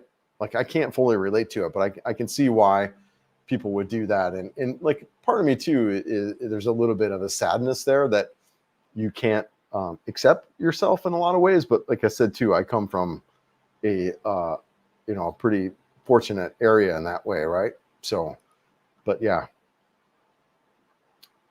Have you seen Bond around town? I have not recently. He's around, I think. I've seen him a lot. I've hung out with the guy quite a bit. We've had lunch, dinners, and meals together a lot. He really likes to get together and with the other foreigners. He acknowledges that that's something that he enjoys. So he comes around a lot. Interesting dude, man. Very interesting guy. I know there's a lot of controversy around him. But interesting. I've learned a shit ton from him, man. Sorry for the language again. Sorry about that. I've learned a ton from him. A ton. Yeah. So, he's been around the business a long time. He's 30 something. He's traveling the world for the last decade, creating online businesses and stuff. Pretty impressive in a lot of ways. Now, granted, I don't want to build a harem, right? and I'm not interested in dating tactics, stuff like that. I find dating stuff like that kind of disgusting. For me, whatever, people do what they want to do. For me, I'm not interested in that, right? But yeah, interesting dude for sure. But I have not seen him around recently. No, I have not. I'm trying to remember the last time I saw him. It's maybe been a month or so. But also too, yeah, I just read through the comments here. But yeah, also too, I haven't been around much. I haven't been. I'm back and forth and traveling now. I just think it makes a Filipino feel inferior that they are flat nose. This evil, yeah. No, there are some of them are subconscious of their nose for sure, and same with the white skin. So the thing about the white skin that I'm hearing about, so usually a darker skin color is a lower class, and it indicates that they work outside or outdoors, so they're considered lower class. So that's why a lighter skin is more sought after, because it resembles a more upper class individual. So there is a whole class thing that is here, guys. Very, very different than the West. There is a lot of importance on class within this culture. Not for us, right? But there is a lot of importance put on class. I remember one time I was having dinner with Joe, and there was a couple of Filipino guys that were with us. I had some Filipino friends, and the wife of one of them was upset with the guy coming there because Joe was considered low class. And the wife was like, "Why are you having dinner?" And these were very upper class Filipinos. So they were like, "Why are you having dinner with her out there?" You know what I mean? So it's just, it wasn't a jealousy thing. It was a class thing. I had another Filipino friend in Manila. Same thing. There's this huge class system that's here. And it is one of the things about the culture that I don't necessarily like. There is a big class division. If you're upper class, you really look down on the lower class Filipinos. And I don't necessarily like that that's one of the things I don't like about this culture. Dude wears shoes, lift in the, what's that? Dude wears show lifts in the West all the time.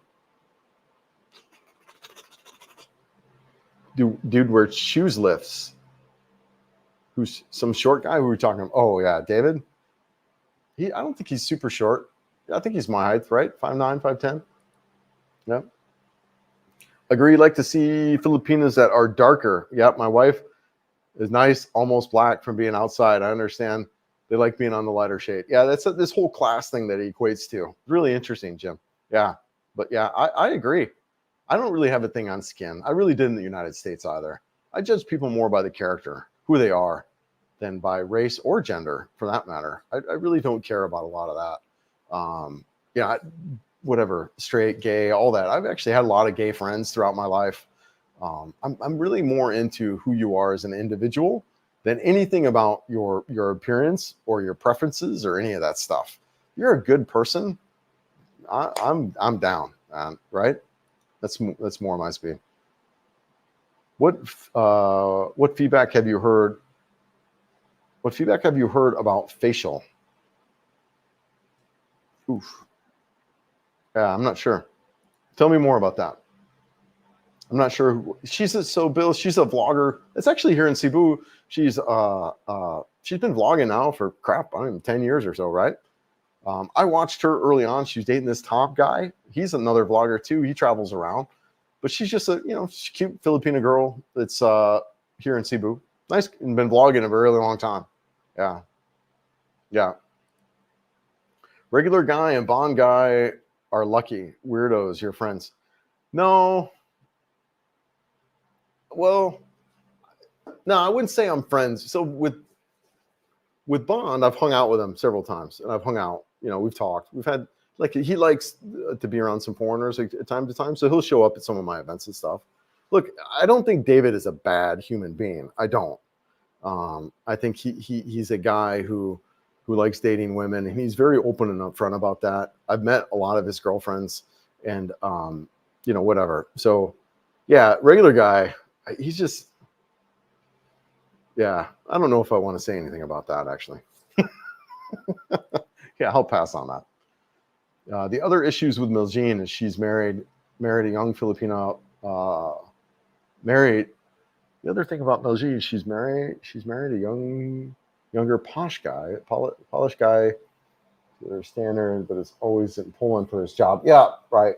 LDR isn't a real relationship. Yeah, I think she's had a number of LDRs, and that's kind of one of the things about a lot of these female bloggers is that I think they kind of end up in that pattern, right, where they start dating a lot of the foreigners and maybe multiple ones at the same time, and like, yeah, that's the one thing I can get concerned about. Some of these Filipino bloggers, they turn into escorts. So not that she's that or any of that. That's concerning. Any ideas if Filipinos like or dislike a beard on a foreign guy? I heard that many don't like facial hair. Steve, I think, yeah, it's not the norm out here. As long as it's clean. They have a thing about clean. They have a thing about foreigners not being clean. They have a thing about foreigners stinking. So shower, be clean. I think a beard is fine if it's groomed and clean. You're going to be different. You're going to be standing out. So that could be a plus. But yeah, be a clean guy, smell good. With a beard, you're just fine. Yeah, if anything, you'd stand out. I wouldn't worry about it, Steve. Be a good human. You'll be just fine. But clean is a big deal. So nice, clean, trim beard, even if it's long, right? Just make it be clean and neat looking. I think you'd be fine, brother. Raider Reborn. I'm saying we have our own hangups. Yep. We do hair transplants. Yep. Yeah. BBLs, shoe lifts, spray on tans, bleaching hair. Yeah, we do, brother. We do. Yeah, I work out. And exercise. Some of that is for the health benefits and to stay healthy, but a lot of it's just because I like looking good. In all honesty, I'd say a good reason why I work out is just for me and for trying to look good, not so much for any health benefit that's there. I mean, if I'm completely honest, right? Partially. I mean, I do like feeling good. I do like being healthy, but that's a big reason why, especially in my 20s, 30s, nothing to do with health. It's all about trying to look good. Yeah, I mean, we're all about that. We're all about trying to look good. We're all trying about looking good and surviving. We are. If we're all being really completely honest about it. Yeah, no, I'm with you, brother. I'm with you.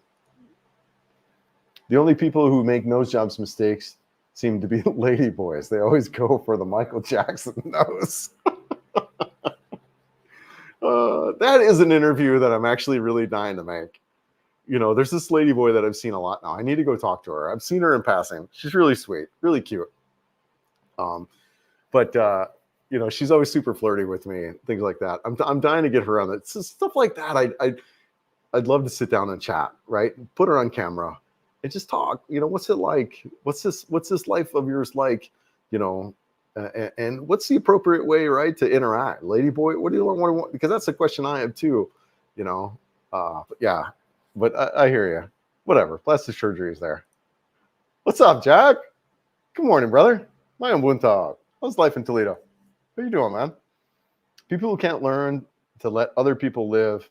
Hang-ups. Yep. Crab mentality. Yeah. No, we're all on the same planet together trying to figure it out. We are. No one's got the answers to all of it. We're all figuring out life. I need to wet my whistle. Jasmine, unfortunately, dark-skinned girls are underfed when young in province, affecting IQ and lack of money. Cut schooling. Okay. Yeah. There's some poverty here for sure, a lack of education, but sweet girls everywhere, sweet people everywhere, right? Sweet, innocent, kind, loving. Sometimes more so in the province than the cities, but not. Again, that's a generalization. You can find that everywhere. How safe is it ride during the rainy season? Well, Raider, number one, you want to look at your equipment, right? What are you riding? Are you riding a motorcycle or a scooter? And then what kind of tires you got on there? The thing I really like about having a full-size motorcycle is the fact that I could go up over a dog if I needed to. And I'm not wanting to run over a dog, right? But if I have a dog come out in front of me on a motorcycle, I can go kind of over that dog and not get myself freaking on the pavement. Now in a scooter, you go over that dog, you're probably going to end up on the pavement because you just don't have the wheels. But then also too, the type of tire that you have in wet condition, does it silica-based compound on there? Do you have a good tire that does that? So yeah, man, having the right tool and the right tires is key in that environment. And then just being aware, right? Like, trying not to ride the first 10 minutes after a rain, avoid the painted areas, that kind of stuff are really key for riding. For me, and a lot of it's the region that I live in. You want to look, let's bring up the map, man. Because this is really key that no one really talked about. You want to look at this regions here in the Philippines, and there is a big difference between average rainfall. When you look at this northern part, I'd say probably, Luzon and this whole region up here, you get a lot more rainfall than you do where I'm at in Cebu, in the southern part. And the reason being, you've got these storms. Let's go up, because you're going to see it on the map. Let's go out to windy.com. So you got these storms like right here, right? Here's a low pressure system. Look at all that, right? So here's the map that we're looking at. Here's Luzon. They're just getting, now this is a wind map. This isn't precipitation or rain, but you can see here from the wind, this is going to be pulling in a lot of moisture. So all this Luzon, all this area, man, they get so much more rain than we do in the Visayas region. Here we are at Cebu, right? Down here, just on the bottom edge of that. And that's typical path for these storms. They come in, they come in, and then they ride up north. There's a weather phenomenon. I don't know what it's called, but it's kind of unimportant, where storms will go away from the equator. So we're in the northern hemisphere. They're going to hit and they're going to ride north. And that's kind of what you got right there, right? So even if look at Davao, this whole southern region gets a lot less rainfall. Now, does it mean they're immune to some of these storms? Absolutely not. Just don't get as many, and therefore you don't get as much rain. I mean, look at all that rain that they're getting up there. I'm gonna be out riding my motorcycle. Sorry, Richard, but yeah, there you go. So yeah, safe in the rainy. And oops, shoot, I didn't add that to stage. My bad, guys. I apologize for that. So yeah, let's start that over again. I thought I'd pull that up. So when you look at the map here, so this is the windy.com, and you can see here how that's being blown through, and it's sucking moisture all through this northern peninsula. And the southern peninsula, you're just not going to get nearly as much rain. So sorry about that. I didn't realize I wasn't presenting that screen. There we go. Yeah, my bad, Jim. Oh, man. Well, wow. 4 hours. 4 hours. Where are we at? Just relaxing in bed and enjoying life in the province. Yeah, shout out to you, brother. Hope life was good in Toledo. Hey, how's your deal on the car? Are you I saw a post, you're selling your car. Are you looking to get a new car? What are you looking to pick up, man? What are you looking to get? Be careful. Lots of gold diggers, but not all. Well said, Rob. There are gold diggers, but not all. Agree. Wholeheartedly. Bill, Chris, have to ask a ladyboy what it's like. Right? What are we talking about? I don't know if we want to know even. Yeah, right?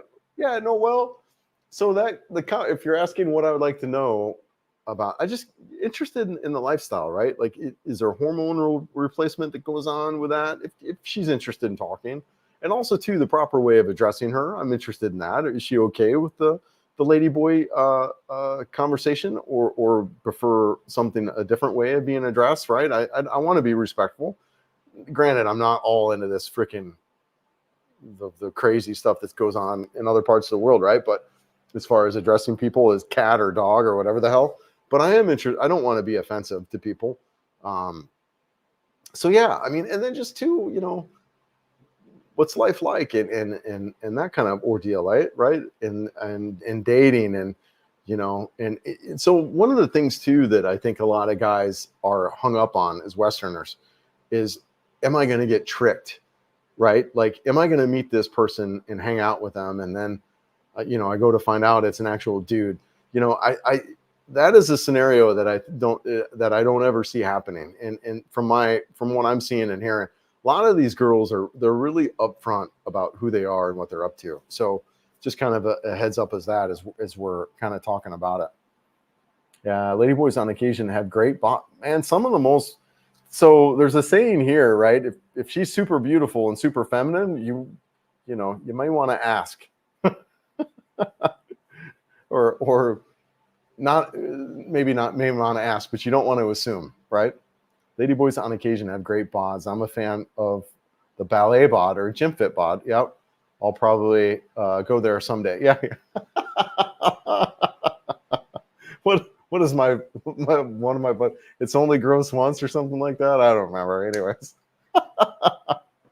Yeah, no, beautiful, right? Beautiful. It's very true, and they're super feminine. They sometimes try to overcompensate for their lack of femininity, so they can be sometimes over feminine.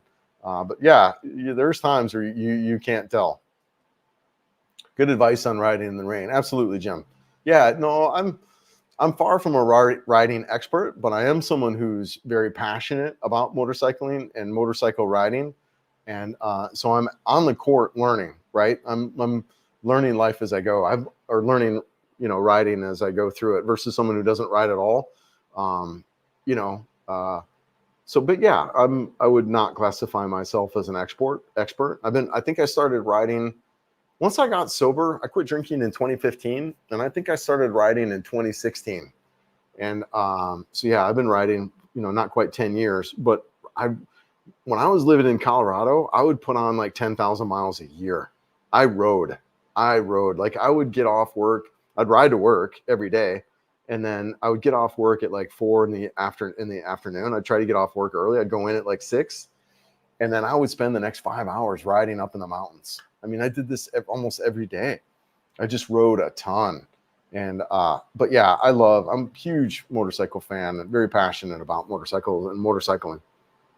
Did not see. Yeah, my bad, man. Yeah, my bad. Yeah, I thought I had it up, but I didn't. Right. I prefer 4 wheels, so I don't worry about rain or dogs. Now, motorcyclists and pedestrians are a different story. Yeah, no, it's true.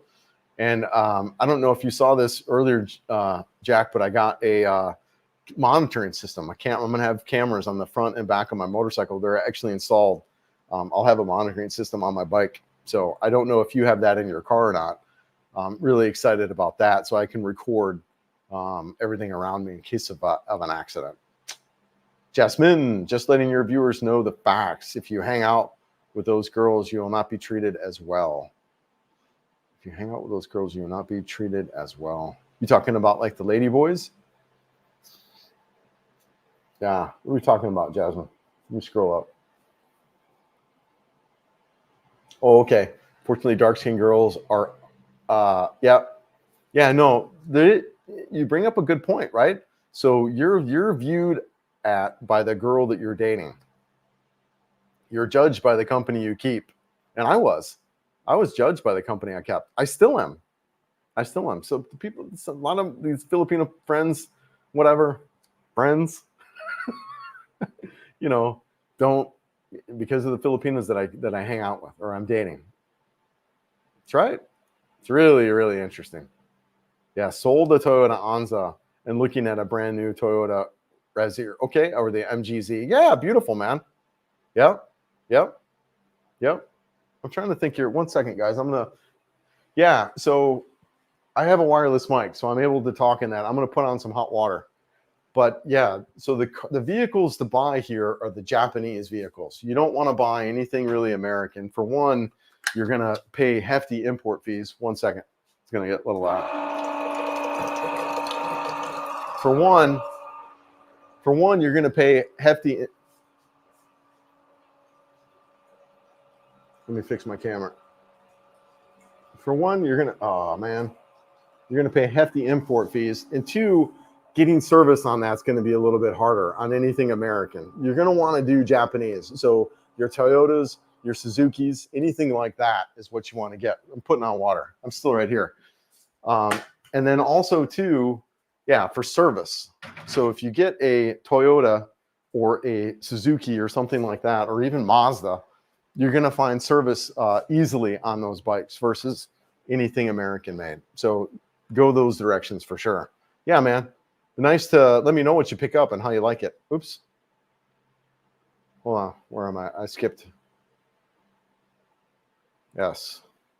Rob, I've subscribed to your good channel. Yeah, thank you, Rob. I appreciate it, brother. Thank you so much. Thanks for being here. Thanks for being a part of it. I do appreciate it. Richard Pinoys will look down on you when in Rome. Yep. It's yeah, exactly. No, they do. They have. Extremely judgy culture. The thing I love about it, though, well, I'm gonna walk and talk on this because there is a plus to this. There is a plus. Why they are an extremely judgy culture, they're not a confrontational culture, right? So they may judge you on the girlfriend that you're dating or the girl that you're with, but they ain't gonna say crap to you, which honestly, I'd rather much deal with that than the culture in Americans who are gonna throw it in your face, right? So while yes, it's an extremely judgy culture, you're not gonna know about it. Which to me, ignorance is bliss in a lot of ways, right? You know, whatever, man. They can say whatever they want about me behind my back. I don't care. They're not in my face, throwing it in my face, right? So that's kind of the mentality that I have around that deal. But you're so true. It's so right on. They're definitely going to judge you and give you a hard time about who you're dating. And then, you know, whatever, right? But to me, I don't really care, right? I don't really care kind of what people think. In a lot of ways. I mean, not in all contexts of it, but I'm not the kind of person that lives my life for other people. I'm not the kind of person who has that be a worry to the most part. Look, I think that's part human condition, though, in some ways, you know, to have those kind of thoughts and feelings about others as far as what other people perceive or think of you. It's hard to kind of get away from that fully. And I would think I would be not completely honest to say, like, I just don't care. That's not true. I mean, I do, but I also, I don't let it run my life, right? But they do. You're right on there, Jasmine. You're right on. Yeah, still going strong there. Yeah, still go. What do you mean on like the live? Yeah, 4 hours. Yeah, it's been fun. I got nothing going on. Why not, right? I mean, I'm riding out tomorrow to Lete, and a couple things to do with the mall and stuff. But I'm having fun with it. I was worried with liking Bod's Bob over face that I would make a mistake in Thailand and undressing a girl and find a pair of external ovaries, but it never happened. It was easy to tell. The other thing I think about that is I think the girls are really upfront about it. They're like, hey, just so you know, I'm a lady boy or I'm trans or whatever, right? I don't think, and now maybe in Thailand they're not, but I think here they're really open and upfront about it because I think it's dangerous from them. It really would be dangerous for them to kind of go that direction and, you know, and to not be honest or upfront about it. And to each their own, man, right? Like whatever you're into. Like I don't judge, you know, people who whatever, right? To each their own. What's up, Jim? How's it, Jim? Wait, do I know you? Yeah. Well, if I know you, what's up, Jim? Or if I don't know you, what's up, Jim? How's it going? Some of the larger scooter are over 200,000. That's a lot for a bike. I agree. It's a lot for a scooter. It's a lot for a scooter, especially when you can buy a full size motor. Like my Hunter 350 is 200,000. Speaking of which, if anyone wants to buy my Hunter, I'm going to be selling it. So if anyone wants it, let me know. I'll sell it to you. I don't know for how much. I'm thinking, so brand new, they're 200,000. I was thinking whatever. What's 30%? Hey, Siri.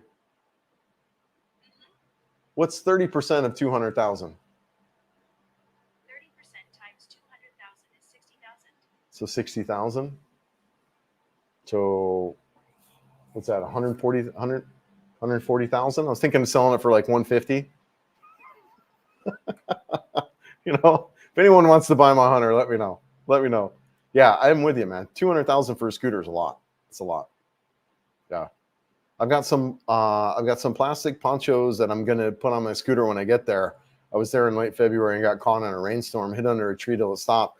Yeah, Bill, I've only been caught I think like one time, maybe once or twice in the rain. A lot of my gear, like I was talking about earlier, a lot of my gear is moisture wicking, where it can be removed. The moisture can be removed quickly. So, I mean, it's not like Colorado or in the West where you're talking about 50-degree and rain where you have to worry about hypothermia. Here it's 80 degrees in rain where, and you're traveling at slower speeds. So it's not like the rain hurts at all. So I just get wet and then just dry off. But yeah.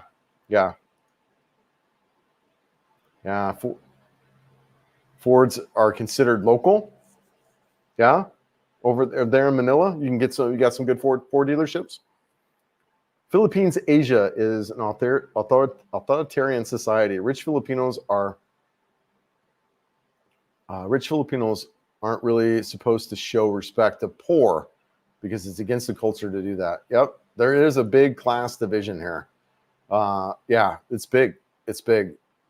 I think that the interesting thing around that it just makes it more obvious is there's a huge, like here there's a mostly a lower class culture, and in the United States, I understand the middle class is really shrinking and kind of going away, but there is really, if you look at the here and there is a big middle class in the United States, like the majority. So you have the majority of the population who are all the same. Here, the majority of the population are all lower class too. So, and here you kind of are thrown into that upper class culture.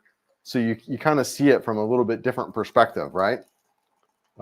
So like here, like I said, if you're in that upper class perspective, you can kind of see how it is because you're there, right? You're in it, and you can see how people relate to the other classes. Where in the United States, I just wasn't present to it. It's probably there too, but because I was in the middle class, I was in the most common class in the United States. I couldn't see outside of it, right? If that makes sense.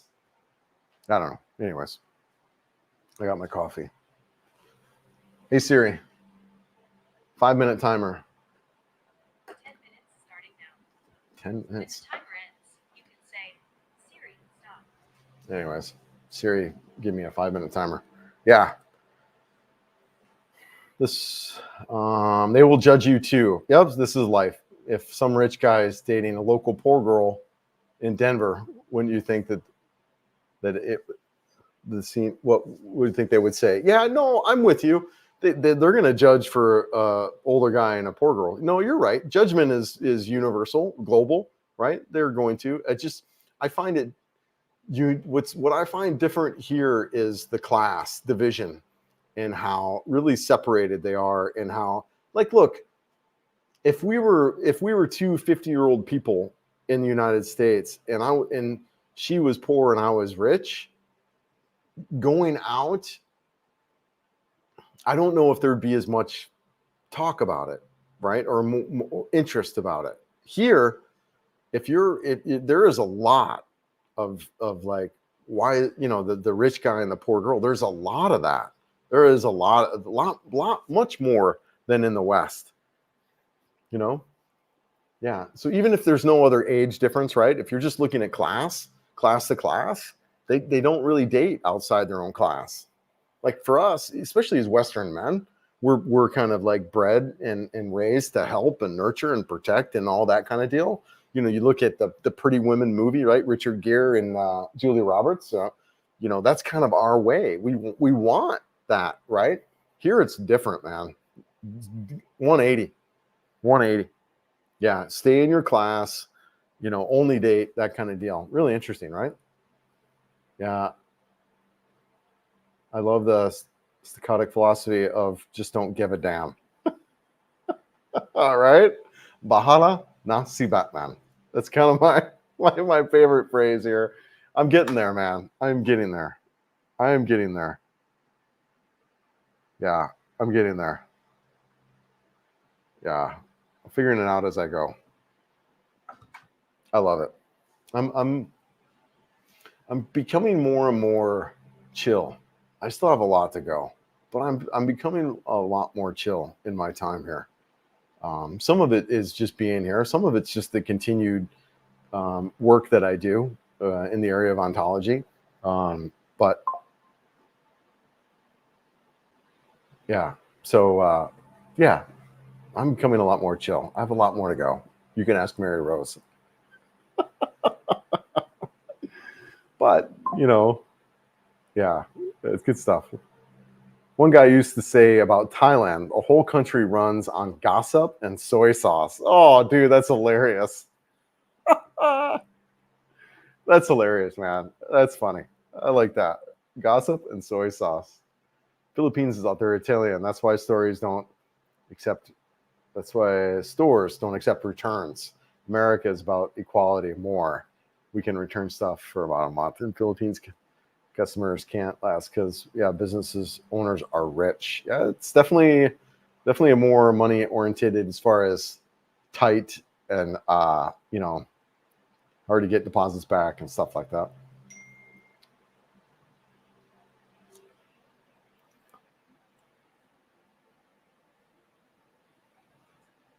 Yeah, but you're back. But behind your back, yep, no judgment saying, yep, no, you're right. But Jasmine, I don't mind that as much. But it will affect your behind your back. Yeah, I don't mind that as much, Jasmine. I really don't care what people say.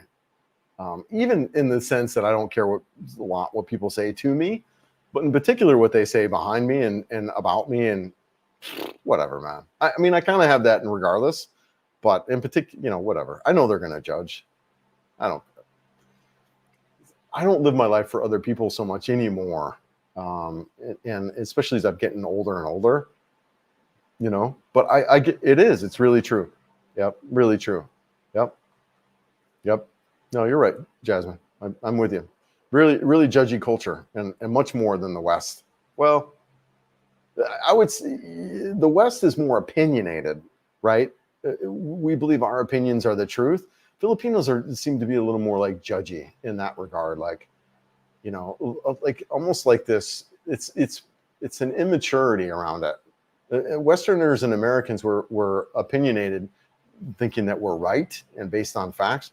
Filipinos are more judgy and that kind of deal based on kind of like what we're talking about, right? Really interesting to see it. Good, coffee's ready. Chris, I'm with you. Who cares what they think? Yeah, it's all about what you think. I'm with you. As long as they're friendly. That's the thing, like, right? The Filipinos, as long as they're friendly, I don't care. They can say whatever they want behind my back. Got my French press. Woo. They can say whatever they want. I don't care. As long as they're friendly. I don't. It's like, whatever. The American on the Westerner. Now that, on the other hand, they're going to tell your ass. They'll be right in your face about it, right? That's our culture. Yeah. We're going to let you know what we think. That's funny. Filipinos are they're less confrontational. Not even all. They won't confront. No, not at all. Jim, I've been subscribed to your YouTube channel. I'm planning a trip to Cebu for 2 years. Yeah, something's always in the way. Yeah, jury due in October. I hear you, brother. Yeah, come out when you can. Look me up. Be a part of the community group if you're not already. Come out when you can, man. I love it. I love it out here. If you're gonna come, so here's the thing that I talk a lot about people, and I actually did a video on this. Come out to Cebu and then do that trip over to Bohol. If you're coming as a tourist, that's a great way to experience the Philippines. Come here in Cebu, hang out for a little bit, get over your jet lag, tour around the mall, Ayala Mall, and both of them. Go out to SMC side, do some cool stuff. Go up to the top of Cebu, El Corso, do some stuff in Cebu, but then hop on a ferry and go over to Bohol, hang out in Panglao, do some crap over there. That's a perfect vacation in a lot of ways because you get to see what Cebu City's like. You get to experience that, but then you get to go out to some of these it's a beautiful, beautiful touristy island. Go out to White Beach, Alona Beach. I'm telling you, that video that I made, I even put in a place to stay. I can't remember the name of it. It's right freaking downtown. You're like 3 blocks away. It's 2,000 pesos a night. I didn't mention this in the video, but just outside the hotel, when you walk out the alleyway there's a tourist stop right there. And if you go there, you get some really good deals on tourist package. You can go see tarsiers, you can go see snakes and butterflies and all that crap too, the chocolate hills. So that would be, if I was coming out here on a 2-week vacation, it's exactly how I'd roll with it. Come here, spend some time, go roll with Bohol, and then, come back, What else? Yeah. Yeah. Good for you, Jim. Hope you make it out, brother. Yes. Yes. Yes. Shout out to Jack and Sheila. They put together some meetups. They're putting together weekly meetups for people. I'm not in town that often, or I split my time a lot. I just can't do it all. So yeah, shout out to Jack and Sheila for taking some initiative, getting community events set up for people to come up and get connected. Agree wholeheartedly. I think when you say stay in Asia, you have to take into account there being more than one race. Yes, like Thai. There are owners of Chinese Thai. Yep. And then the lower ocean Thai. Yeah. Okay. Yeah. I really don't have much experience at all with Thailand. I don't. I've not been out there yet. I will be out there at some point for sure. But I really don't have any experience with Thai. Tunnels are never calm ocean. The Chinese Thai consider Khmer of the country. The Phils have Papua New Guinea blood and Spanish. Yep. Okay. Yeah. Nice live. Thanks for taking the time. Yeah, I'll talk to you. Enjoy the live. Hit the like button. Yeah, no, thanks, Jim. I appreciate that, brother. And look, I get a lot out of this too. I do. I get so much out of this. This is fun for me. You kidding me? I love this. I love chatting with people. I love connecting. I love helping people out if I can. Because then I learn too. I'm learning, growing, developing with you guys. It's fabulous. So I appreciate it. I appreciate you guys being here and participating, being a part of it. Lack of economic opportunity leads to authoritarian and local prejudice to their own. Yeah. I have to go. Almost midnight here. Yeah. Take care, Jim. Sleep well, brother. Hope you make it out soon. Yeah, we can see people who don't belong in certain areas. Yes, BGC, Makati, etc. Sad but true. Yeah. Yeah. And honestly, Jasmine, one of the things I see around this particular conversation is people who do belong in BGC and Makati. And nothing wrong with this. Like, look, even in Cebu City could be categorized in a lot of that and that kind of thing. What I'm about ready to say is that, look, if you're a Westerner who's really used to Western amenities, those are areas you want to go to. BGC, Makati, Cebu City, especially within the business park and the IT park. But yeah, and then you can kind of start branching out as you get used to the culture and the communities here. But know that also too, when you're in those areas, that you are more exposed to some of this stuff, like we're talking about with the scammers and things like that, as they're there because that's where the bulk of the foreigners are. So yeah, good stuff. It's just like having a brand of bullshit that's charming. If that's working, we can get along. Yep. Yeah. Oh, no kidding, right? Jim, I believe I've seen all your videos. I've got a plan. Oh, nice, man. No, I appreciate it, dude. Oh, thank you. It's always fun to meet people who are fans, right? We want to meet people who are fans of ourselves, versus people who can't stand us. That's pretty, I think, understandable. But it's cool when I'll be chatting with people and they'll bring crap up and they're like, "All right, you've watched, you've watched, you know what's going on." And it's also fun too. I can see people in comments watching other people. It's like, all right, you've got a sense of what's happening. So no, but really, Jim, I appreciate it, and to you and really to others who have watched them, and just really thank you. I do appreciate it. Yeah, Jim. In the Philippines, you have so many different affordable lifestyle choices: big city, small city, town, beach life, and mountain life. So true. Yep. So true. So true. Yeah, lots of options. Big country, right? People don't really realize this. We'll add this to stage now. So you're talking about an area that is similar to Detroit, Michigan, to Daytona. This area is about that length. So when you think about the difference, the climate differences, the differences between Detroit and Daytona in the United States, it's massive. And that's the kind of different, that's what we're looking at there. That's a big area. Yeah, where are we at? Detroit, Daytona. I think it was a similar miles, right? Let's pull this up. Now you got me interested. Detroit, Michigan. Directions. Yeah, Daytona. Daytona Beach, Florida. Come on. It is 16 hours. Looks like just over 1,000 miles, right? And what do we got if we look at, I'm showing this stuff, right? Okay, good. Let's clear this out. Let's go to, let's clear that out. Now, let's go over the great Philippines here. And let's do that. Directions. And then let's go down to, let's even just say General Santos. Oh, come on. Kilometers to miles. Hey, Siri. 2,161 kilometers is how many miles? 2,161 Yeah. kilometers is 1,000, so longer. That's 1,300 miles.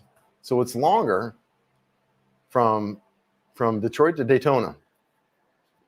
You know, that's so there. My point is that different areas, different ways, you know, different climates within a region, right? So you got some northern stuff which can be a little bit cooler, but you can find mountainous climates throughout the Philippines. So a big range in that difference, just like from Detroit to Daytona, you've got a range of differences that are out there, right? Yep. Yeah, no worries, man. Thanks for being here. Appreciate it. Salamat kayo. You're in Eastern North Carolina? Yeah, beautiful. I'm trying to think. I never lived, where's Charleston at? Is that in South Carolina? Anyways, I've got some family out in Charleston. I lived in Kentucky. I lived in Kentucky for a little bit. My son was born in Kentucky. Yeah, beautiful. Yeah, I'm a fan of that region. Gorgeous, right? Yeah, good for you, man. Hope you're good. Hope you're well. About the same size as California from north to south. Okay. Yeah. I like the Detroit to Daytona because it D to D. Yeah, thanks for the live. Yeah, no problem, man. Yeah, no problem. Steve, great info, Chris. Thanks for taking the time. What's the best way to meet up with a foreigner group in Cebu IT Park? I'm new here, and meeting friends will be important. Steve, I would say my community group is probably your best bet. Or it is a bet, right? It is a good way. Like Jack was talking about, J.O. Scott. There's a in my community group where they're doing meetups, I think twice a week. So you can meet some guys through the community that are coming out there. I can't get out there that often. I'm actually heading out of town tomorrow. I'll be back into town probably in a week or so, but then I'm heading back out again. So I'm actually kind of gone a lot out of Cebu. But if you're looking, my community group's a good option. Another option would be if you go to like the Isla Mall and the business park, I'm noticing isn't quite as vibrant as it was when I first got here too. Some of that might be the construction. But if you go to some like the Park Social, which is a restaurant / bar up in the Cebu Business Park, there'll be quite a few foreigners up there also.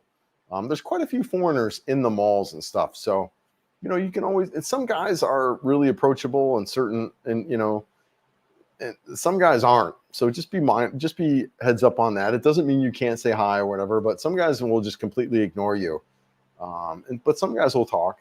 It's going to vary, but you can just, you could talk to people, and just say, hey, you're walking around. Hey, how's it going? I know a guy, that's what he does. He says hi to everybody, and some guys say hi back and some people don't. And, that could be a window to talk to them and, kind of get more out. But I would say my community group is a really good way to meet people in IT Park, because that's kind of, we're doing meetups twice a week. Yeah. Mark in Balambon, Cebu. Okay. Yeah. Okay. Yeah. Mark is from another guy out there is from North Carolina. Yep. Jasmine, if a girl approaches you, it's a red flag. She's hunting you. If a girl is sitting there on her phone by herself,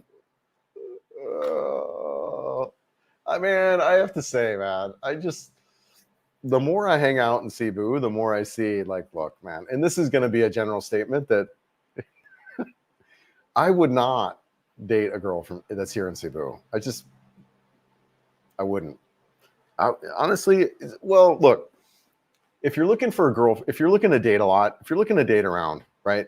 Cebu is fine for that. Manila's fine for that, right? If you're looking for like a girlfriend or wife, I would get out of the city. I really would. But you don't have to go far. It's not like you have to go to a completely different island. But I would get out of the city and definitely out of the business park and out of the IT park, without a doubt. In particular, the business park. And the reason I say that is because in IT park, you've got a lot more girls who are there working, who are not there to meet you. In the business park, you've got girls that are hunting you, you know? So I would be just really, really careful about exactly what you're saying. Any girl that's there meeting you, really any girl that's in the business park or the IT park in those areas. How many foreigners have you dated in the past year? 10? You only date foreigners? You know, that kind of deal, right? It just really, yeah, man. No, or whatever, man. If you want to date around, then, you know, those are great then, right? It just depends on what you're looking for. If you're looking to, you know, when you go back to all my girls are scammers and that kind of stuff, it's because of that type of stuff right there. You know what I'm saying? You're hanging out in the wrong spots. You're meeting girls that only approach you. You're meeting them in bars. You're meeting them on dating sites. Yep. I also live in Paducah, Kentucky. Yeah, very briefly. Is that, you mean Paducah? Is that what that is? Yeah, I lived in Richmond and Berea for a while. My son was born in Richmond. So yeah, early 90s. Yeah, man. One of my lifelong friends, shout out to you, Sean. He's from that area. So, you know, what was I, 19 or 20 years old? He's like, hey man, I'm going up to Kentucky. You want to come? I'm like, yeah, let's go. So I just packed up and left and, you know, got a job and moved up to Kentucky. And I was living in Florida at the time, waiting tables, you know, so crazy wildlife. And that's kind of what's fun about what I'm doing right now. It kind of reminds me of that wildlife. Yeah, pick up and go to the Philippines, you know. But yeah, I lived in Kentucky for a while. I did like it out there. He's still out there. He's got some land, built a cabin and all that stuff. I think he's a nurse now. Yeah. So yeah, good for you, Jim. Good for you. So the hunted is becoming the hunters. Yeah, that's true, man. It's very true. It's really interesting to see. The Cebu is very, I would say it's similar to Western, where, you know, the dating just it's whatever, man. I don't think is as good, especially when you look at what you could do if you just get out a little bit. As far as meeting a wife or a girlfriend, yeah. All right, Chris. Thanks for the live chat. Worked out well. We're calling it a night. Yeah, sleep well there, man. It's getting late. Hey Siri. Hey Siri. What time is it in Denver, Colorado? Yeah, 10 o'clock. Yeah, it's getting late in the West. Oops, hold on. Sorry. My first trip to Cebu will most likely get an Airbnb in IT Park. Yeah, great. Jim, that 38th Plaza, I think there's some Airbnbs out there. Brand new construction, inexpensive. I know a couple guys have stayed out there. Highly recommend it. Most of the ladies in Cebu are from outlying islands, so not so nice place. Yeah. No, so Jasmine, a lot of the girls that come in here, you're absolutely here for work and stuff. So yeah, most people come to Cebu. It is kind of one of the big cities that everyone kind of comes to in this particular region from all over, from Leyte and from you know, Negros, and they come to Cebu for work or for whatever reason. All right, I've been at it for 4.5 hours. I think I'm gonna end it. I actually got some stuff to do today. I think I'm going to shoot a video kind of riding down through town, and I got a couple things to do for to get ready for my trip tomorrow because I leave early in the morning. So, man, I just really appreciate you guys being here. I appreciate the conversation. You know, I do. I just thank you. Thank you guys so much. Yeah, I'm going to get some lunch. I'm going to get some food. We'll see you guys on the next one. Salamat kayo. Amping.